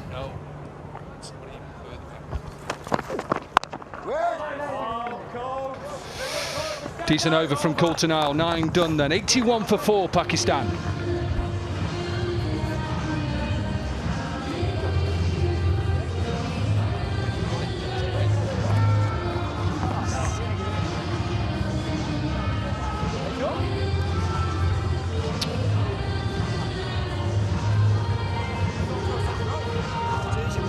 Five bowlers so far for Australia.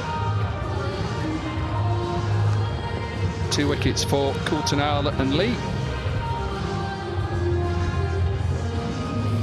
The Darkananas has been expensive, 32 off his 2 overs, going at 16. That's where they build that partnership, Malik and Maqsood. Ball going.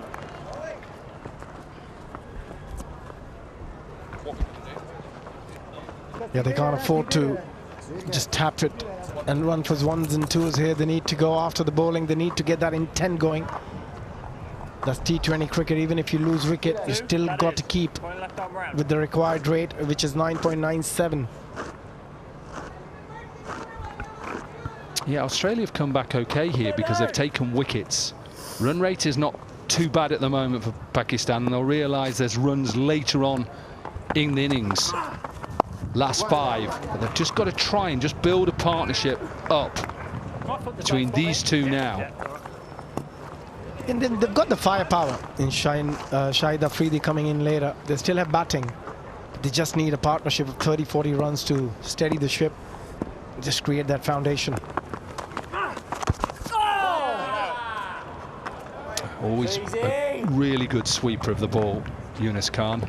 And he's a good sweeper because, as you know, as a batter, you've got to get really out to it. It doesn't get, obviously, full connection with this, but extend the arms out. Yeah, absolutely. And it's a shot which you play on the length of the ball. Doesn't matter which line it is. And as you said, you've got to really stretch it out and watch it till the end. And he can play at different angles as well. He can play it late, he can play it early. So very, very skillful when it comes to sweep.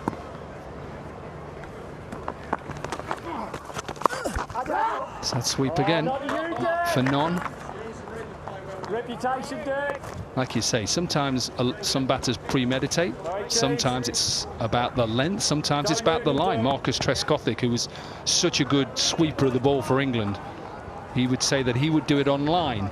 Doesn't matter about length. The length would really tell him where he can hit the ball. Yeah. Do you want to slog? Do you want to sweep? Do you want to play it finer? You're right. Little clip for a single to finish off the 10th over. Pakistan are 86 for 4, and it's time for drinks.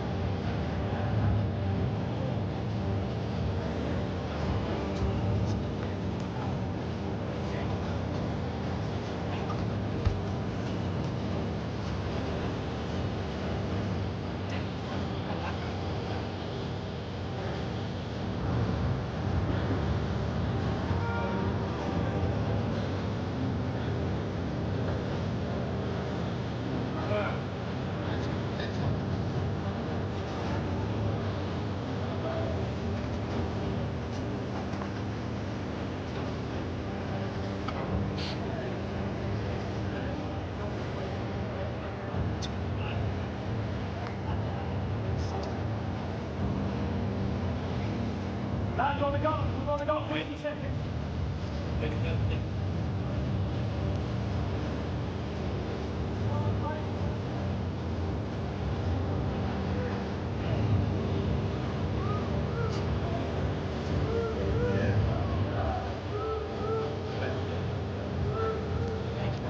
Seconds, lads.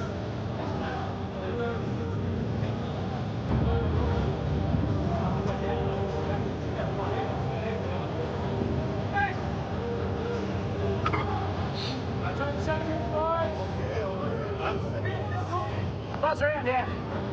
Come on. Get out of the way.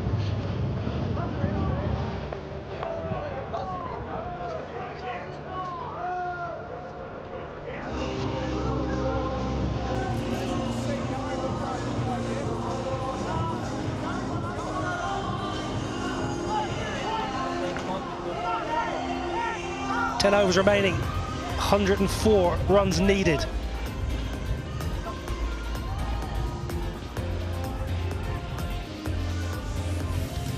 Long way to go here for Pakistan. Australia on top. Required rate is 10.4 and over.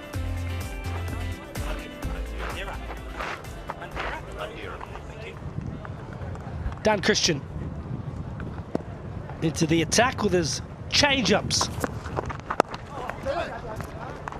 Slower ball to start. Let's head downstairs to Mandira, who's got a special guest. I have here with me the owner of the Pakistan champions, Mr. Kamil Khan. Welcome. First up, what made you go and buy this team? How did that happen?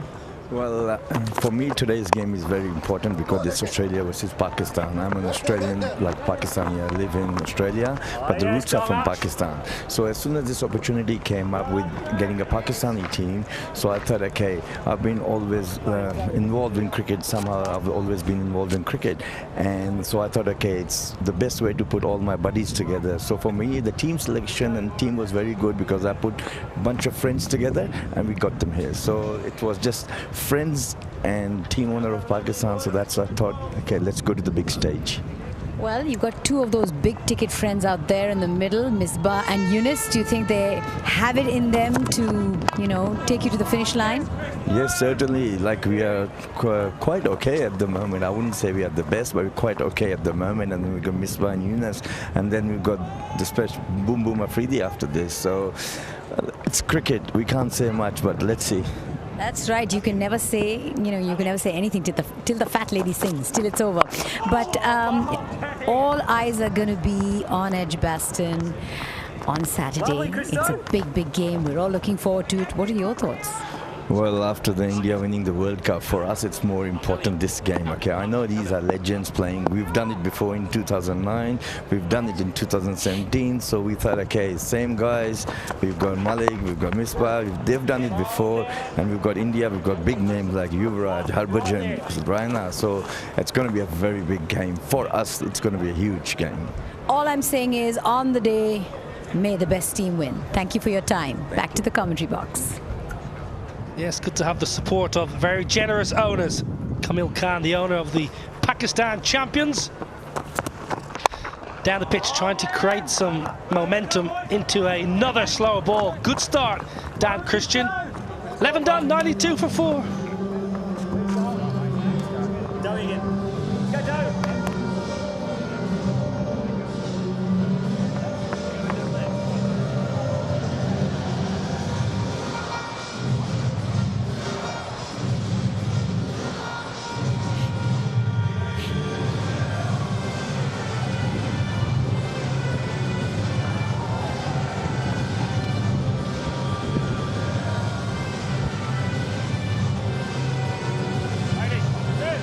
Match 2 here in Birmingham.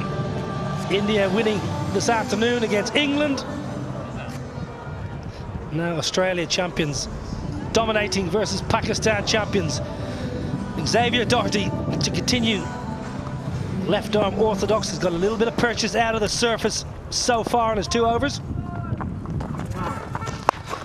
Down the ground, chipped. There is protection, but that's good enough, Simon Dool. They needed it. Yeah, dead straight. That was the key from Misbah on that occasion. That run rate sneaking up towards 11 and over. Small boundaries, you just need to get a partnership going. They've got power to come. But, need to keep intact. Once that gets to that 12, 13, 14 mark, too difficult. Well, there's no real pace to work with, both from Doherty and off the surface. So that reverse sweep, if you're only going to paddle it, realistically only going to yield 1. You need to get the hard reverse sweep out, or maybe the slog sweep.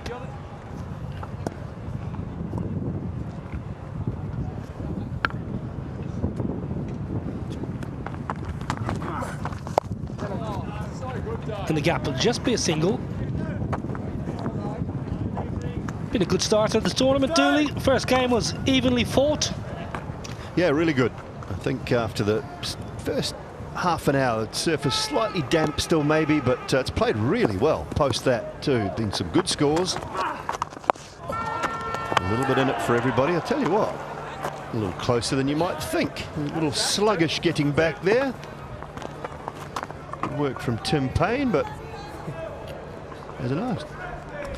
Well, wicketkeeper Gareth Cross, I'm surprised he hasn't sent that upstairs, because that is very tight. James Middlebrook is upstairs. If Gareth Cross wanted to send it.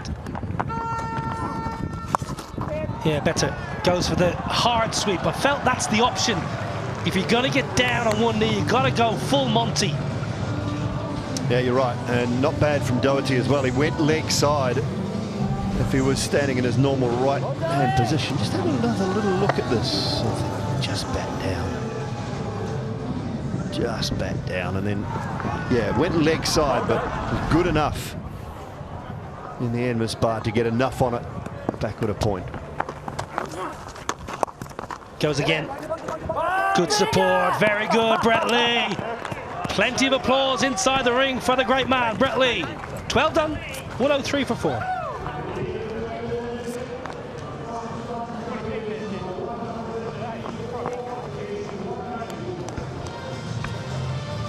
Captain Brett Lee leading from the front. Good crowd.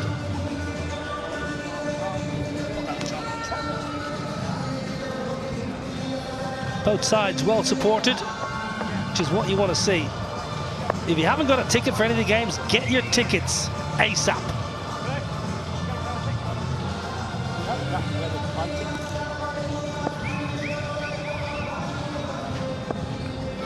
Just a shade under 11 and over.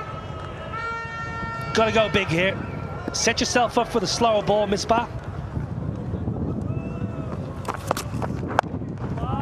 Got to set yourself up for that slow ball and go leg side here, Dooley. Got to try and get one big over, 18, 19. Boom Boom got hit for 27 in his third. Push that score up near the 190 mark. Pakistan need one of those such overs.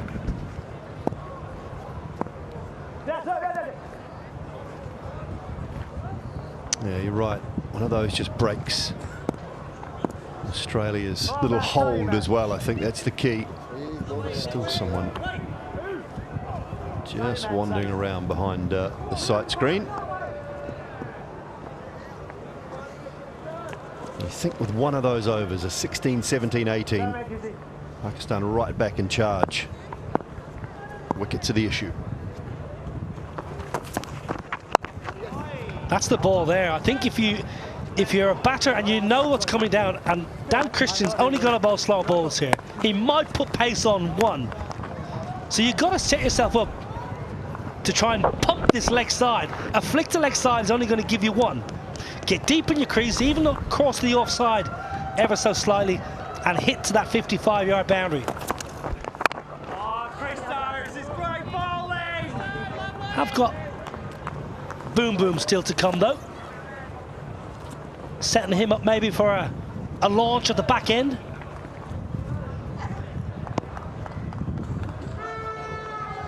Yeah, we know what he can do. Shahid Afridi. A long way out yet though. Well, inside edge onto pad. There were shouts of catch. Now then, can you sneak one, Pakistan? For the first time, Australia have put a foot wrong. They've been excellent so far, but that was a gimme for Pakistan. Tim Payne, the culprit. It was a genuine foot too, wasn't it? He's kicked this. Yeah.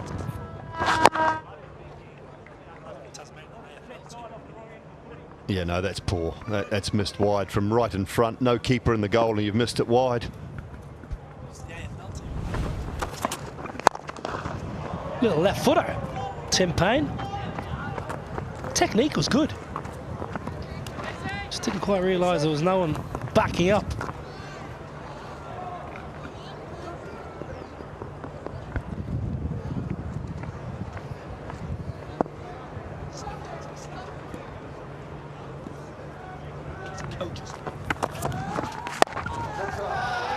Well, might skip off those pitches.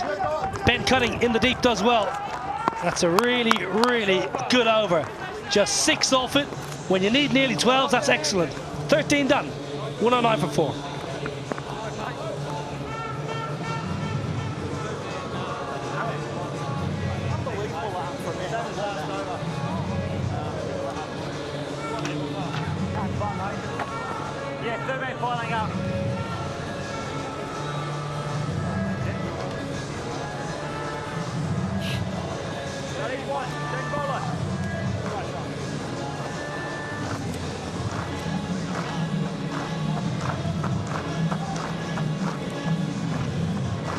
Match 2, Pakistan needing, we'll call it 11.6, just shy of that per over. Partnership is 30, but it's slow. Misbah and Yunus Khan need to go now. Captain Brett Lee back into the attack.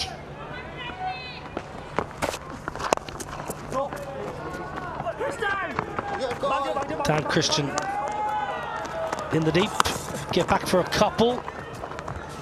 I wonder, Dooley, if they're thinking outside the box here, Pakistan, whether they would consider, and at what stage, maybe releasing one of these misfire units out of the out of the middle and bringing Boom Boom in. I think I'd rather see them try and get really aggressive, at least one of them.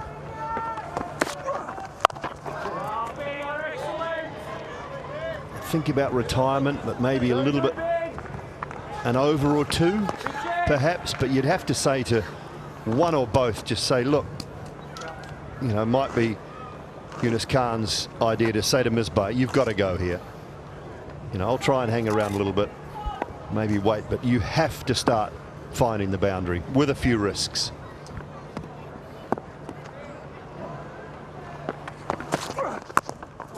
Good from Brett Lee. Read the script. Oh, chance for Tim Payne. If If he went to the keeper's end, the hit was good enough. Went for the bowler's end. May well have been good enough as well, but good from Lee. Read the game perfectly. Tim Payne was sprightly out of the stumps. Yeah, just into the surface again. No room to move whatsoever. Eyeing up leg side. 55-yard boundary, square of the wicket. Deep in his crease, Brett Lee takes pace out of the ball, out of the surface. The ball just never gets there. Heard Dominic Cork mention how this pitch has been used a couple of times in the T20 Blast. Barren of grass, really. Not a great deal of grass. It's a hybrid pitch which generally plays pretty well in the early stages of usage. That ball just dying, and Yunus having no timing whatsoever. Oh, that's great bowling. Inside edge. That's the only thing that could have saved Misbah. It was a beautiful Yorker. It looked like it was going to cannon into the pads. A thick inside edge gets Misbah 4. Good fortune on this occasion. Lee was superb with that Yorker, yeah. Just got the bat down on it, was smashing leg stump. Appeal and hope rather than anything else from Brett Lee, but 9 from the over. A little single or two, or if they can find a boundary, it becomes an over better than the required rate.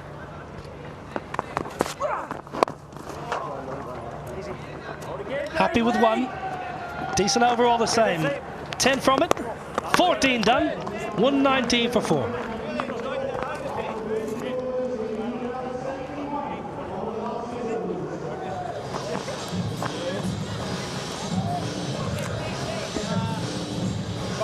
What that is?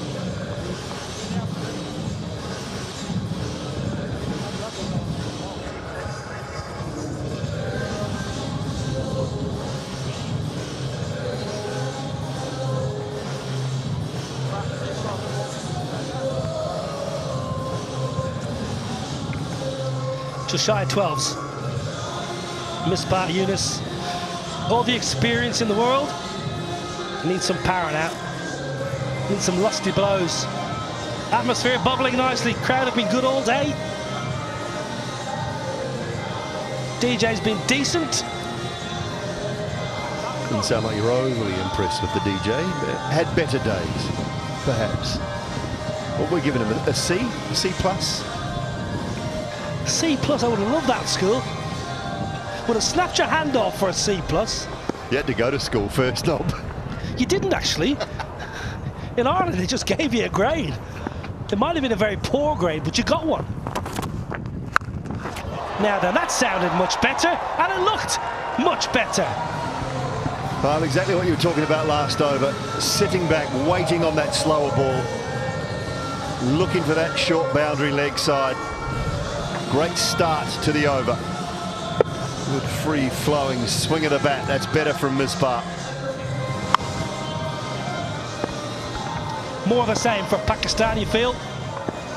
Get deep in your crease again. Good bowling. Excellent from Dan Christian. Finally, some real effort to try and haul this chase in. Maybe we did them a little bit of an injustice. They may just be timing this chase to perfection. Well, Yunus has got to start going as well a little bit here. Game requires a strike rate around 160. Should be 2. At the moment, he's going at around that 110 mark. I'll tell you what, Dooley, it's decent getting a 2 in this tournament on this ground. 55-yard boundaries, which is what you want for these players who are in the second stage of their career, we'll call it. Don't need huge boundaries and 3s, but even a 2. It's hard to come by at times. Dan Christian played a lot of cricket over in the UK. He's a cult hero in Nottinghamshire, Trent Bridge. 50 partnership off 37 balls. Coaching now in Australia within the Big Bash setup. has worked with a little bit of the Australia under-19s. Last season when Australia toured England, the under-19s, Dan Christian was there imparting knowledge.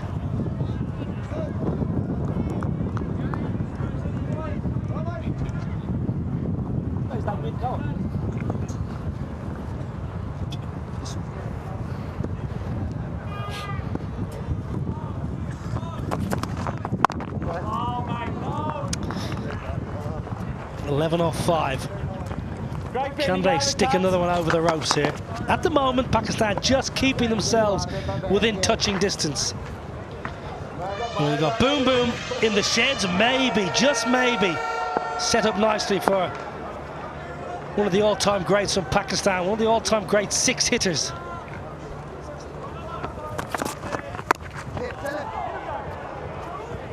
Yeah, might be, oh, now then, did you slide your bat? Misbat. Did you make your ground? Conor McGarry's going to go upstairs to James Middlebrook, who's been...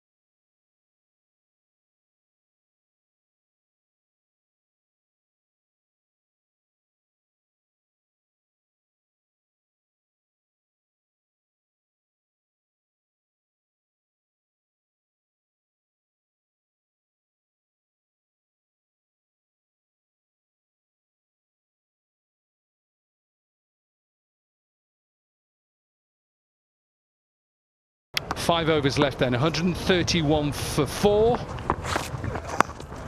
59 from 30 then. Partnership 52 from 39. 53 from 40, apologies. Nikhil Chopra joins me. Where do you see the game at the moment? 58 from 29. Who do you think's in control? Well, you need 12 and over. I think with wickets in hand, Pakistan would be looking that they've got a chance of winning this game from here.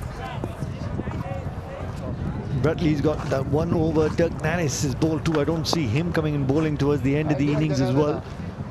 Well, they've got 9 and over, Dominic, in the last 30 on delivery. So you're looking to get those boundaries.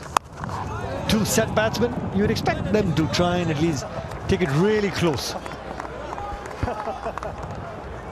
Yeah, a lot of teams are happy with 60 or 50 off the last 5. He's ready to go. Boom, boom.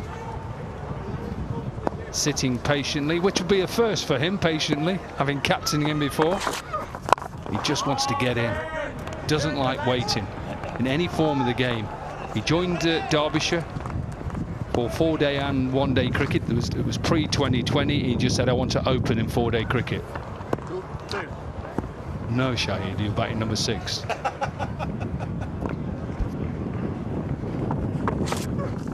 You tell him, skipper. Coming back for a second. Yeah, he's fine. And at the time, I think I was batting 6, and he didn't want to bat behind me. So, okay, yeah, you're better than me. You go on.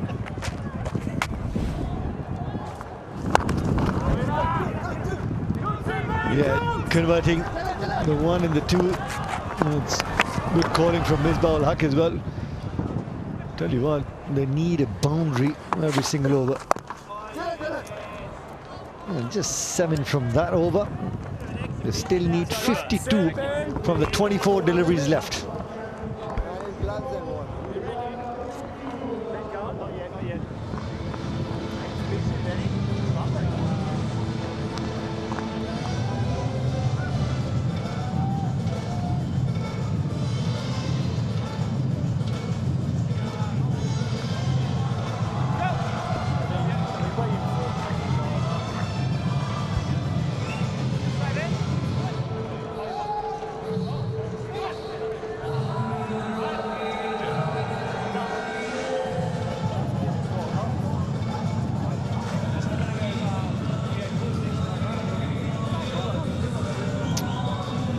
friends and families and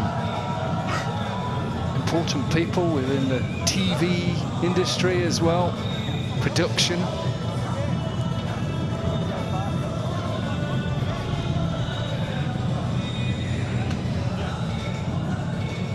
Saw India won a little bit earlier. Are we going to see Pakistan win their opening game?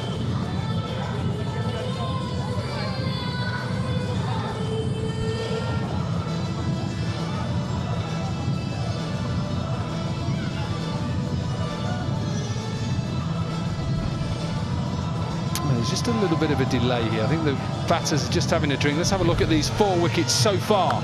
Brett Lee with the first. Cameron Akmal, and it was Sharjeel who just picked out Ben Cutting in the deep. Maksud, who was in form at the time, just hit it straight back up in the air. Nathan Coulter-Nile caught and bowled. And then Shoaib Malik. And this was a good catch because the sun was in Ben Cutting's eyes. Got himself in a good position, so that was the 4 wickets so far. Happy captain, I think, at the moment, Brett Lee. 52 from 24, an important over right now.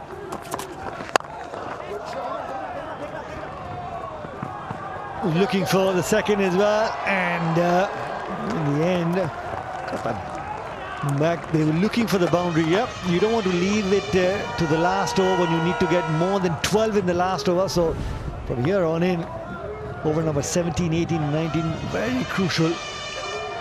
And there comes the outstretched hands. Saves 2. Yeah, Ben Lachlan just about saved it, didn't he? Just taking pace off Dan Christian. But it is Yunus Khan who has decided now is the time, maximum. And all of a sudden now a bit of pressure on the Aussie bowlers. Using those long arms, getting the ball, the reach coming in handy for Yunus Khan. The slow ball had enough time on the middle of the bat and got the boundary. The big hit that was needed for the Pakistan champion just to get the scoreboard ticking a little quicker. Yeah, better length, but look, perfect Yorker, inside edge, beats the keeper. 150 up, 12 from the first 3 deliveries. Like you said, Dominic, they were looking for this over to go big. That is really unfortunate for Dan Christian. Perfect Yorker. Got in the block hole, the inside edge, working in favour of it.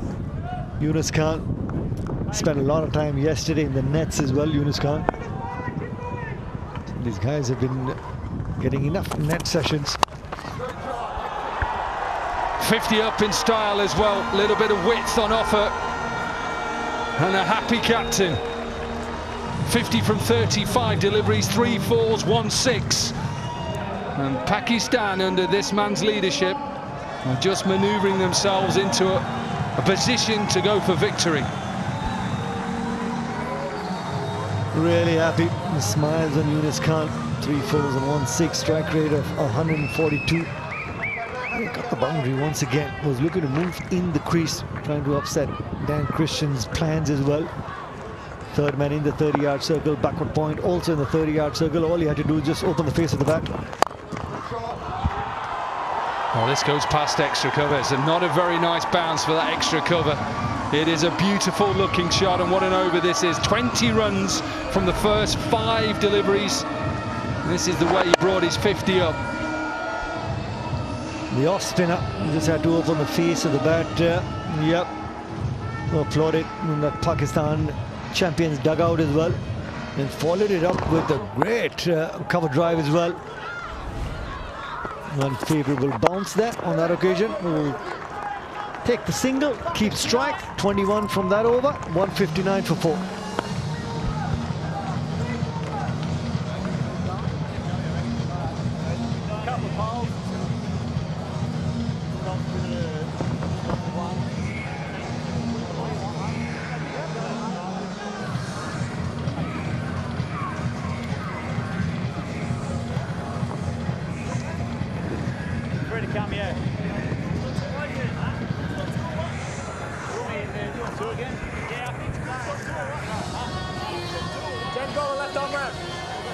Biggest over of the innings so far. 21 from that 17th over. 31 from 18. Australia need a good over right now. Brett Lee had a few combinations to look at and say, who is going to bowl this 18th over?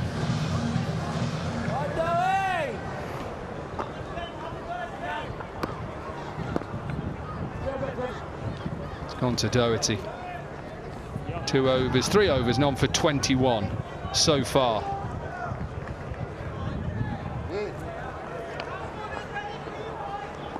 So pressure on the left arm Aussie spinner. There goes Yunus Khan, looked to manipulate him. He's looking for 2. Dan Christian, no, still okay, still agile enough, decent arm. He loves playing that sweep shot. Yunus Khan, his partnership of 81 of 52 deliveries.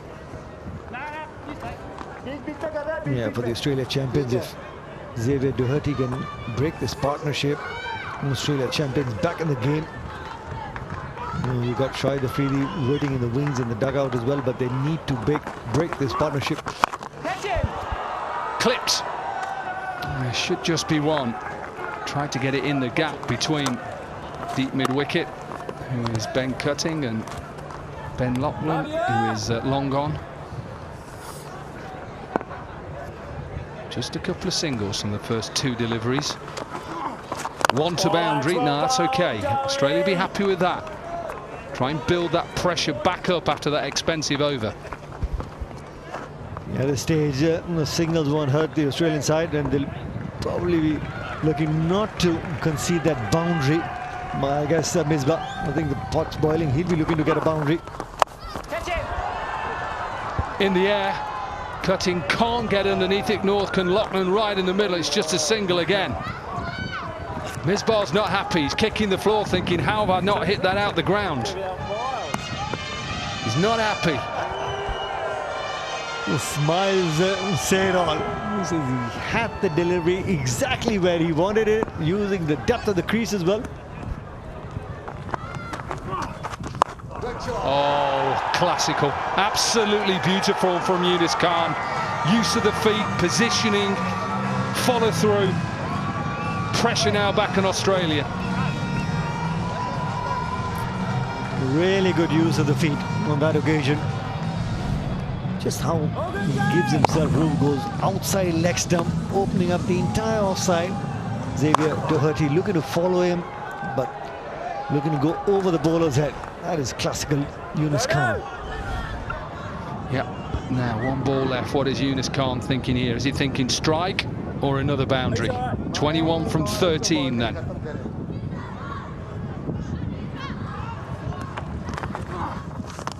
Sweep now. Is it in line? It is in line. Giving out.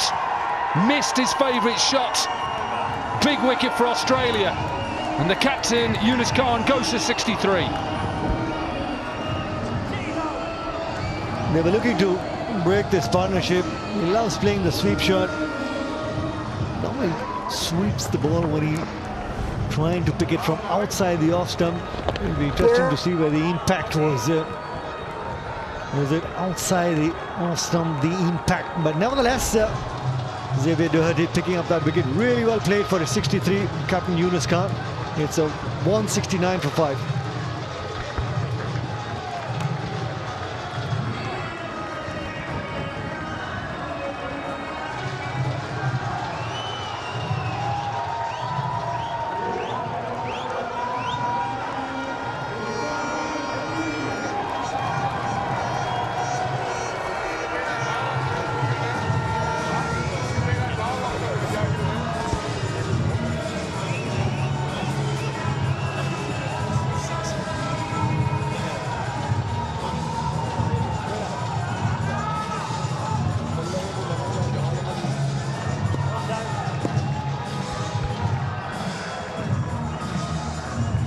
Crowd are in, enjoying a couple of games.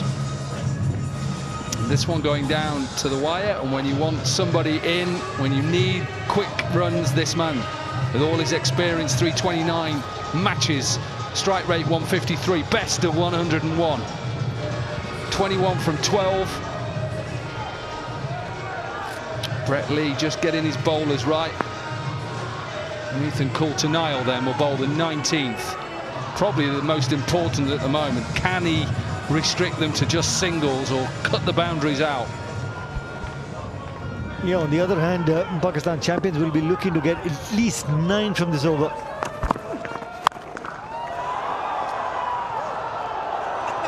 What a piece of fielding that is by Aaron Finch. Serious fielding, because he's hit this really hard at him. I'm sure they'll just have to check it. Watch the bounce. Misbah-ul-Haq smashes it. Oh, it's so good. It is really good. That's really well fielded. That ball was certainly travelling. Literally just pushed Aaron Finch away as well. But in time, swung the ball back in. Now this is going to be interesting. Boom, boom, Afridi. Don't worry about Boom Boom. He's done this every time, wherever he goes. Pressure, that's what he says. What pressure? First ball, just clip it for a boundary. Now then, 16 from 10. Use the angle really well, Shahid Afridi. Just helping it on its way down the leg side with the fine leg fielder in the 30-yard circle. Really nicely picked up by Shahid Afridi.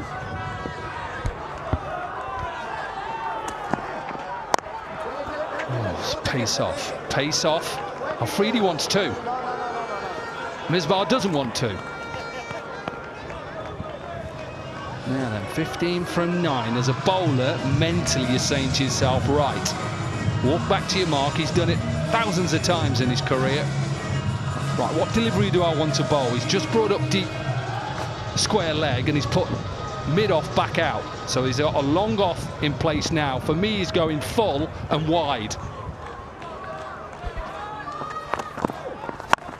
Full and wide, but right in the slot. In the slot and maximum.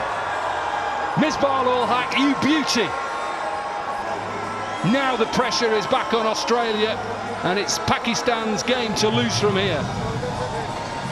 Well, there's a reason why he didn't take that second run. He said he wanted to keep strike as well. Read the strategy of Nathan Coulter-Nile like a book. The slower ball, just shuffling on the offside, beautifully struck by Misbah-ul-Haq. Push comes to shove. All these guys, the big boys, find the middle of the bat. Oh, it's just in the slot, wasn't it? I know it was a slower ball, but it was right in the slot. Into position again, full toss. I'm sure they'll have to check probably the height. Misbah's having a look at Gareth Cross. He's staring at Gareth Cross. Surely that is. I think it's just on its way down because it's a slower delivery, but let's have a look at the replay. Is it above waist height? It's close. It's close, Nikhil. What are you saying? And just the trajectory, you feel that the ball's dipping. But if Misbah-ul-Haq is standing tall in his crease, it's got to be above waist height. James Middlebrook is the third umpire, and he's decided it's okay. Now then, 8 from 7. Afridi, there's only one way this man wants to finish. He wants to finish boundary, boundary.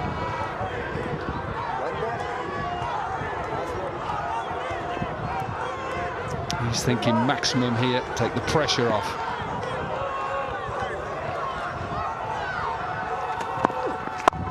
Decent delivery. Afridi will take strike. So 19 overs done. Pakistan needs 7 off 6 balls. It's 183 for 5.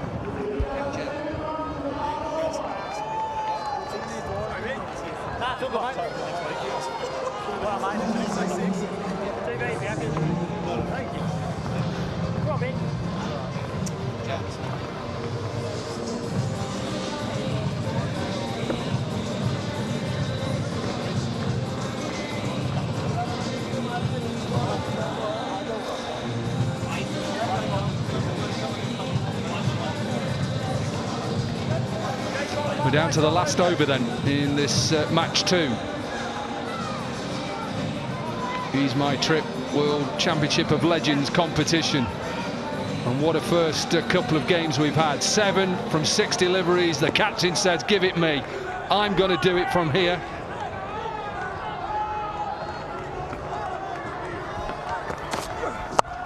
Good start. Now, can they push for 2? No. 6 from 5. No super over in this game. It's a bowl out. 5 bowlers, 1 ball each. You remember the game India-Pakistan? Absolutely. Every time I turn on social media, he's played out.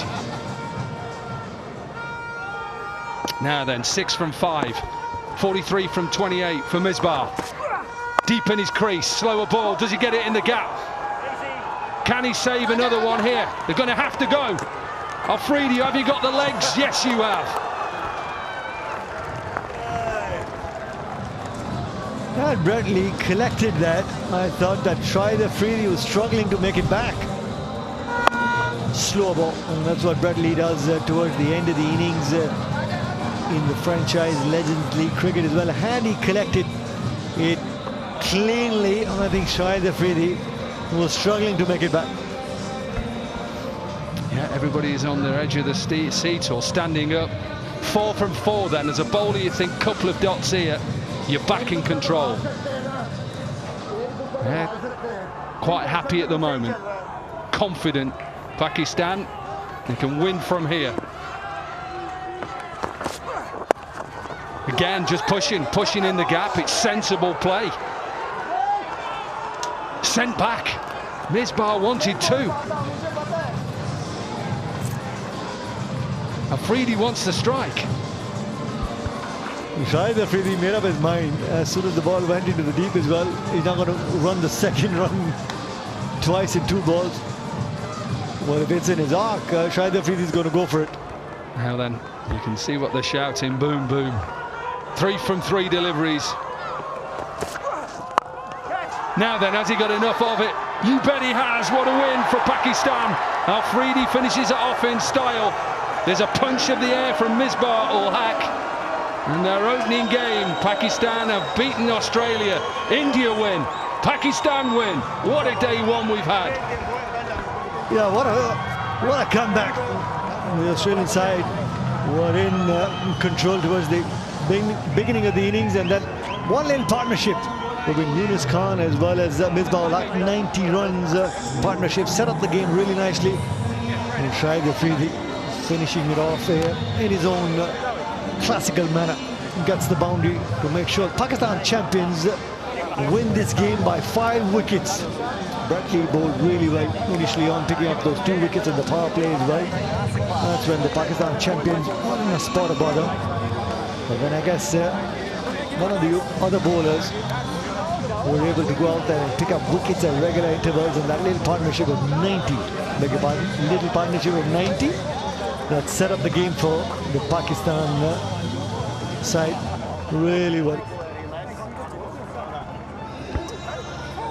Yeah, and just remember that both sides are changing at the other end of the ground here, so the sides will go off to the other side of the ground. A happy former couple of captains in Misbah-ul-Haq and Shahid Afridi.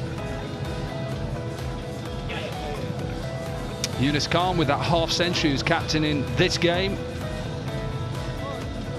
Some good performances from Pakistan. For Australia, well, they may think, should they have got more than 187? The position they found themselves in with that man, Aaron Finch, and that half-century, Ben Dunk.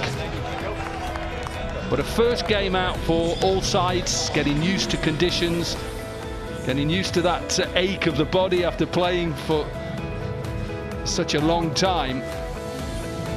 And they'll all have to dust themselves down very quickly because the games come thick and fast.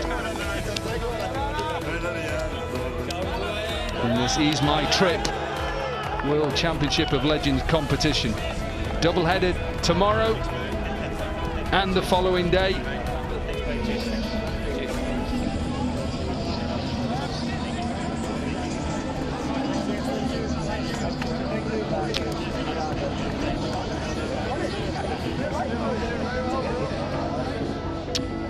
So remember, the Pakistan champions were set 190 to win this game. Sharjeel started well. Karim Akmal went early on. Maqsood looked good for his 21 from 11. So did Shoaib Malik. But it was that partnership between Misbah-ul-Haq and Yunus Khan. 63 for Yunus, 46 for Misbah. And you'll just see there that 90 from 57. That's exactly why the champions, Pakistan champions, got themselves over the line with a couple of balls to spare. Great little partnership there, Misbah and Yunus. And for Bradley, started off proceedings really well in his first burst in the first 2 overs, picking up those 2 wickets as well in the power play. Then Nathan Coulter-Nile also chipping in with those 2 wickets, 28 for 2, and Xavier Doherty 1 for 31. We're looking to defend 189. Pakistan champions win by 5 wickets. Finch had a good day. 68 of 40 odd deliveries. Dunk 27. Ferguson also 26 not out, but chasing 190. Yunus outstanding 63. Misbah 46 not out. Well, we've had a great first day here in Edgbaston. We're going to take a quick break, and on the other side will be the post-match presentation with Simon Dool.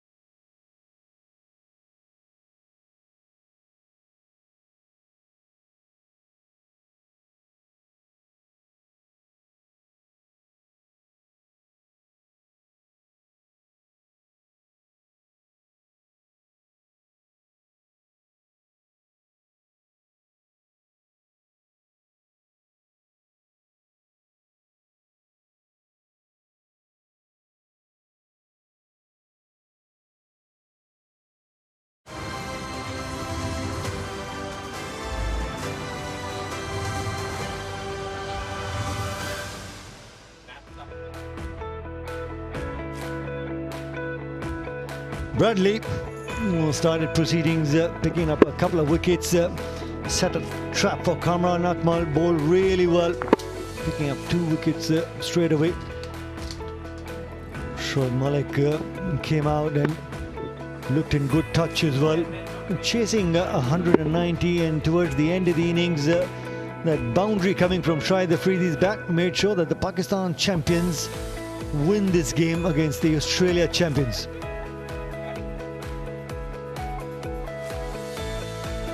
chasing 190. Sharjeel gone 17. Set up the game nicely with a little partnership with Maqsood. Maqsood getting 21. What a start. Not able to convert. And Shoaib Malik 23. But Yunus Khan, skipper, leading from the front, getting 63. And Misbah-ul-Haq finishing proceedings 46. Not out for his effort. Yunus Khan looked really good. Playing his favorite shots against the left arm spinners. Vintage Yunus Khan, always looking to move in the crease as well. Looking to be a step ahead of the bowlers. Played really well for 63 at a time when the side needed it the most. Bradley picking up those 2 wickets. Nathan Coulter also contributing with those 2 wickets. David Doherty, the only left-arm spinner in the Australian champions bowling lineup, picking up that 1 wicket as well.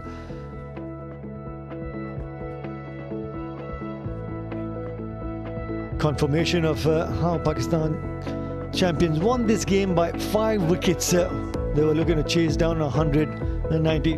Shoaib Malik picking up 2 wickets. Afridi picked up 2 wickets as well. Saeed Ajmal Wahab, wicket apiece. And then chasing down 190. Yunus Khan 63 from 41 deliveries. Misbah-ul-Haq 46 not out. Shoaib Malik 23 from 17 deliveries. Shahid Afridi picked up 2 wickets in that 1 over. He was on that hat-trick as well. Nathan Coulter was beaten in the air, going to a delivery that he should have been looking to play forward. And Tim Paine missed the very first delivery. It was the googly. Didn't pick it coming out of the hand, Tim Paine. Aaron Finch looked really good for his half century.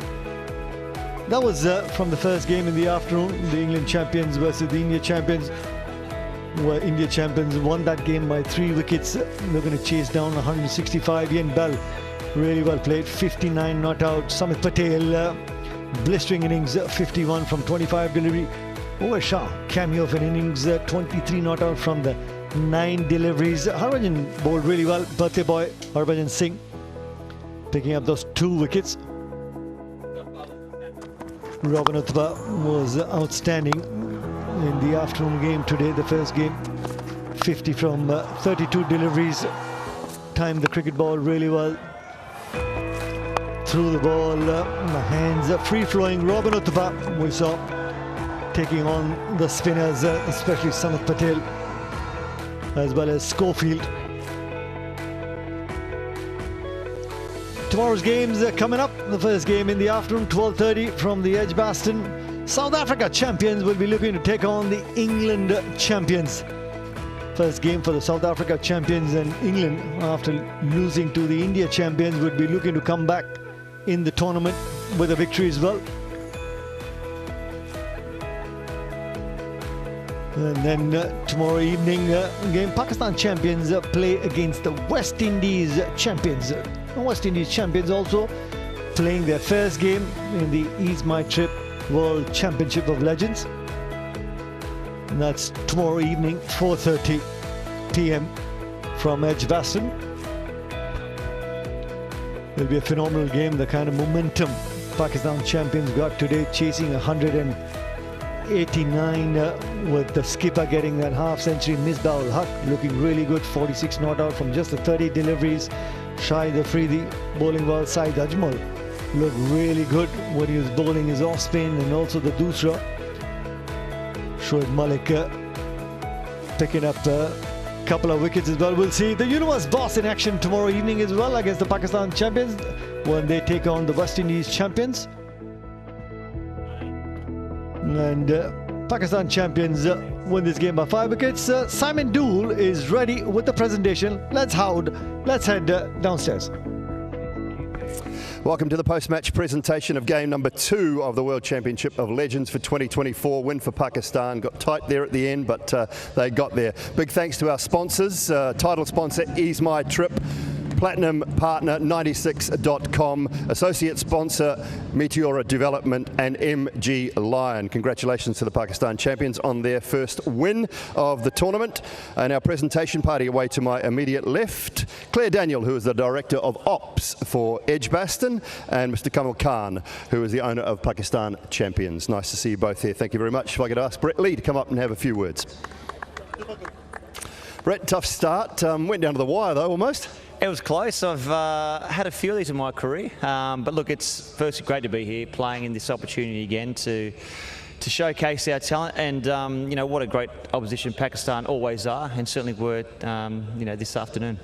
But late arriving, I think it was just yesterday for some of your guys. So you think you'll be better for the run? Definitely. Look, we obviously tried our hardest. I thought the guys did well to get to that 189 mark, and I thought with our bowling, we bowled very, very well in patches. There's a couple of overs there where we missed out, but look, that's T20 cricket. We can learn a lot from today. I was very proud of the way the guys played, and definitely be better for this run. Sharing a change room with these guys again, how nice is it for you? Look, it's lovely. You know, we've got World Cup winners. We've got guys that are just freshly out of the game. So there's a wealth of experience. But, you know, I'd sort of never thought we'd be back here at Edgbaston at 47 playing cricket again. So it's an absolute honour. Looks like it's coming out okay too, mate. Good luck in the next one, eh? Thanks for your time. See how I feel. Brett Lee there, the Australian captain. Right, time for our first award. We'll be presented by Claire Daniel. It is the meaty sweet moment of the match, and it goes to Shahid Afridi for his back-to-back wickets. Ben Cutting and Tim Payne, those back-to-back wickets, which got Pakistan right back into the frame through the middle. Nice to see you again, Shahid. Well done. I'm not going to talk to you. No, it's fine. We'll get you at some stage through the tournament, my man. And now time for our Player of the Match award. Also is the skipper of the Pakistan side, Kamil Khan, will present the trophy, the Ease My Trip Player of the Match check of $500 US to Yunus Khan. Brilliant innings of 63 from 41 for the Pakistan champions captain. Yunus, I do need to talk to you. How does that one feel, my man? We have to talk, you know, because the body is like, you know, nowhere at the moment. But it was good, you know. They were score a good score on the board. But we know that if we have that partnership in between somehow, so we will manage that score. How much practice have you been doing? And tell me how you felt in the middle out there again. Not much, actually, seriously, because we were busy at TV for World Cup and just finish and travel here. So there was not much practice, but the spirit is very high because what's happened in last World Cup. So the spirit is like that we have to win for our country. So it was like that. On a personal note, your innings, how did it feel being back out in the middle? And were there any butterflies or any nerves? It was actually, you know, after such a long time when you play competitive cricket like that, and my old buddies are here, and especially, you know, the way Australian bowl and field, it was amazing. But we will know that if that somehow we can manage that partnership, we will be able to chase these runs. Felt like I was watching the mid-2000s with you and Misbah out there together again. How nice was that? Oh, amazing. Misbah, you know that he's a team man, and always he's there whenever team needs, and it's the winning, it is like a dream come for us, because, you know, finishing the tournament like that, it is amazing. All right, brilliantly played today. Congratulations on your first win. Thank you for your support all. Thank you. Brilliant. Thanks, buddy. Thanks, Yunus Khan really happy. And double header day tomorrow. South Africa champions taking on the England champions tomorrow, 12:30. The first game tomorrow afternoon, live from Edgbaston, Birmingham. And then in the evening, Pakistan champions will be taking on the West Indies champions. Where you'll see the Universe Boss also in action. That's the evening game, 4:30 p.m. Goodbye from all of us, and later on there will be Mandira Bedi on the other side of the short little break.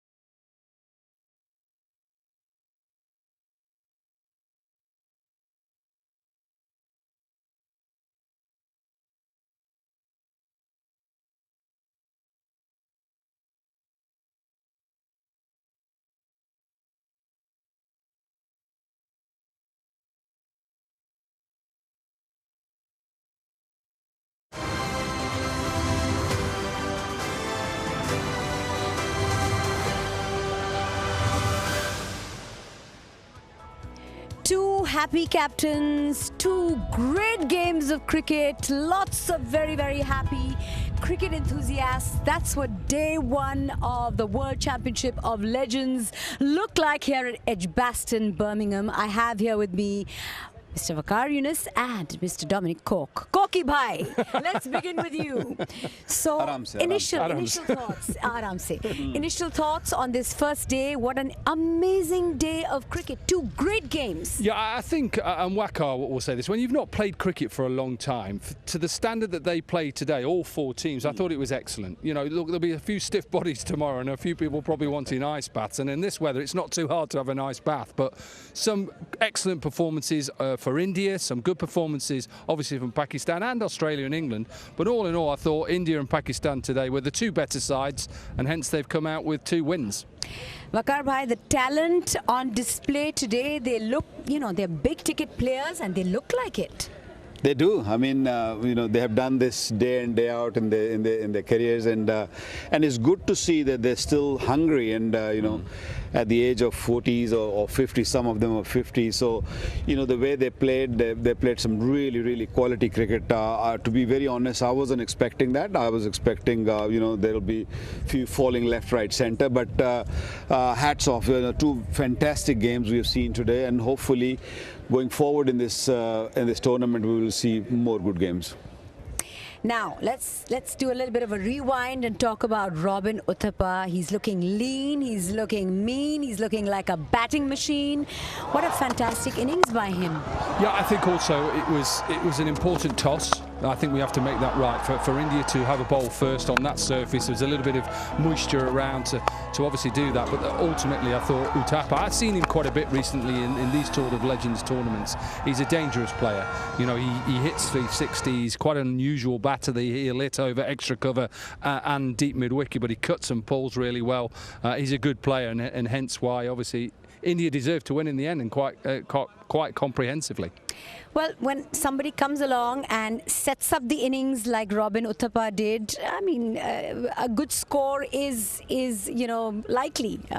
Look, first of all, I don't think India should have allowed England to get to that sort of total. Excellent knock by Bell, and you know, that was a fantastic knock. Good partnerships, and they managed to get a decent total on the board. And then India were a little bit worried when they started, but you know, that sort of opening partnership and that sort of player up front, you know, you always have hope. You always know that if he gets going, we'll win the game quite easily. Uthappa was outstanding today, and he looks like that he's still playing international cricket. You know, the way he played, he's moving really well, and he was good in the field also. So, I mean, 2 fantastic games. Once again, I'll say that. Like Kevin Peterson, even in the post-match presentation, talked about how he missed, you know, there were a few missed chances, there were a few missed catches and missed fields, and like they say, catches win matches. Can we take a look at the missed chances from England? Well, absolutely. When you look at England, they'll look back on this performance and think, okay, how can we get better? Look, you know, some of these players, like I say, haven't played for a long time. There was a couple of chances for run-outs early on, and then we saw catches being put down. And then, like you say, if you're not going to take those opportunities, then the better side will go on and win it. But ultimately, like I say, India deserved to win. Well, when you're coming back to international cricket, when you're coming back onto the field after a long time, the one thing that you can, you know, sort of you get caught out on or you get exposed on a little bit is the fielding. Waqar? Yeah, and start of the tournament, it was a cold day, and you know, couple of catches, and it cost them game, actually, to be very honest, to England. And you know, if those catches were taken, things might have been totally different. But that's the way game goes, and as Kevin said in his interview, that we have to fix that. And I think it is crucial. It is important. This pitch is getting better and better. It was a little tacky in the early part, but it's gone really good, and I think we'll probably be seeing some high-scoring matches moving forward. Before we move to match 2, just a very quick one on, we talked about impact players this morning. There was one impact player that really did make an impact out of all the 4 impact players that came out today, and that was Gurkirat Maan. He played a beautiful little cameo for the 5th wicket with Irfan Pathan. It was. Yeah. He's a good player, and I think, and you look at some of these quality players that are either still playing or just slightly come out of cricket. He finds it easy to actually go out there. I think a lot of batters on that pitch, and we call it a hybrid pitch, so it's like an artificial pitch in a way, and some batters just found it hard because of the bounce, because of a little bit of spin. He didn't, so he just took the pressure off that run chase. Like we say, at the end of the day, Wacko's spot on. They shouldn't have allowed England to get to that total, and then eventually they needed something, the excellence from obviously Rodman Uthappa, and then obviously Gurkirat Maan with that little cameo as you talked about, and that's what you need in 2020. You've just got to have a couple of your players perform throughout the day. Game's done. Now let's move to match number 2, where the 2 openers, the 2 Australian openers, really capitalized on the power play, and what a start!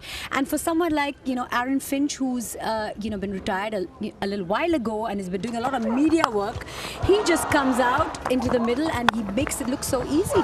Well, what an innings! Well, he played well, and you watch him more in Australia than I do. Finch is an exciting player, and difficult to bowl to, isn't he? He's not easy to bowl. Either you get him early when he walks in, because he's a little vulnerable with the ball coming back in. But once he gets the pace of the surface, then he knows how to get out of it and how to put bowlers under pressure. And he did exactly the same today. He was coming out of his crease, he was toying with the bowlers, he knew exactly what the bowlers thinking, and playing those cut shots and pull shot on him, he was outstanding. He was doing commentary with you at the World Cup. Was he carrying his kit with him? I don't know about that, but I mean, coming straight from US and coming and performing like this without having any nets, I guess the pressure is off. This is not like playing for. It's not an international national cricket, so the pressure was off and he was free. It was, mentally he was free, and he played the way he wanted to, and the timing was just amazing. The way he timed a couple of those back foot punch drives, and he was wonderful to see. And I think moving forward he's going to get better and better. Now, the other person who was wonderful to see and in absolutely sublime form was the guy who played the captain's knock, Yunus Khan. Yeah. Oh, he's 63 off 41. Very beautiful. Nice to see him back in action. Yeah, he played his own ways, and some might say, or even myself also will say, T20 cricket nowadays is he suitable for that? But he finds ways to win games, and that's what he did. He was. We were all really criticizing in a way, talking about him. What is he doing? He's just nudging the ball left, right, and just running hard. But he backed himself, and when the time came, he was really severe. He was punishing the bowlers. He was coming out of his crease. He was a different breed then. And what a beautiful partnership Yunus and Misbah had together. I agree with what Waqar was saying. Sometimes you think, is he this sort of cricketer who would be still playing T20, but it's about judging that run chase, and he judged it perfectly. Him and Misbah at times, they were happy just to take singles here, 1s and 2s then, and then when they needed a big over, they took Dan Christian down. He hit him towards the shorter side, on the leg side, and then Misbah with that giant 6 down to long on. So they actually judged it perfectly. I still think Australia should have got 200. And I said this to Aaron Finch when I spoke to him. I said, should you have got 200? He said, no, happy with 189, mate, which is a typical Australian way of saying we're happy.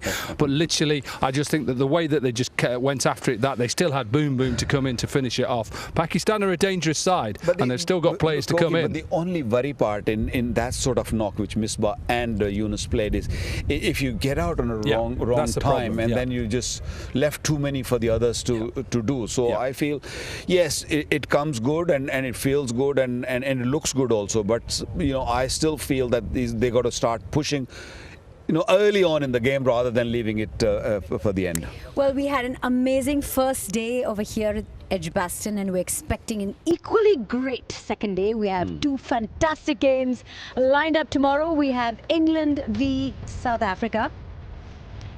First game tomorrow. And the second game tomorrow is the West Indies taking on Pakistan, I think. Pakistan. That's Yeah. right. Pakistan, West Indies. Okay, how about a quick, thought on the games tomorrow? Games tomorrow. England will win the first game tomorrow. I think that's Pakistan, of course, win and the second one. Pakistan win the second one. Yeah, so simple. perfect. So 2 for 2 for Pakistan, 1 for 2 for England. Can't wait. Wakar, a quick word.